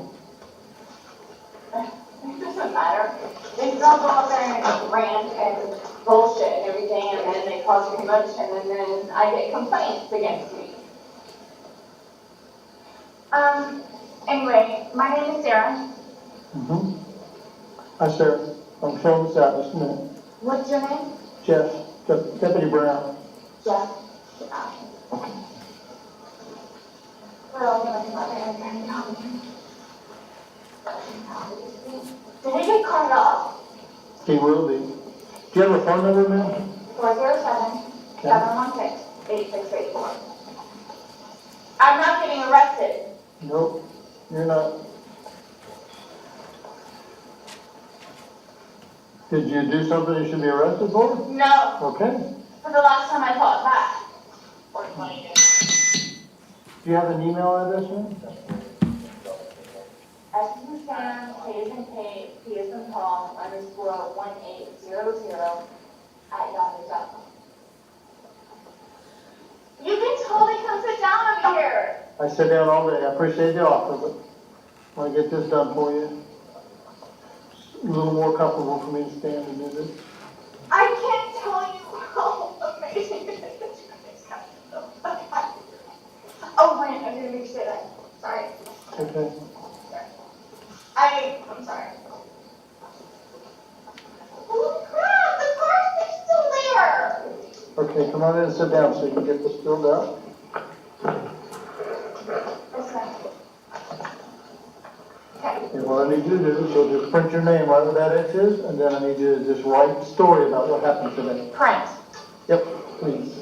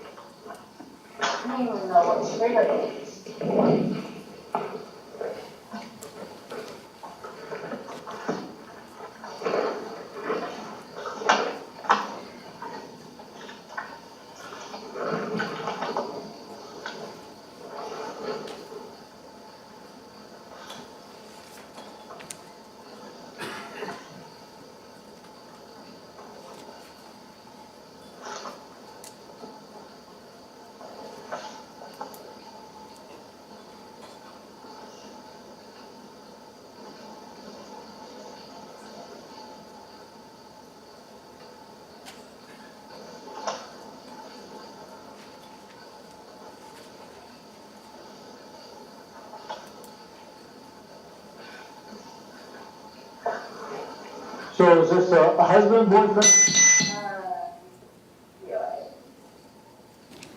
Are you guys married? No. How long have you been together? 2.5 years.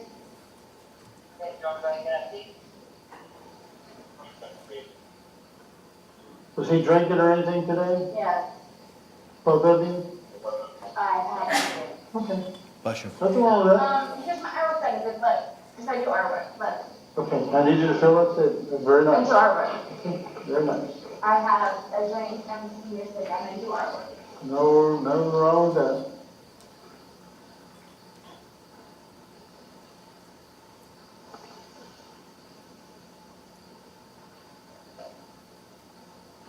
And who called the police? Did you call the I police? did. Okay. Call 911? Yes, Very good. Has this happened before? 3 times.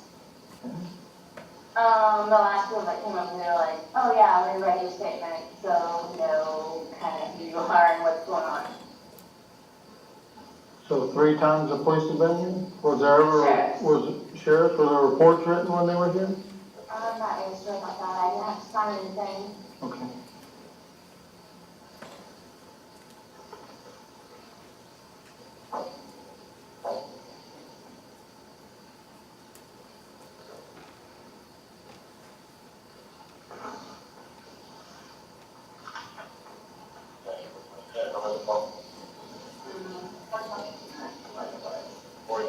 Not worth it. Okay. I'm not really sure what else he's saying, I'm not too late. What does it say? Can you read it to me? Pulling me off the bed and beating me in the head and stuff, am I supposed to write all that? Yep, everything that happened. I'm supposed to write all that? Yep, everything that happened. All that? Yeah. You see my neighbors out there, because they know their children are allowed to come at the house because they know who he is. And what was your phone number again? 407? 716 407 716 8664. I'm not getting arrested. Nope.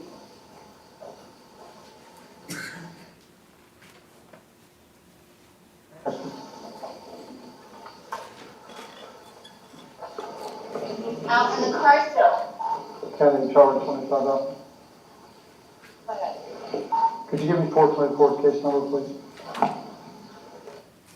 Stopping publishing at 10 minutes, 0 seconds on that file.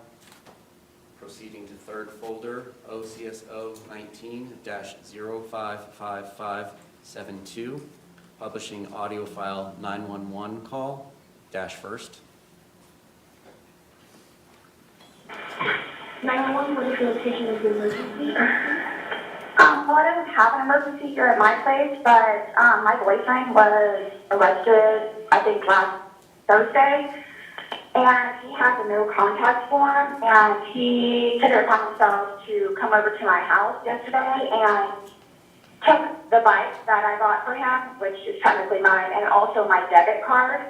So, and okay, Sam, if he bought it, then it's a gift. He didn't. Okay, that's fine. I need my debit card though. Like, I have my 8-year-old son coming over here, and I can't even buy groceries for him. Okay, man, what's your debit card? My address is 4748 Brant, FRANTZ, okay, 4. So what's your apartment number? 3? Your project number? 3? Okay, just to make sure I heard you right. Sure. Okay. Have you used anything else with the credit card? Yeah, he bought beer and cigarettes. Yeah. Alright. Sorry, ma'am, what's your name? Sarah, S-A-R-A-H.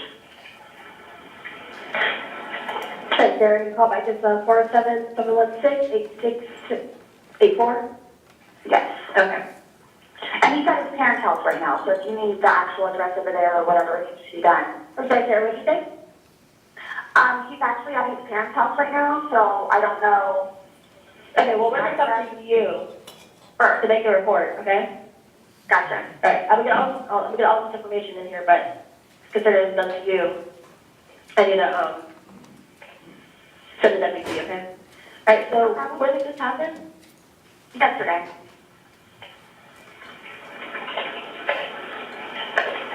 So, your ex-boyfriend? Yeah, I mean, technically he's my boyfriend, but yeah, at this point he's my ex. All right, what's his name? George, J-O-R-G-E. Last name? Torres, T-O-R-R-E-S. Okay, by chance do you know how old he is? He's 41. 21378.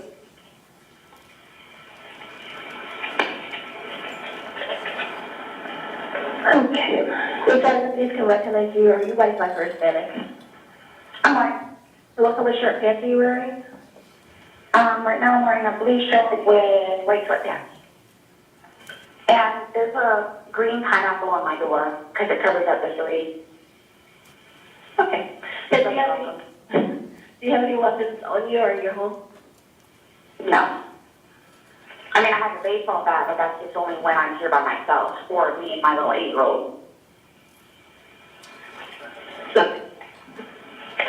And you said there's a pineapple covering the 3? Yeah, the green pineapple covering up the 3 that says welcome. And I have a little bird flag out front. Okay. All right, Sarah, we're going to send the next available WT, okay? No worries. All right. Thank you very much for the help. You're very welcome. Bye-bye. Okay, bye. Publishing audio file 911 call, -2nd. 911, what is the location of your emergency? I don't necessarily have an emergency. It's 4748 France Court. 4748, what's the street name? I'm sorry, what? 4748 and the name of the street. France Court.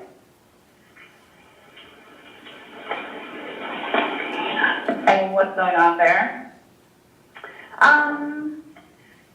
It's the no contact thing. Okay. He's over here again. Okay, is it branch? My fucking pantry.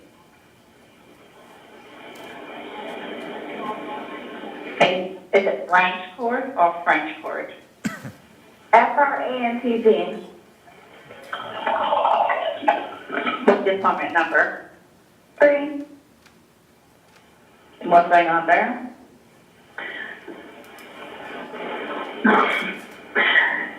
2 months. Okay. What's going on? Oh my, I don't know what my dog, she's deaf. Hold on a second, please. I'm sorry, hold on. Come on. No, I gotta go on the plane. I'm sorry, hold on one second. I'm so sorry to take your time. Go, get out. Oh, Ma'am, what's your name? Sarah. Okay. Get out of here. You picked my pantry. Hello? Hello, ma'am. Do you need a deputy? No. Excuse me? I'm sorry, what you asked me? Do you need a deputy?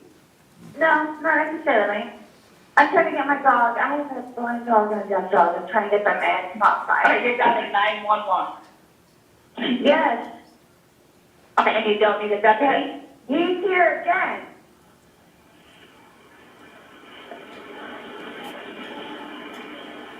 Take it.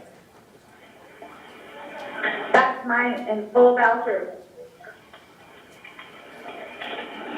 Even urinated in my pantry. And who's this person to you? Oh, ma'am? Yes. Well, the first regardless, you're gonna send somebody. So, I'm okay. Regardless. I know how it works.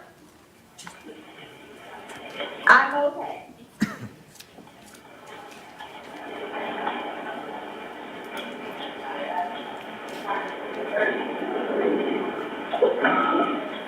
That's not yours.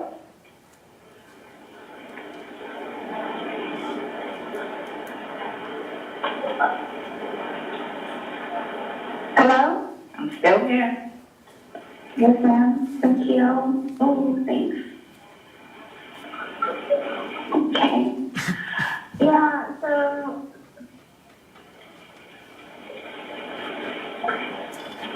What do you want me to do?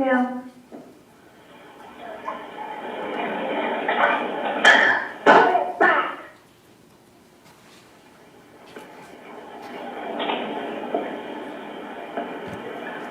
Thanks, something. Okay, you're just somebody regardless, so, like, do what you gotta do. Alrighty, have a good day. Publishing the one video in this file that starts with file name Axon.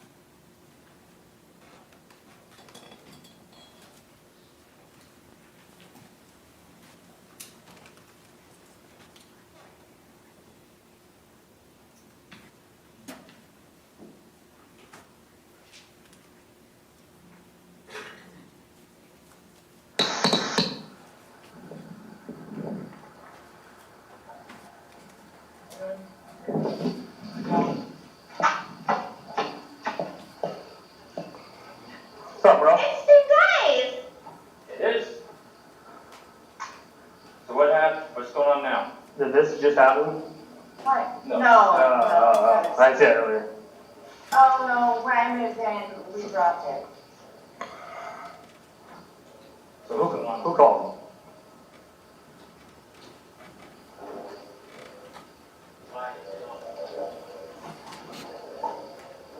So what is happening?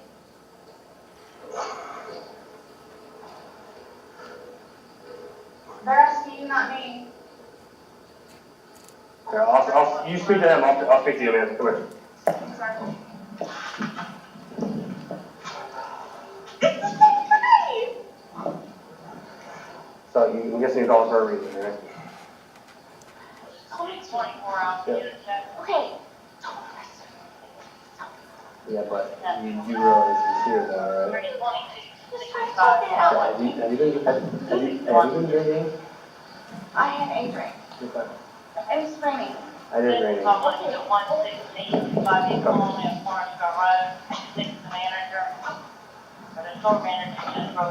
door. I got keep an eye on my guy.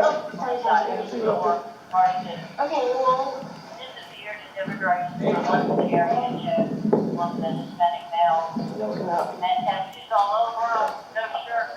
Yeah, after he's here. Yeah, you can stay right here. You can stay right here.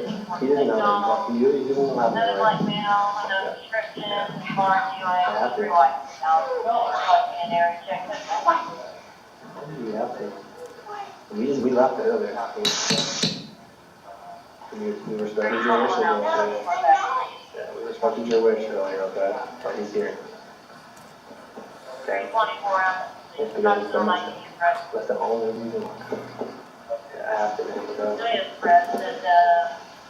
You just stay right here. You doesn't have to go. You doesn't have to go. You doesn't have to go.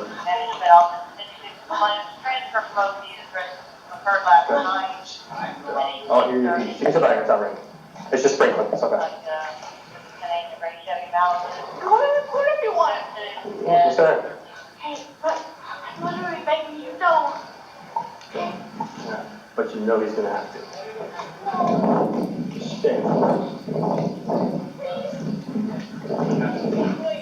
Last week, we got into I guess a physical or whatever, I don't know. I got taken out of here without no shirt, no shoes or whatever. And then you went and saw the judge, right? Yes. And what did he say? 13 on count 30 The judge was like, Was it a female or male? female. Female? Okay. Yes. What, you don't know what she said? He was bad. Yes. My head hurts, so he's gonna find, don't grab. That's a dog. I know. No, this is a thin blue line bracelet. What was written on there? Stop. I did not get it. Stop. We're not gonna do it yet. At all. Did you get any form of paperwork? I got paperwork, but I didn't get. What was that paperwork for? Paperwork was, X. And what does it say? No. With who? With who?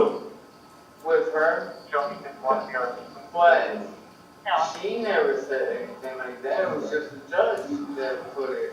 The judge is the one that matters, right? Is it? Is she? I believe so. She's above us. Is she above her?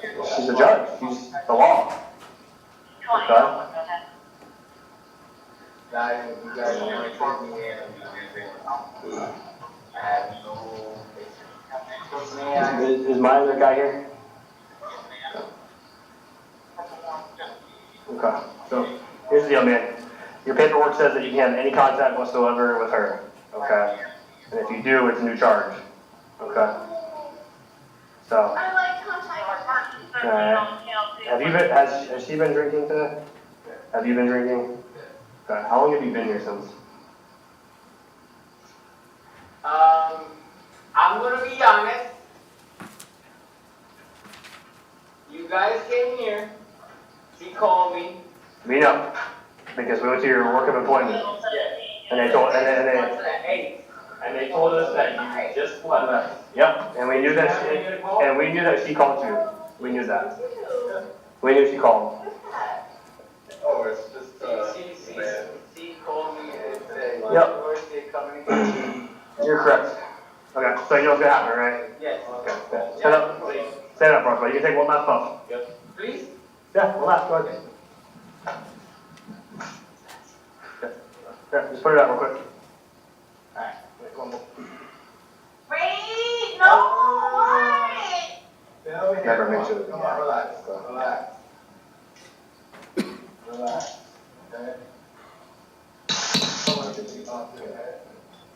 I want you to be all around that. Right, you promised. I don't think they promised you that. I did it earlier. Well, that was earlier. This is a transaction. Right? I didn't call. You didn't say you called. See, I told you. But you did you call him earlier? See, I told you. Because he just told us. And we know, the store told us. I told you. Wait, is there anything that you do? You're good. You can stay right there. No, is there anything that you not? No, man, you know he has no contact order by the judge. He can't be here. Okay. That's something. All right, bud. You need help for anything? No, we don't. We have our information already. So here's what's gonna happen, bud. You're gonna take the ride back down, and because it's almost 2 o'clock in the afternoon, you're gonna see a judge tomorrow morning. You'll be able to see her today. Okay? It might be the same judge that gave the no contact order. Okay? That's it. From here on out, but until that case is resolved, you cannot come here. Okay? Or have contact with her, even if she invites you. Okay? She called us earlier and told us that you guys had a no contact order. Okay? She didn't want anything to charge, nothing. But we told her because it's domestic, instead of Florida has to. Okay? So, alright, bud? Just make sure he's got nothing on him. Hey, you have anything on you, alright, bud? No, okay. We'll make it as cordial as can be. Okay? We promise, man, alright?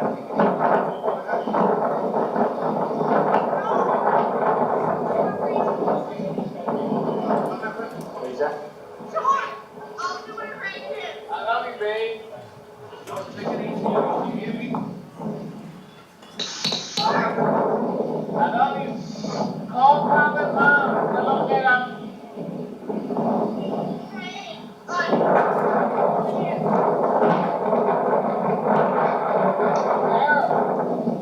Carol, call Pop and Mom.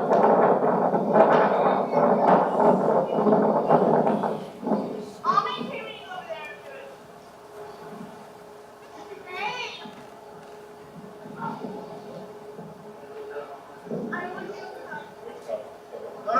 No.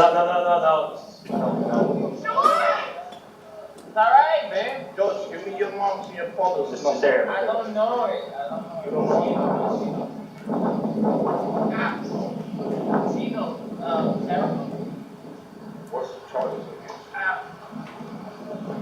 So, the domestic battery charge that you got hit with last week or whatever it was, he was given a no contact order by the judge. Okay? Whether she invites him or not, I know. he knows he can't be here. So he was here this morning, and she called us this morning, okay? He's now back, and he knows by the fees that he can't get my contact. No, he gets a phone call when he's down there. Yeah, he gets one when he gets in. Well, if you have a piece of paper real quick, you can get it for me and we'll give it to him. You don't know your mother's number? She has. If you can get it real quick, we'll give it to him. Can I get his mother's number? Okay, make sure that. Publishing from folder OCSO 19-078009. First item is a PDF of photographs.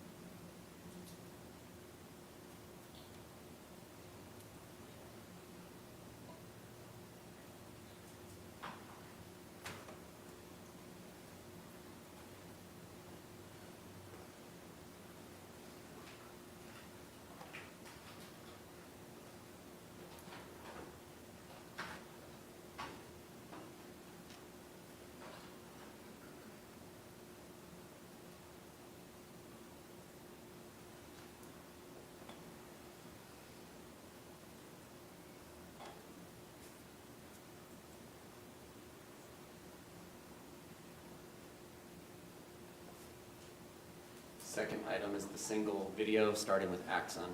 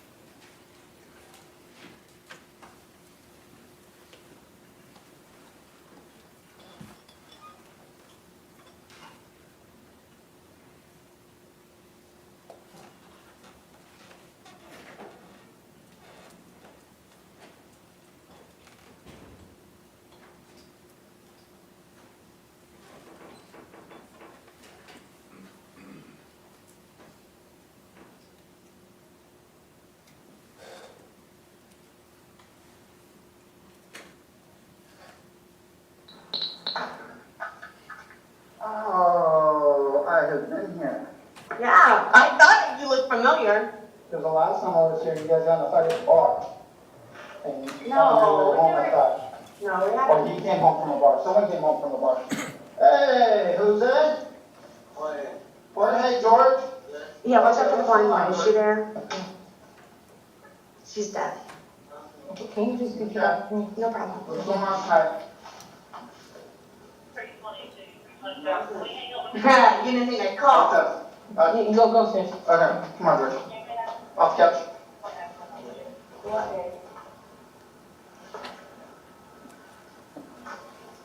No, they're not staying on there. Okay, off the couch. Okay. And then you think this is playtime? No. No, baby. Sarah, are you serious? Yeah, I don't want being punched in the neck. Are you kidding me? Told you I will not hesitate. That's okay. Setting up here to board 25 dollars.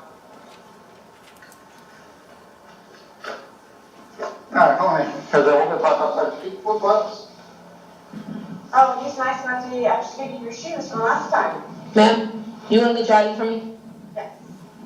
Sarah, are you serious right now? Do you have a wallet you want to bring with you or a cell phone? Okay. Sarah, are you serious? Sarah, are you kidding? Punch me in the neck again. Sarah, are you serious? Am I allowed to shut my door to not talk about? Yeah, you can. I'll be right back with you. We're going to go talk down here.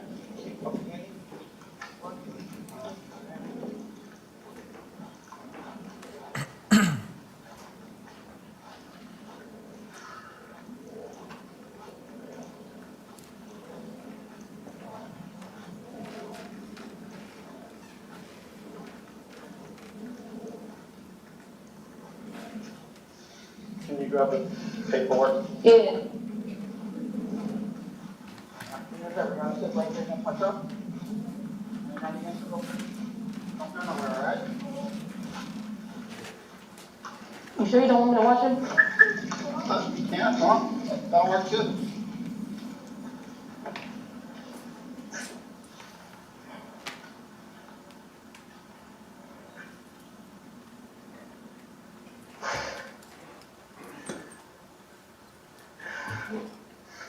She's the one that hit me, and I'm the one that just liked her.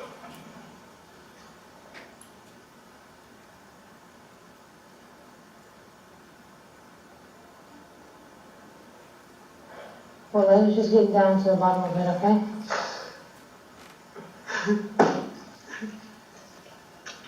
Alright. George, I want to talk to you. I want to ask some questions. I have you in handcuffs, so I've got to read you something real quick, okay? Do you understand? Yes. Alright. You have the right to remain silent. Anything you say will be used in a court as evidence against you. You are entitled to talk to an attorney now, have him present now, or at any time during questioning. If you cannot afford an attorney, one will be appointed for you without cost. Do you understand these rights as I've read them to you? Okay. At any point hereafter you wish to remain silent and have an attorney present, all questioning will stop. Do you understand that? So even if you want to talk to me at first and you change your mind, just let me know. Okay? Alright. Has anyone at any time threatened, coerced, or promised you anything in order to induce you to make a statement? Have I promised you anything? Have I bribed you? Have I said, hey, if you tell me, give me a statement? Has any of that happened? No. Okay. Do you understand these rights as I've read them to you? All right. So, what were you two fighting about tonight? We weren't fighting at all. Okay. That's What are you his fighting? partner. I'm going to take that in there for that. Huh? Absolutely.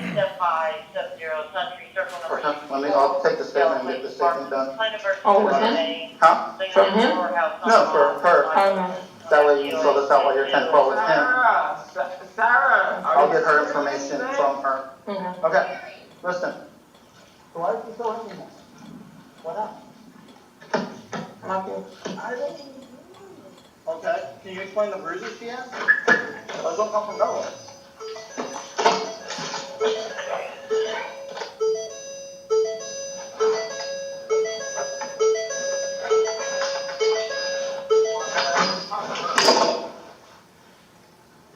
I want your version of what happened.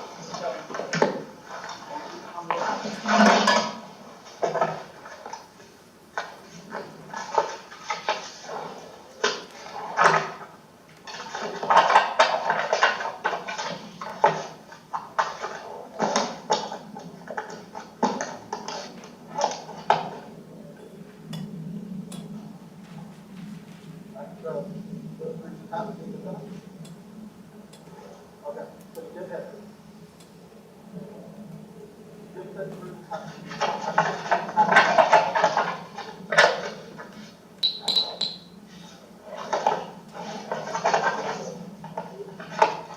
Okay, so she gave her face and argue and get her to keep her away from you?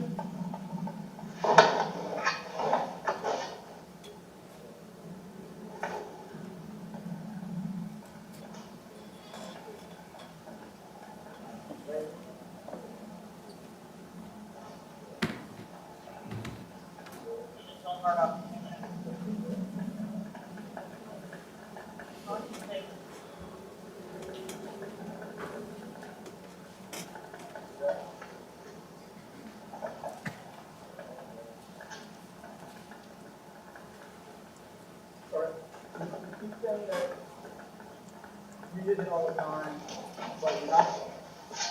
How did the bruises happen to her? Because she didn't, you know, you're going to defense, no. You just said it wasn't defense. So if you get bruised, you get what you do with your setup, you figured you could start. That's fine. Okay.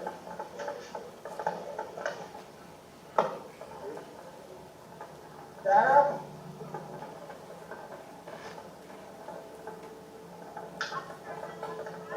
No, you say that.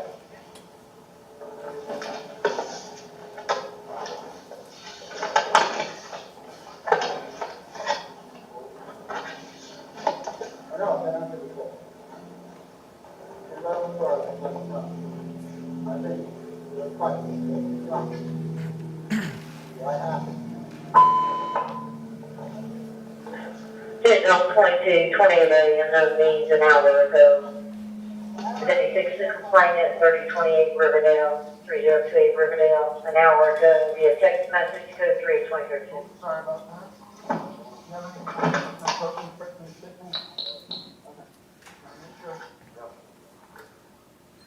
Sarah, stop coming for it. It's not allowed to come down there. I know, but I'm not going to change things. I know why.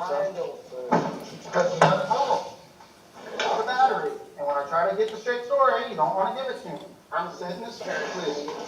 You have your chance. All right. I've tried. All right. And now that you're going in the back of the car, you want to give me a story. It doesn't work that way. I've been nothing but polite to you, trying to talk to you, trying to get straight answers. Okay. And you're beating around the bush. I'm not. Yes, ma'am.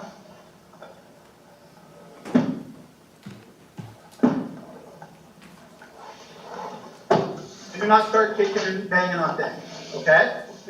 Sarah, what's your phone number? What? What's your phone number? I don't know your phone number. Sarah, what's your phone number? It's not him asking, it's us.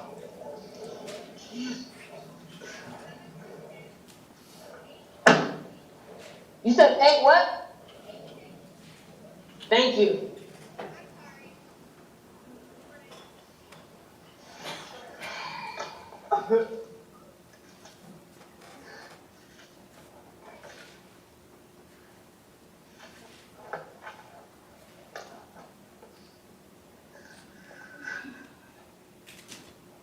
Outlets of Verbal 711 and 10601 North Susie at Moss Bar, complainant versus the business, reference refund, that was 2017.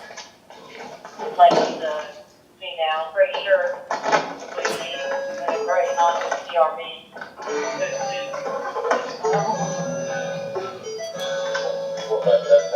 Can you guys not put on music, please? Okay. Please.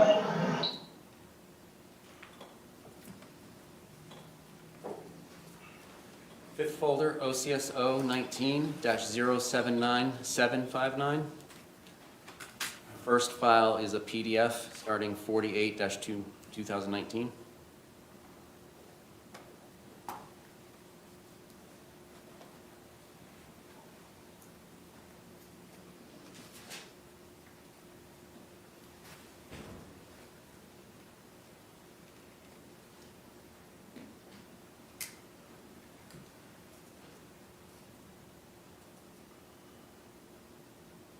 Second file is an audio file, 911 call, publishing.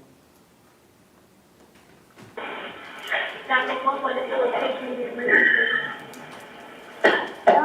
not technically an emergency, just, you guys have been there so many times before. I'm not there, but I'm just trying to go home. What is the address? 4748 France Court. What was the street name? France Court? France. F as in Frank, R-A-N-T-Z as in zebra. Oh, is it France? I don't know if it's there or not. I'm sorry? Ma'am, is it France Lane? I'm guessing so. It's France Court, but it always comes under France Lane.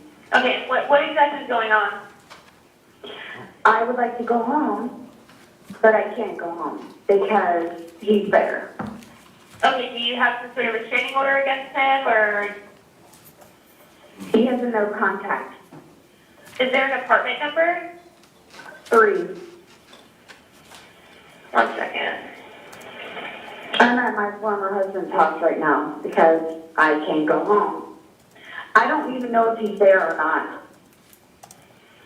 He was there earlier, but I can't go home.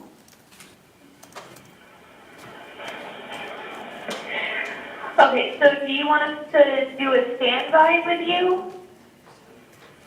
What do you mean? Like, escort you to the residence, or I'm not understanding what you would like. If I could, please, can you guys go over there and just see if he's there? I'm pretty sure he locked me out earlier, so I think he's probably there still. I'm not going over there with him then. I'm not. Okay, does he live there? No. Okay, so how is he inside the residence then?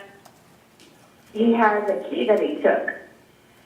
Okay, so is he breaking into the apartment? He's not breaking, he's already in the apartment. As far as I know, I don't know, like, if he's there or not. He knows where I had my key. Okay, what we can do is we can meet you a block away from the residence and go with you to the residence. I don't know. I tried calling him to ask him to leave if he's not already. So I have my 8-year-old that I'm trying to watch out for right now. So I'm not really sure what I'm supposed to be doing. I just want to go home. Okay, if you want to go home and you're not sure if he's there or not, we can meet you when you're about 5 minutes to a block away and go with you to make sure he's not there. Okay, well, okay. I'm about to be honest with you, kicked out of my apartment because you guys get called so often, and like the brigade comes and this, that, and everything, and like the neighbors complaining about everything. I'm trying to avoid that. I just want to go home. Okay, regardless, the deputies are going to go to the apartment, whether it's with you, what I'm suggesting you do, or it's what you want to do. Just have them go to the apartment. So regardless, people are going to see that there's deputies going to that address. Okay, so when I called you guys like a couple of days ago, and they didn't make like, not a ruckus, but like they made it like incognito, which is what I need, because I'm going to get kicked out of my place. Okay, when we do a standby, ma'am, all we're going to do is accompany you to the address and the deputy to make sure that he is not there, and then they will leave. if that's all that's going on in this situation right now that you're calling for, it's not gonna be like a big deal. And what happens when he is there?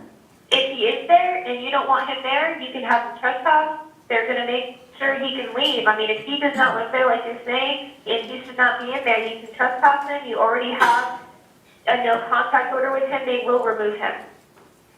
Okay, well, there was an altercation earlier, and I'll be honest with you, there was an altercation earlier. So, that's when he came in, the altercation happened. So, that's when I left. I fled. Barefoot. Now I'm at my former husband's house. Okay, would you like the officers to meet you where you're at right now?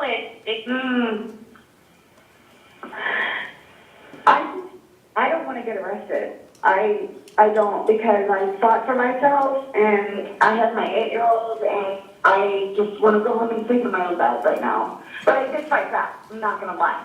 So.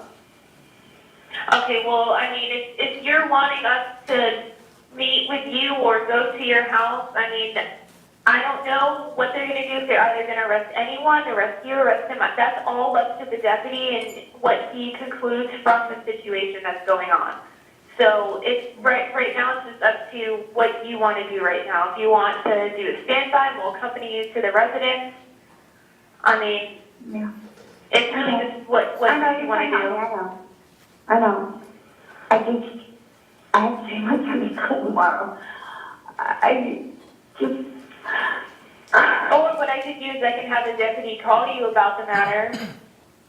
If you want to speak to a deputy directly, and if you want to do that first before having us respond out there. Yes, please. Okay. What's your name? Sarah. 1 second, Sarah. Thank you for your help.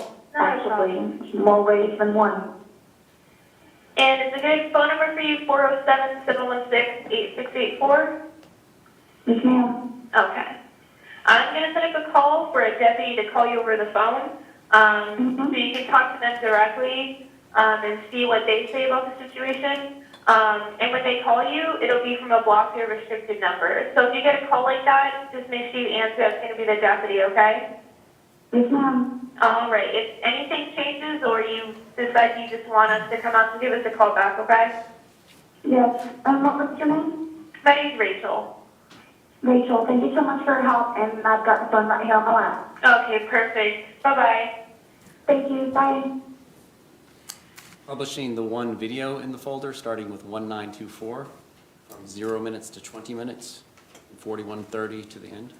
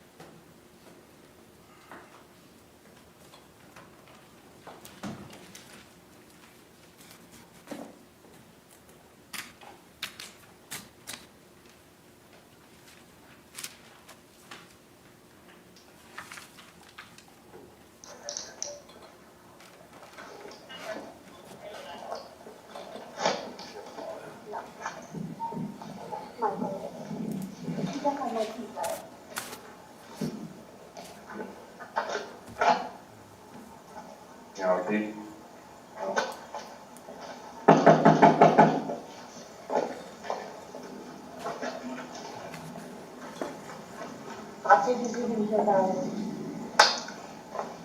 Yeah, both of these?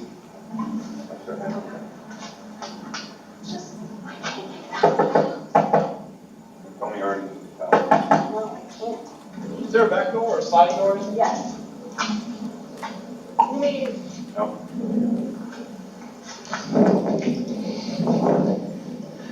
If you go 10-12, just let us know.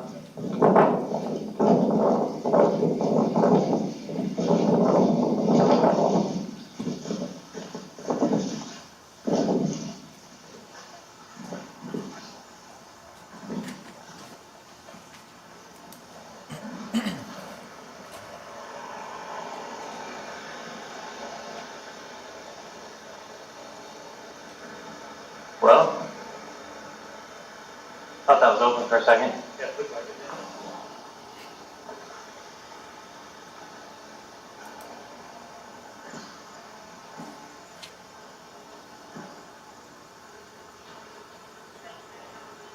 Locked.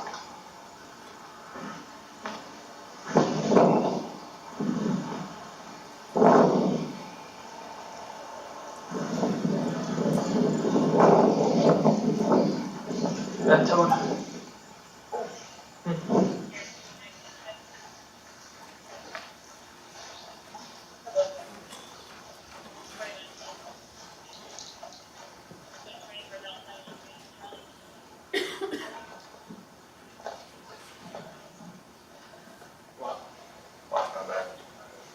And we locked the back too.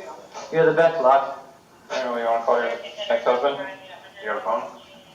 It's about to die. There's a charger in that. It's not in the house. Excuse me? That's not to say that he's not in there, just because the doors are locked. I don't understand what you're trying to say. You think he's inside? Yes. Okay, well, we need a key so we can get inside, so he's inside. That's what I'm getting at. And if your phone's gonna die, there's a charger in back on the back side of the porch. Oh, yeah.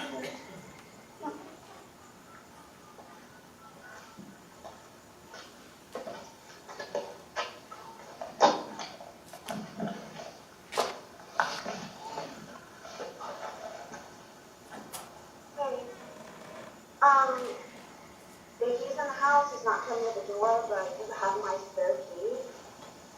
I can't get in. If there's no other way of you getting in the house.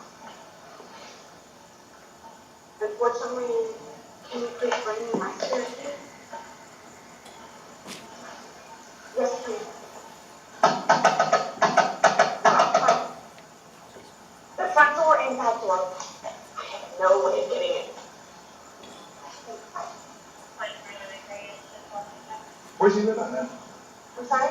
Is that you said that's your ex? Last night, right down the street.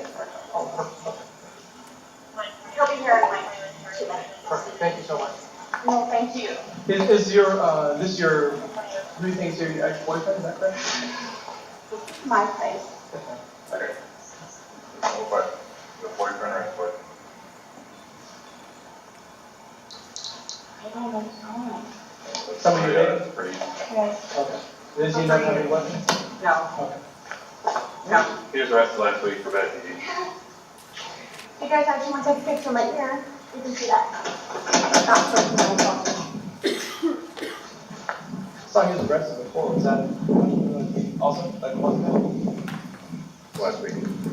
Here, look.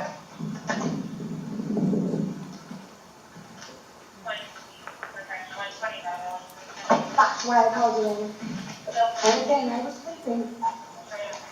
You wakes it when I sleep. How much did he have to drink tonight? Only God knows. How much did you have to drink tonight? 2 drinks. And that was what, 4 hours ago? So what's the layout of the house? Is it both floors? Is this part here? Or is that, so these 2 windows right here? What kind of vehicle does he drive? It's a bike. But I bought from. See a little bit of movement on the line. It's about how my dog, I have a divine dog and a deaf dog. Oh, gotcha. So I have a feeling it's probably Teddy. Just the deaf one. Does he have anywhere else to go? Or is this the only place he has? It's his parents' house right here. Where's that at? 80-30-15 Baja Boulevard. It's on the street next to where the street is. You know where that is? Oh, gotcha. Okay.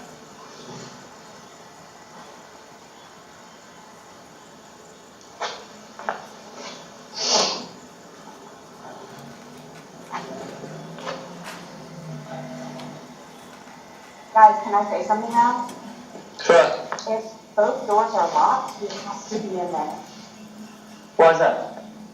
You can't lock it from the outside? No, Doesn't he have a key here for here though? unless he took my spare key, which I'm pretty sure he probably did. He has to be in there. especially with the back door. Is the spare key, was the spare key in the house? No, I had it outside because he locks me out all the time.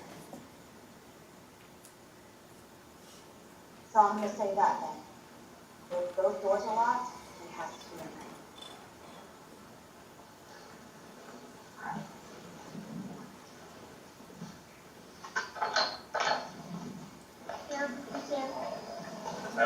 Y'all can have these people, y'all can open the door.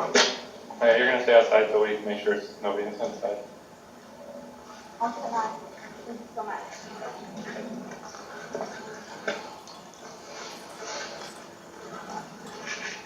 Just hanging out here. I am not going in there. There's no weapons. George? There's no weapons. Ask for minimum. Ask for minimum. That's Lucas. Reference building, sir. I know, but County 120, It's not possible. 124, Charlie. I'm just telling them. Thanks, sir. You're welcome. Can we get minimum traffic for a building search? Are you ready to make an announcement? Yep. You guys don't have to do that. Man, we haven't waited anything. Just let's do our thing, okay?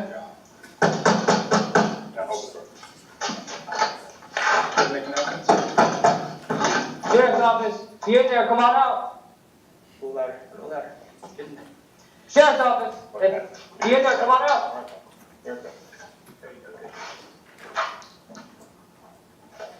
I got a dog. George! Hey, buddy.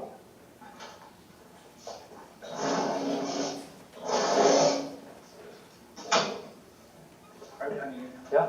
We have a ton of plants on the right side. That's when you get that stairwell, just fuck your, Yep. go right up, or don't go up, that's when you got up.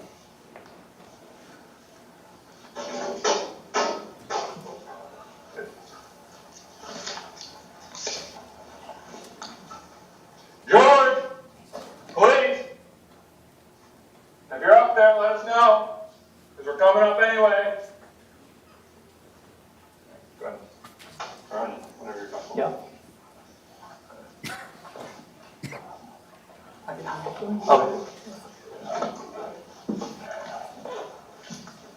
Open door right there. I think that's a kid's bedroom. Okay. Just get that way for me. I got it. Someone come in. Bring you going that way.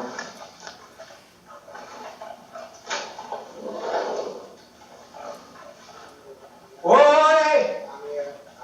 Show your hands. Come out with your hands up. George, step out with your hands up. Put your hands behind your head.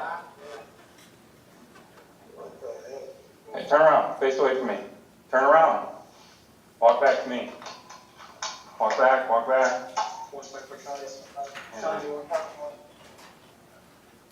Just paint his finger right now. Why didn't you tell us? Interrupted. Huh? Well, I don't think you didn't hear. There's a reason you're sitting in the bathroom. That's what? Alright.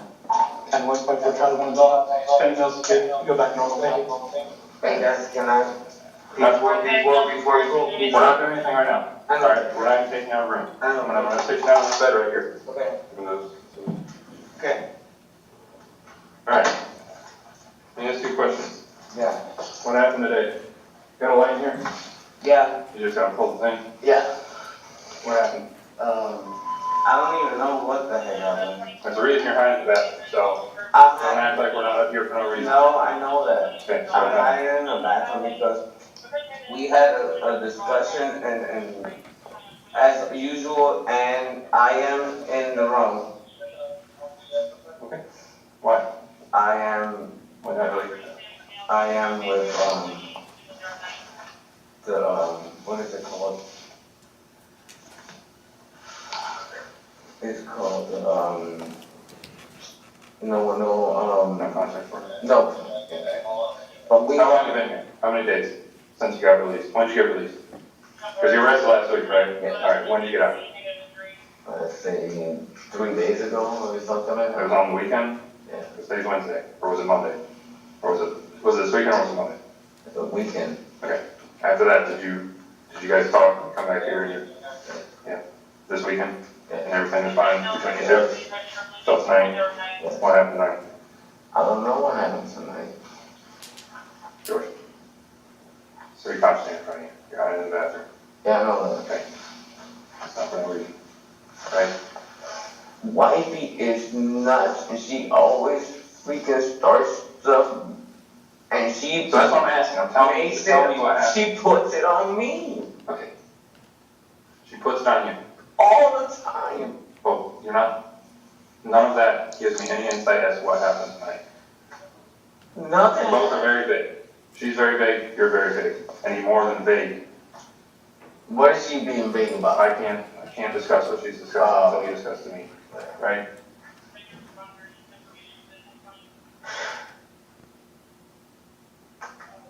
We just want to hear your side of things, bud. Everybody wants to hear my side all the time. George, I generally do, okay? Because this isn't the first incident between you two. No, I know She's that. been arrested as well, hasn't she? Yes. Okay, so tell me what happened.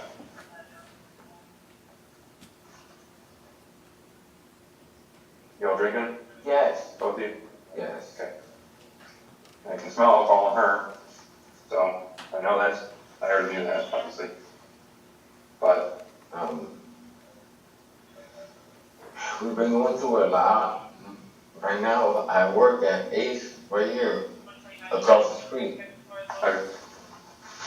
We're going through a lot, and they're about to shut down and whatnot. the Ace? Yes. Okay. Just tell her no, it's coming second.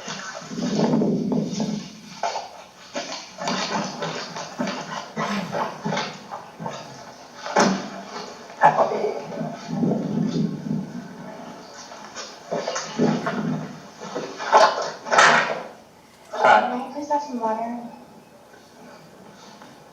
Just wait. You can't drink that for right now? Oh, you can't come in here for right now. Okay, you're gonna have to wait. Give us a couple minutes.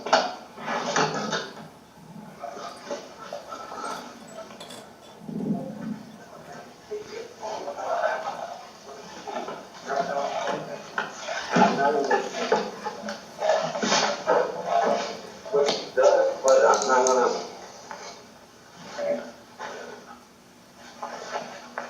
I'm not. Are you injured in any way? No. Any No. shape, fashion? No. Did she injure you today? Did she hurt you? Maybe emotionally or whatever? Any physical injuries? No? I'm the one. I'm always the one. George, you're the only one saying that, you're not saying that. I'm always the one. But you're the only one saying that. Nobody here's saying that. But if you don't help me, how can I help you? If you don't tell me what happened, how can I help you? That's my woman. Okay. Sometimes that's what it is.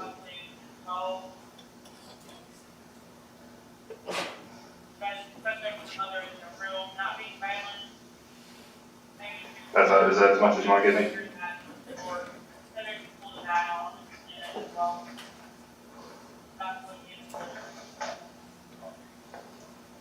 What's she saying?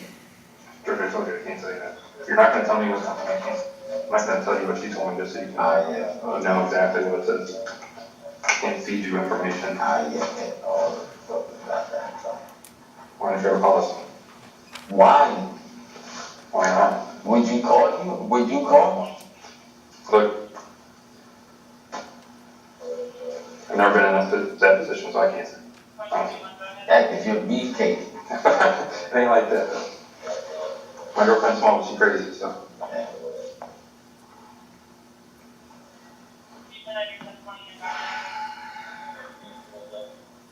I am.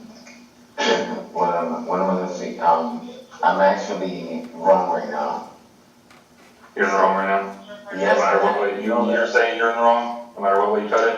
No way, shape, or form, you know that I am. I can respect the responsibility, because most guys won't even take responsibility. You're gonna take me in no matter what. Hey, well, that ain't actually necessarily true. I take girls in jail all the time, but that, battery, all all the time. No, you didn't take me in because I did the no contact.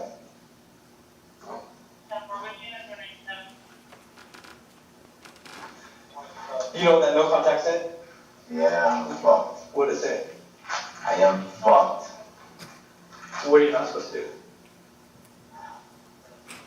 Oh man, you're the one that took me to started. How you? I think it was better than all. That wasn't me, trust me. I don't work this time. Yeah, but they're not, they're a little similar. They look a little. Our hairstyle's the same. Yeah. Yeah, it's not the same guy, I promise. No, I promise you, I would remember you. It's not me. But what did no contact order tell you? What did the judge tell you? was not certain. You don't know. You're in contact with her at all. What about in relation to this place? Are you allowed to come back? Oh yeah, no, yeah. Let me ask you this, do you just have no place to go? No, I got a place to go. But Your mom's place? yeah. They still over there by the Twisty Tree? Yeah. I do my homework. But before you guys take me, can I get at least shoes? What kind of shoes you want? You want some comfy ones, some fly ones? Like those, no fly ones. These? Come on. I like these leather ones. Get the blue ones, please. This one right here? Yes. What shirt you want? And that black one right there. This black shirt? Yes. You want socks? Yes, they're right there. You got a wallet? Phone? My phone's upstairs. That's it. Have a wallet. Not that shirt. Whatever. There's another black shirt that's comfy. Maybe it's this one. Is that the other one? They're both inside out, I don't know. The ace? Yeah. You like the ace one? Yes. Alright, we'll do that one. Can I, please, sir? Please what? What do you need? So I can put them on? Oh yeah, we'll handle that in a second. Let's get the shoes on. Okay. Where do you say the socks were? Top shelf, yes.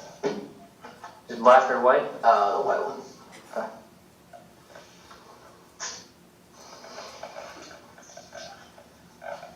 How you guys been together? 3 years. 3 years, really? Has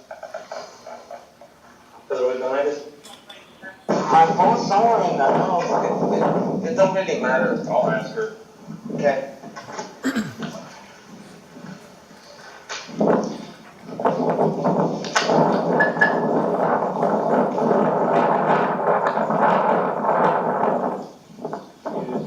Just step up right here for me, please. I just gotta get him. Oh, you're okay. Oh, what? Oh, okay. Okay. Yeah, no, it's okay. Just a quick question. He's asking about his phone. Do you know where that'd be? No, I don't know where his phone is. Okay. You don't have it in your vehicle or anything? I do not. Okay. I happen to find myself. Wait. I need my car keys. Okay. They're not on here. They're inside the house somewhere. You seen them? I haven't seen them, but they're in there somewhere. They're not on here because I had to search him before he got in the vehicle. Is it too much to ask? If you could ask him where they are, please? Okay. I only have one, sir. Okay. But you don't know where his phone is? Okay.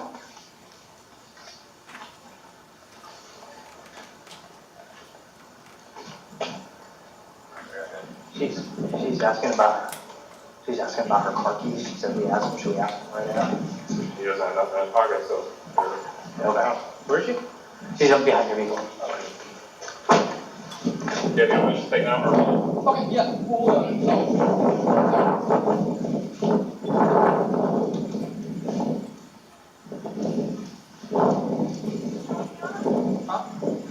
No, he didn't have anything in his pocket.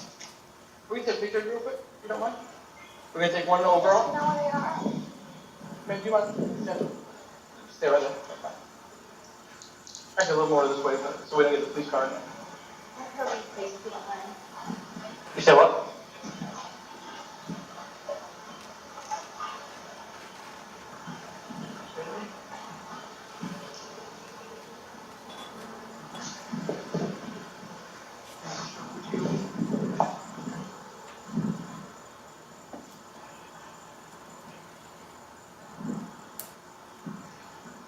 You want me to shine a light on it and get close? No, actually, they can. Okay.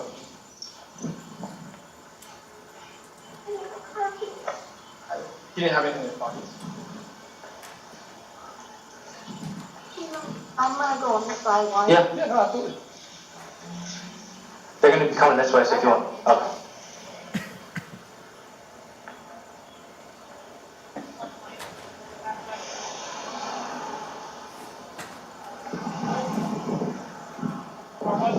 You want to find out? Yes, ma'am. Yeah.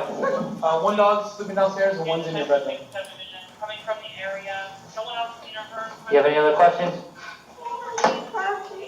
I'm sure they're in there somewhere.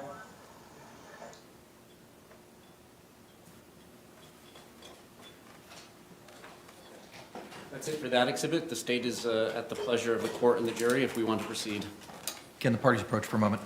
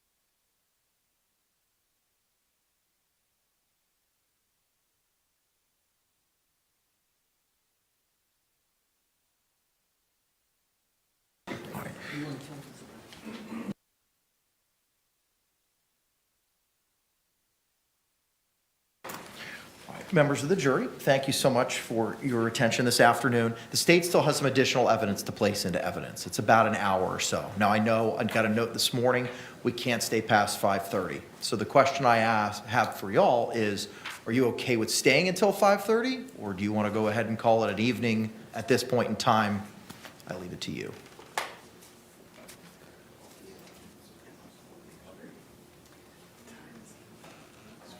It's 5 o'clock. 5:03, exactly.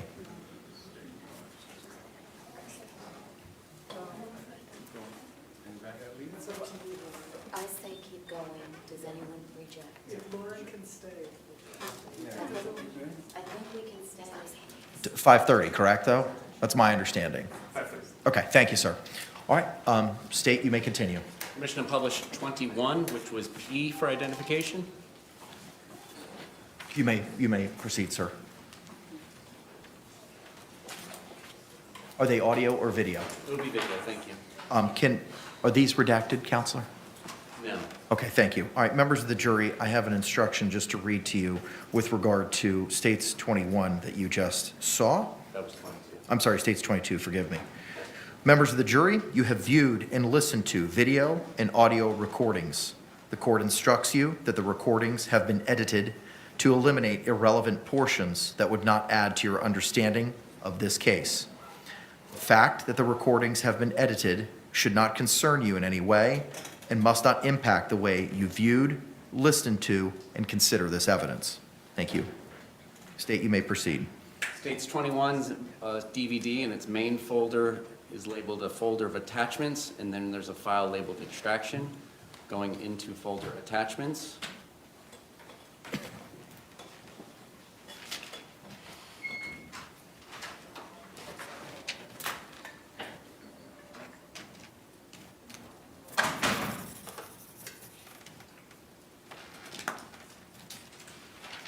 First file being published is img_0665.mov.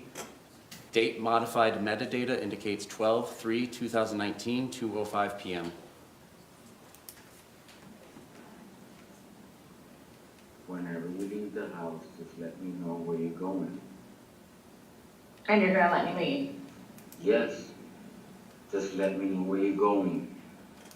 And I get to leave the house? Yes. Exit? Just let me know where you're going so at least I know where you're at.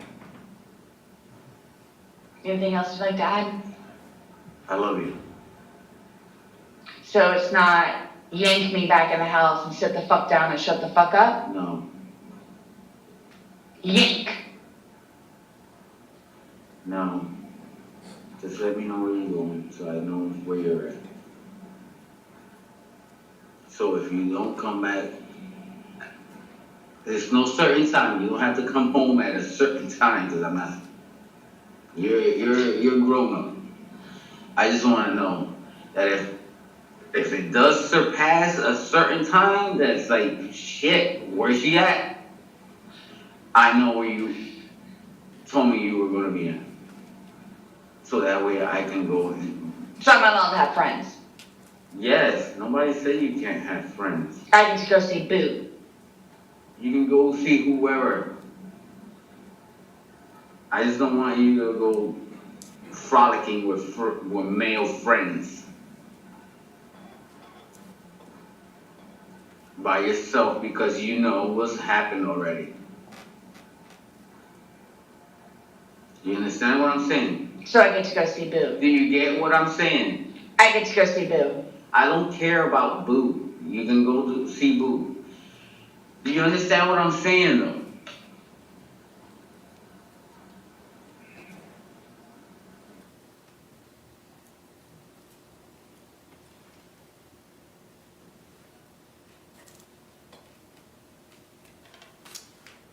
Next video is a long file name that starts with 2A494, and it's the only one that will show up with that search. Date modified indicates 12/29/19, 12:26 p.m.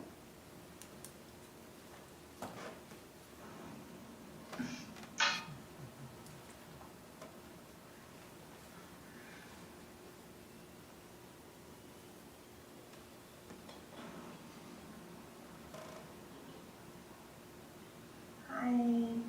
Fuck you.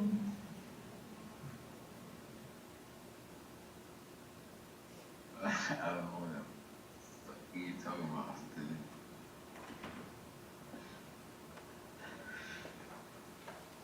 Let's just tell everybody you got crumpled on the bed. Crumpled? Crumpled. The word you're using is crumpled? Alright. Alright, so this is my jeez, you gotta put it off of my face, dude. I know you're filming me, but you gotta put it off. What the fuck is that? Stop. Bum rushed. Yeah, you're bum. I bum rushed you. Yeah, whatever. Anyways. What was the choice? So, the choice was to beat your ass or get my ass beat or whatever. No. Huh? Twas. Huh? Twas. Twat? Twas. I like twat. I've been trying to get twat from this woman.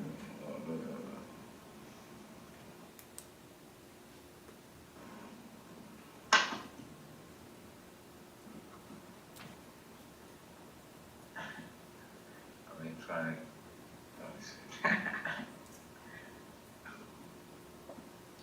Pardon me. I've been trying to get some of that right there. She's on some other shit. I don't know what's going on. She's trying to film me, filming her, and blah, blah, blah. I'm cooler than you. No, yeah, you are. You are cooler than me. You are cooler than me.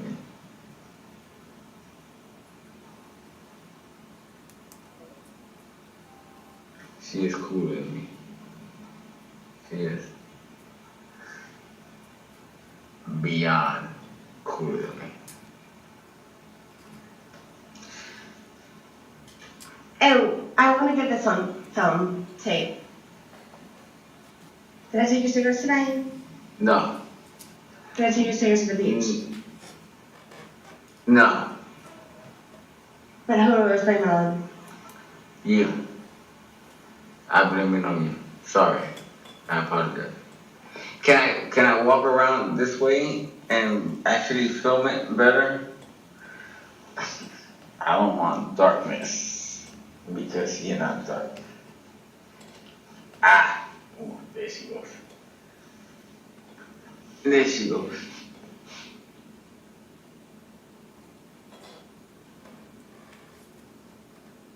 What are you filming? You filming me filming you?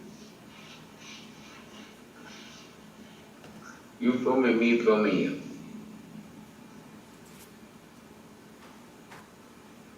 What's the latest thing you've done me wrong by? Man, I watched porno. And wait. It stopped. My husband.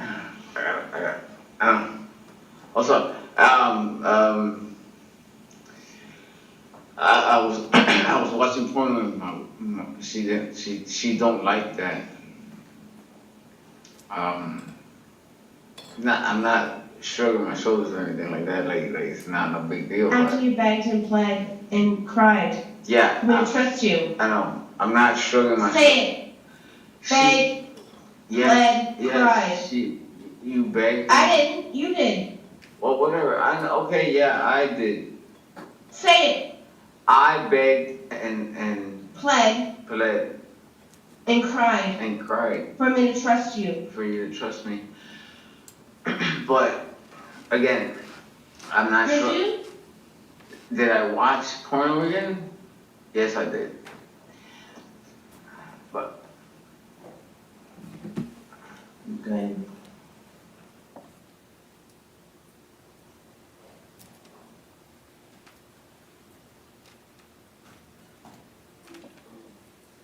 Next is a video starting with 3BB0C.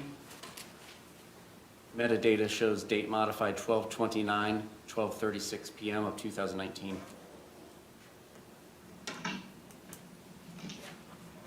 Yeah. So you remember this. Are you drunk right now? no, man, How much alcohol did you drink? not enough to be drunk. You're slurring your words. You're sleeping up against the door right now. Yeah, because I want to be next to you. Did I not tell you to not bother me? Yes, ma'am. So what is it you come up and do? What time is it right now? It's 1:20 a.m. Okay.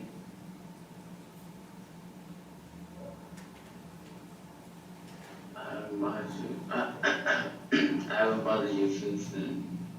I just go to sleep. But didn't I tell you before at 9:30 to not bother me at all? Yes. Because why? Yeah, tomorrow. Nope. Because I've been up since 4 a.m. since yesterday when you fucked with me. Yes, ma'am.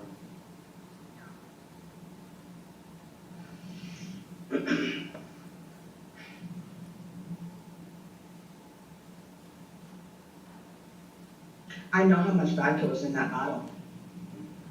And what's the bottle now? Kind of to throw it out. Maybe What does that mean? one more drink. The bottle's empty. I know how much vodka was in there. Enough for two people to have a really good time.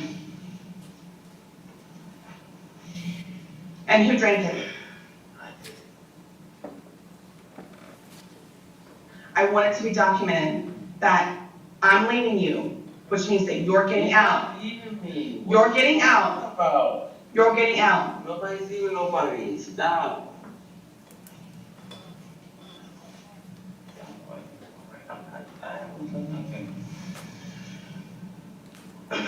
And the reason why you were even downstairs and weak enough to get drunk was because you don't give a shit about me. You don't listen to what I say.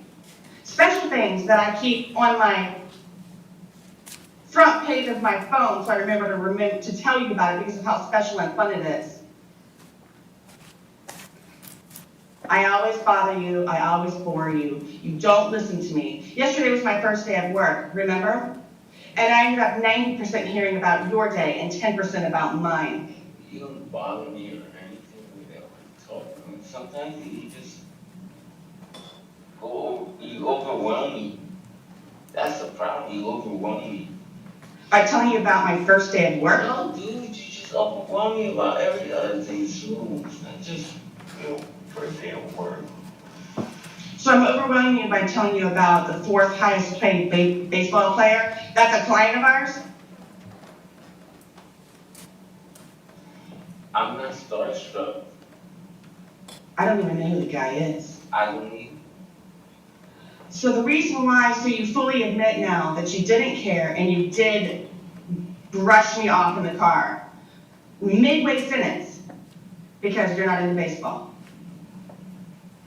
No, I didn't, man. I'm just saying. I want to go to sleep. Go downstairs. Yeah. I'm leaving you, and I'm going to try and cancel plane tickets. No. Because I don't do special things for people like you that are doing this, like, to me, after I asked you at 1:21 in the morning. I'm not doing it. I wanted to be asleep. I wanted to stay asleep, which is why I got into bed at 8:30. I know, I'm not doing it. I told you not to step foot in the bedroom. So what do? Nonetheless, you're drunk. The amount of alcohol, I know how much was out, I know how much was in there. That's why I could smell you in the bed before you actually got me up. I can smell you from here.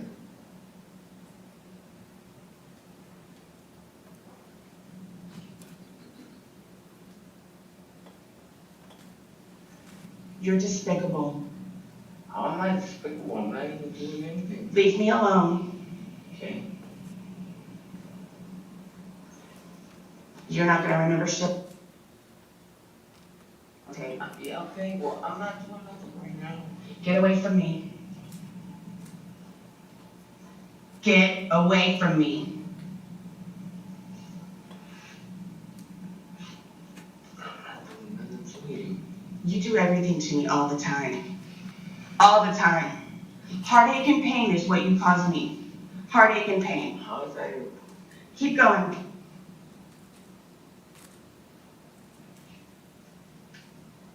And I dare you. I dare you. I dare you.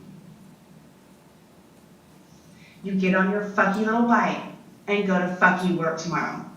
Don't look at me. Don't come close to me. Don't touch me. Do you understand? What do you mean? As of this moment, and until I can get you out, Get the fuck out of here. you're a roommate. I dare you. Yep, look at it.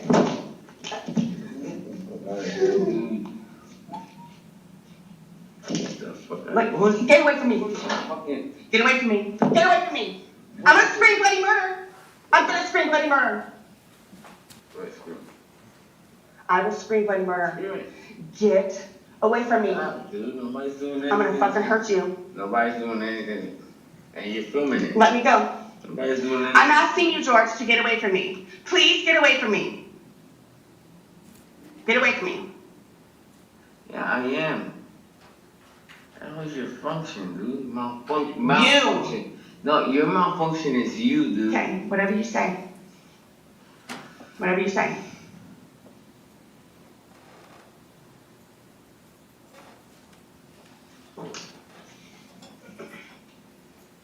Holy shit, the whole hallway just reeks of you up here.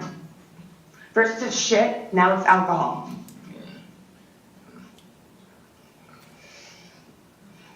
Don't step foot in this bedroom.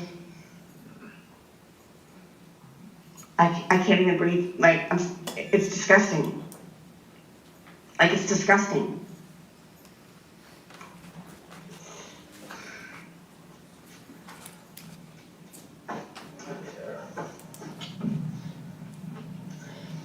Keep filming whatever the fuck you want. Good night, Sarah. Love you. I don't love you. I don't like you. I don't want to be with you.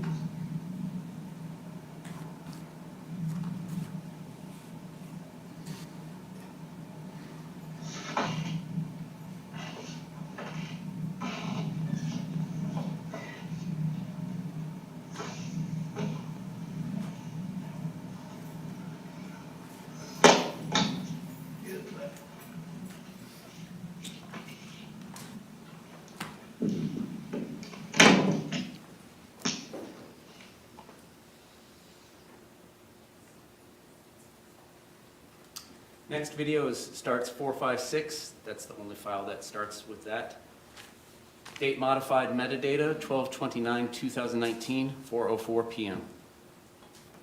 And I'm not gonna have no Hindenburg situation, no Titanic situation, okay? So it's gonna be a good day. Yes, I'm missing my mustache right now. And later on, everything's gonna go off. Truth, facts. Truth and facts. All of this is gonna be missing later on. We'll take another video again later on when it happens. Love y'all, whoever watches this video. No, that's not approved. The FDA says it's approved. So it's gonna be a good day all day. Yes, it is. Even when All I day. shave all of this All off. day. Yes. Even when I shave all of this off. All day. It's gonna be an amazing day. It's what time right now? Shaboing I boing. would say 9:30. 7 o'clock maybe. Shaboing boing. That's what we're doing later on. Shaboing boing.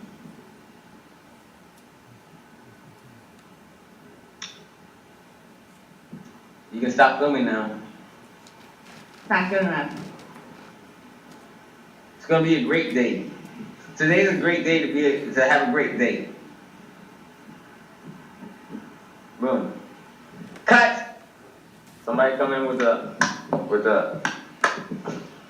can somebody come in with the, can you not?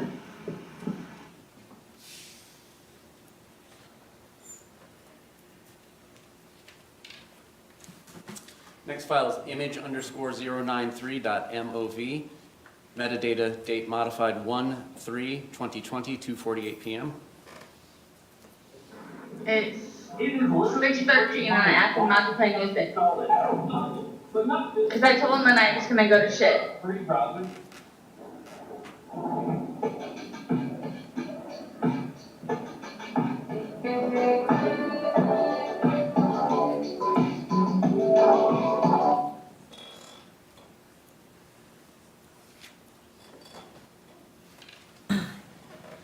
Next file is img_0975.mov.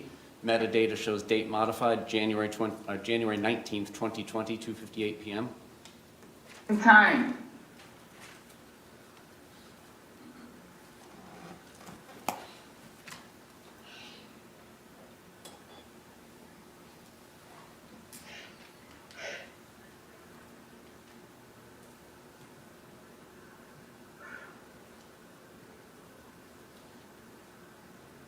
Sirens, sirens, sirens, sirens, sirens.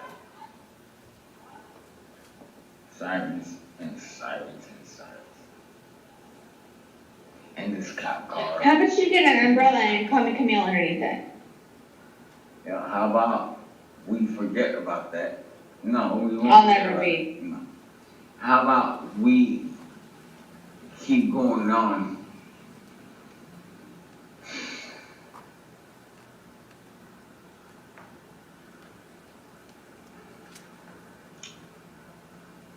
Okay, how about this?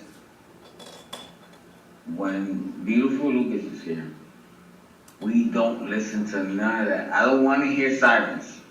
It's just beep, beep, beep, all that, whatever. I don't want to listen to that. It's every single day. Beeping and we hear enough of it out here in reality. Are you gonna be nice tonight? Yes. Yes. I promise you. I used to just Go for a walk. by myself. Yes. No. Go for a walk. No, I'm just gonna chill out. If that's the case, I'll just chill out. So much like this.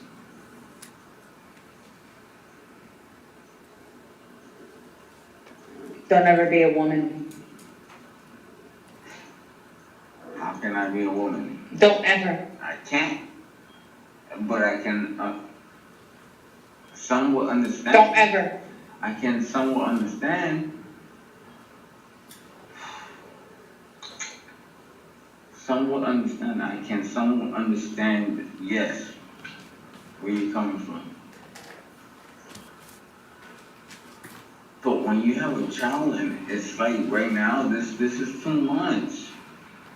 But we had a blast with him. Amazing. Then you got out of sorts and pushed me, and you stole my phone and called Brian. I got out of sorts. Why is it that I got out of sorts? You pushed me. I pushed you. I didn't push you. How do I get out of sorts all of a sudden? I don't want to hear it. You drink too much and you're upset. Drink too much. Go get your fuck card shit. What are you talking about? Your retard paper. Don't hit women. Have I hit you? No. So where are you going with this?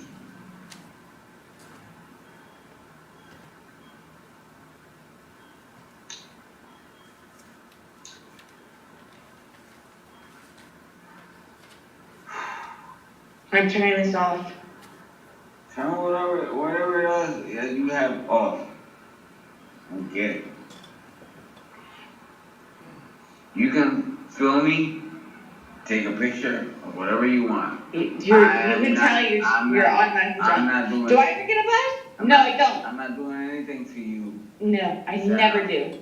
I'm not doing anything to you, Sarah. That's my name. Don't wear it out. Sarita. I'm not doing anything to you. Yet. It's not a yet. I will not. Mr. J. It is 5:28, and we have 3 minutes and 49 seconds of videos if the jury is capable of staying. I got a thumbs up from the jury. You may proceed, sir. Next image or movie is img_1011.move. Metadata shows date modified 2/2/2020, 11:42 p.m.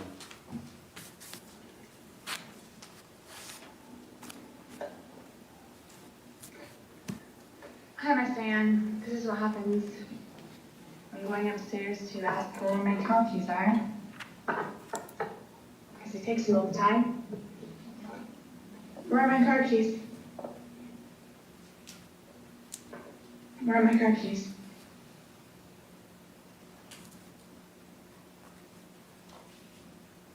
Where are my car keys? Where are you with that? What are you talking about? No, they're not. You took them. Sarah, I didn't take your car keys. Damn it. Where are my car keys? Where they at? All the time. What in the world are you talking about? They're in the. They're there where No, they're not. Sarah. They're at the. No, they're not. You took them. And watched you walk away with them. Why would I take your freaking car keys? Oh, you're not gonna curse now?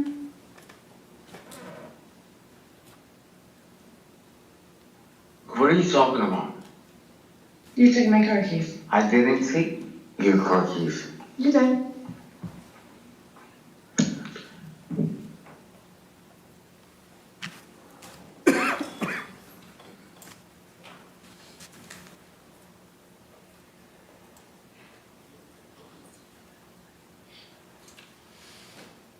Movie starting with file name B51, long file name. Metadata shows 12/29/2019, 4:04 p.m. modified.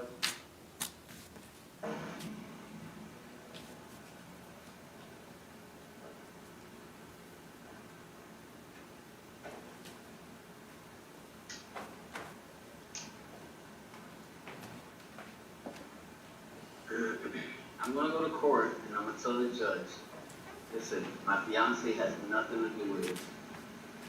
It's all my fault. We were both drinking and it got out of hand. It's an isolated situation. It has never happened before. I love my fiance. She's a good woman.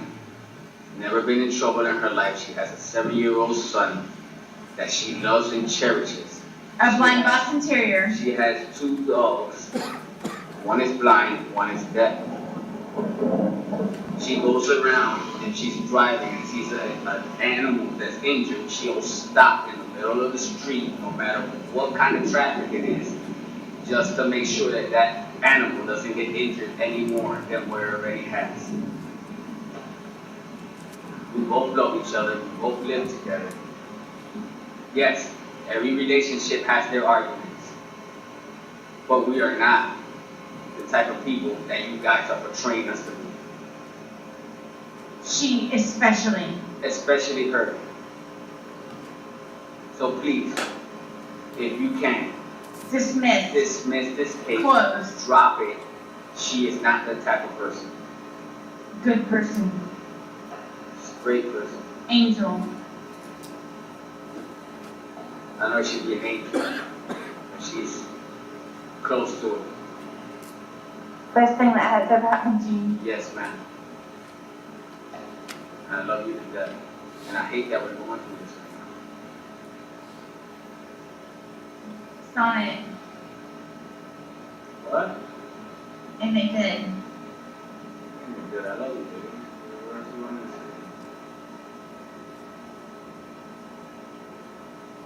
God will prevail and will take us out of this situation.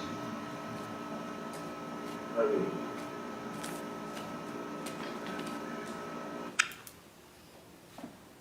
That'll be it for today, Judge. All right. Keep the lights back on. That'll work. Members of the jury, it is 5:33 p.m. I thank you again for your time and your service in this matter. I'm going to give you another instruction before I discharge you for the evening. Jurors, you must not conduct any investigation on your own. This includes reading newspapers, watching television, or using a computer, cell phone, the internet, any electronic device, or any other means at all to get information related to this case or the people and places involved in this case. This applies whether you are in the courthouse, at home, or anywhere else. You must not visit places mentioned in the trial or use the internet to look at maps or pictures to see any place discussed during the trial. Jurors, do not watch local news or read local newspapers. Jurors must not have discussions of any sort with friends, family members, or even your fellow jurors about the case or the people and places involved. So do not let anyone make comments to you or ask questions about the trial. I want to stress again that just as you must not talk about this case face-to-face, you must not talk about this case by using an electronic device. You must not use phones, computers, or other electronic devices to communicate. Do not send or accept any messages related to this case or your jury service. Do not discuss this case or ask for advice by any means at all, including posting information on an internet website, chat room, or blog. With that, members of the jury, we'll see you again tomorrow morning here at 9 a.m. and 12 Alpha. Thank you so much.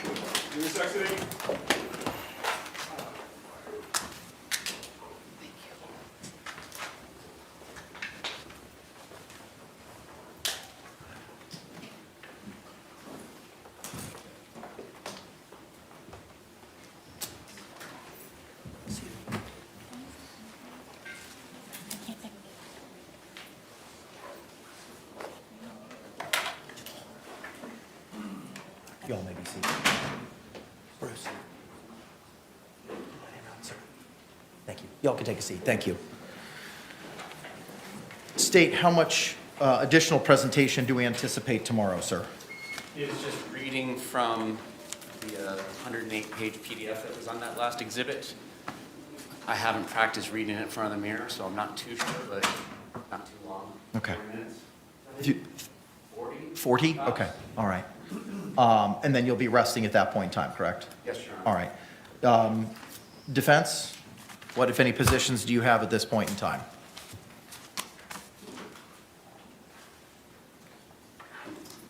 Judge, I don't think we're going to put on a server bubble, but we'll think about it overnight. Okay. But I anticipate no.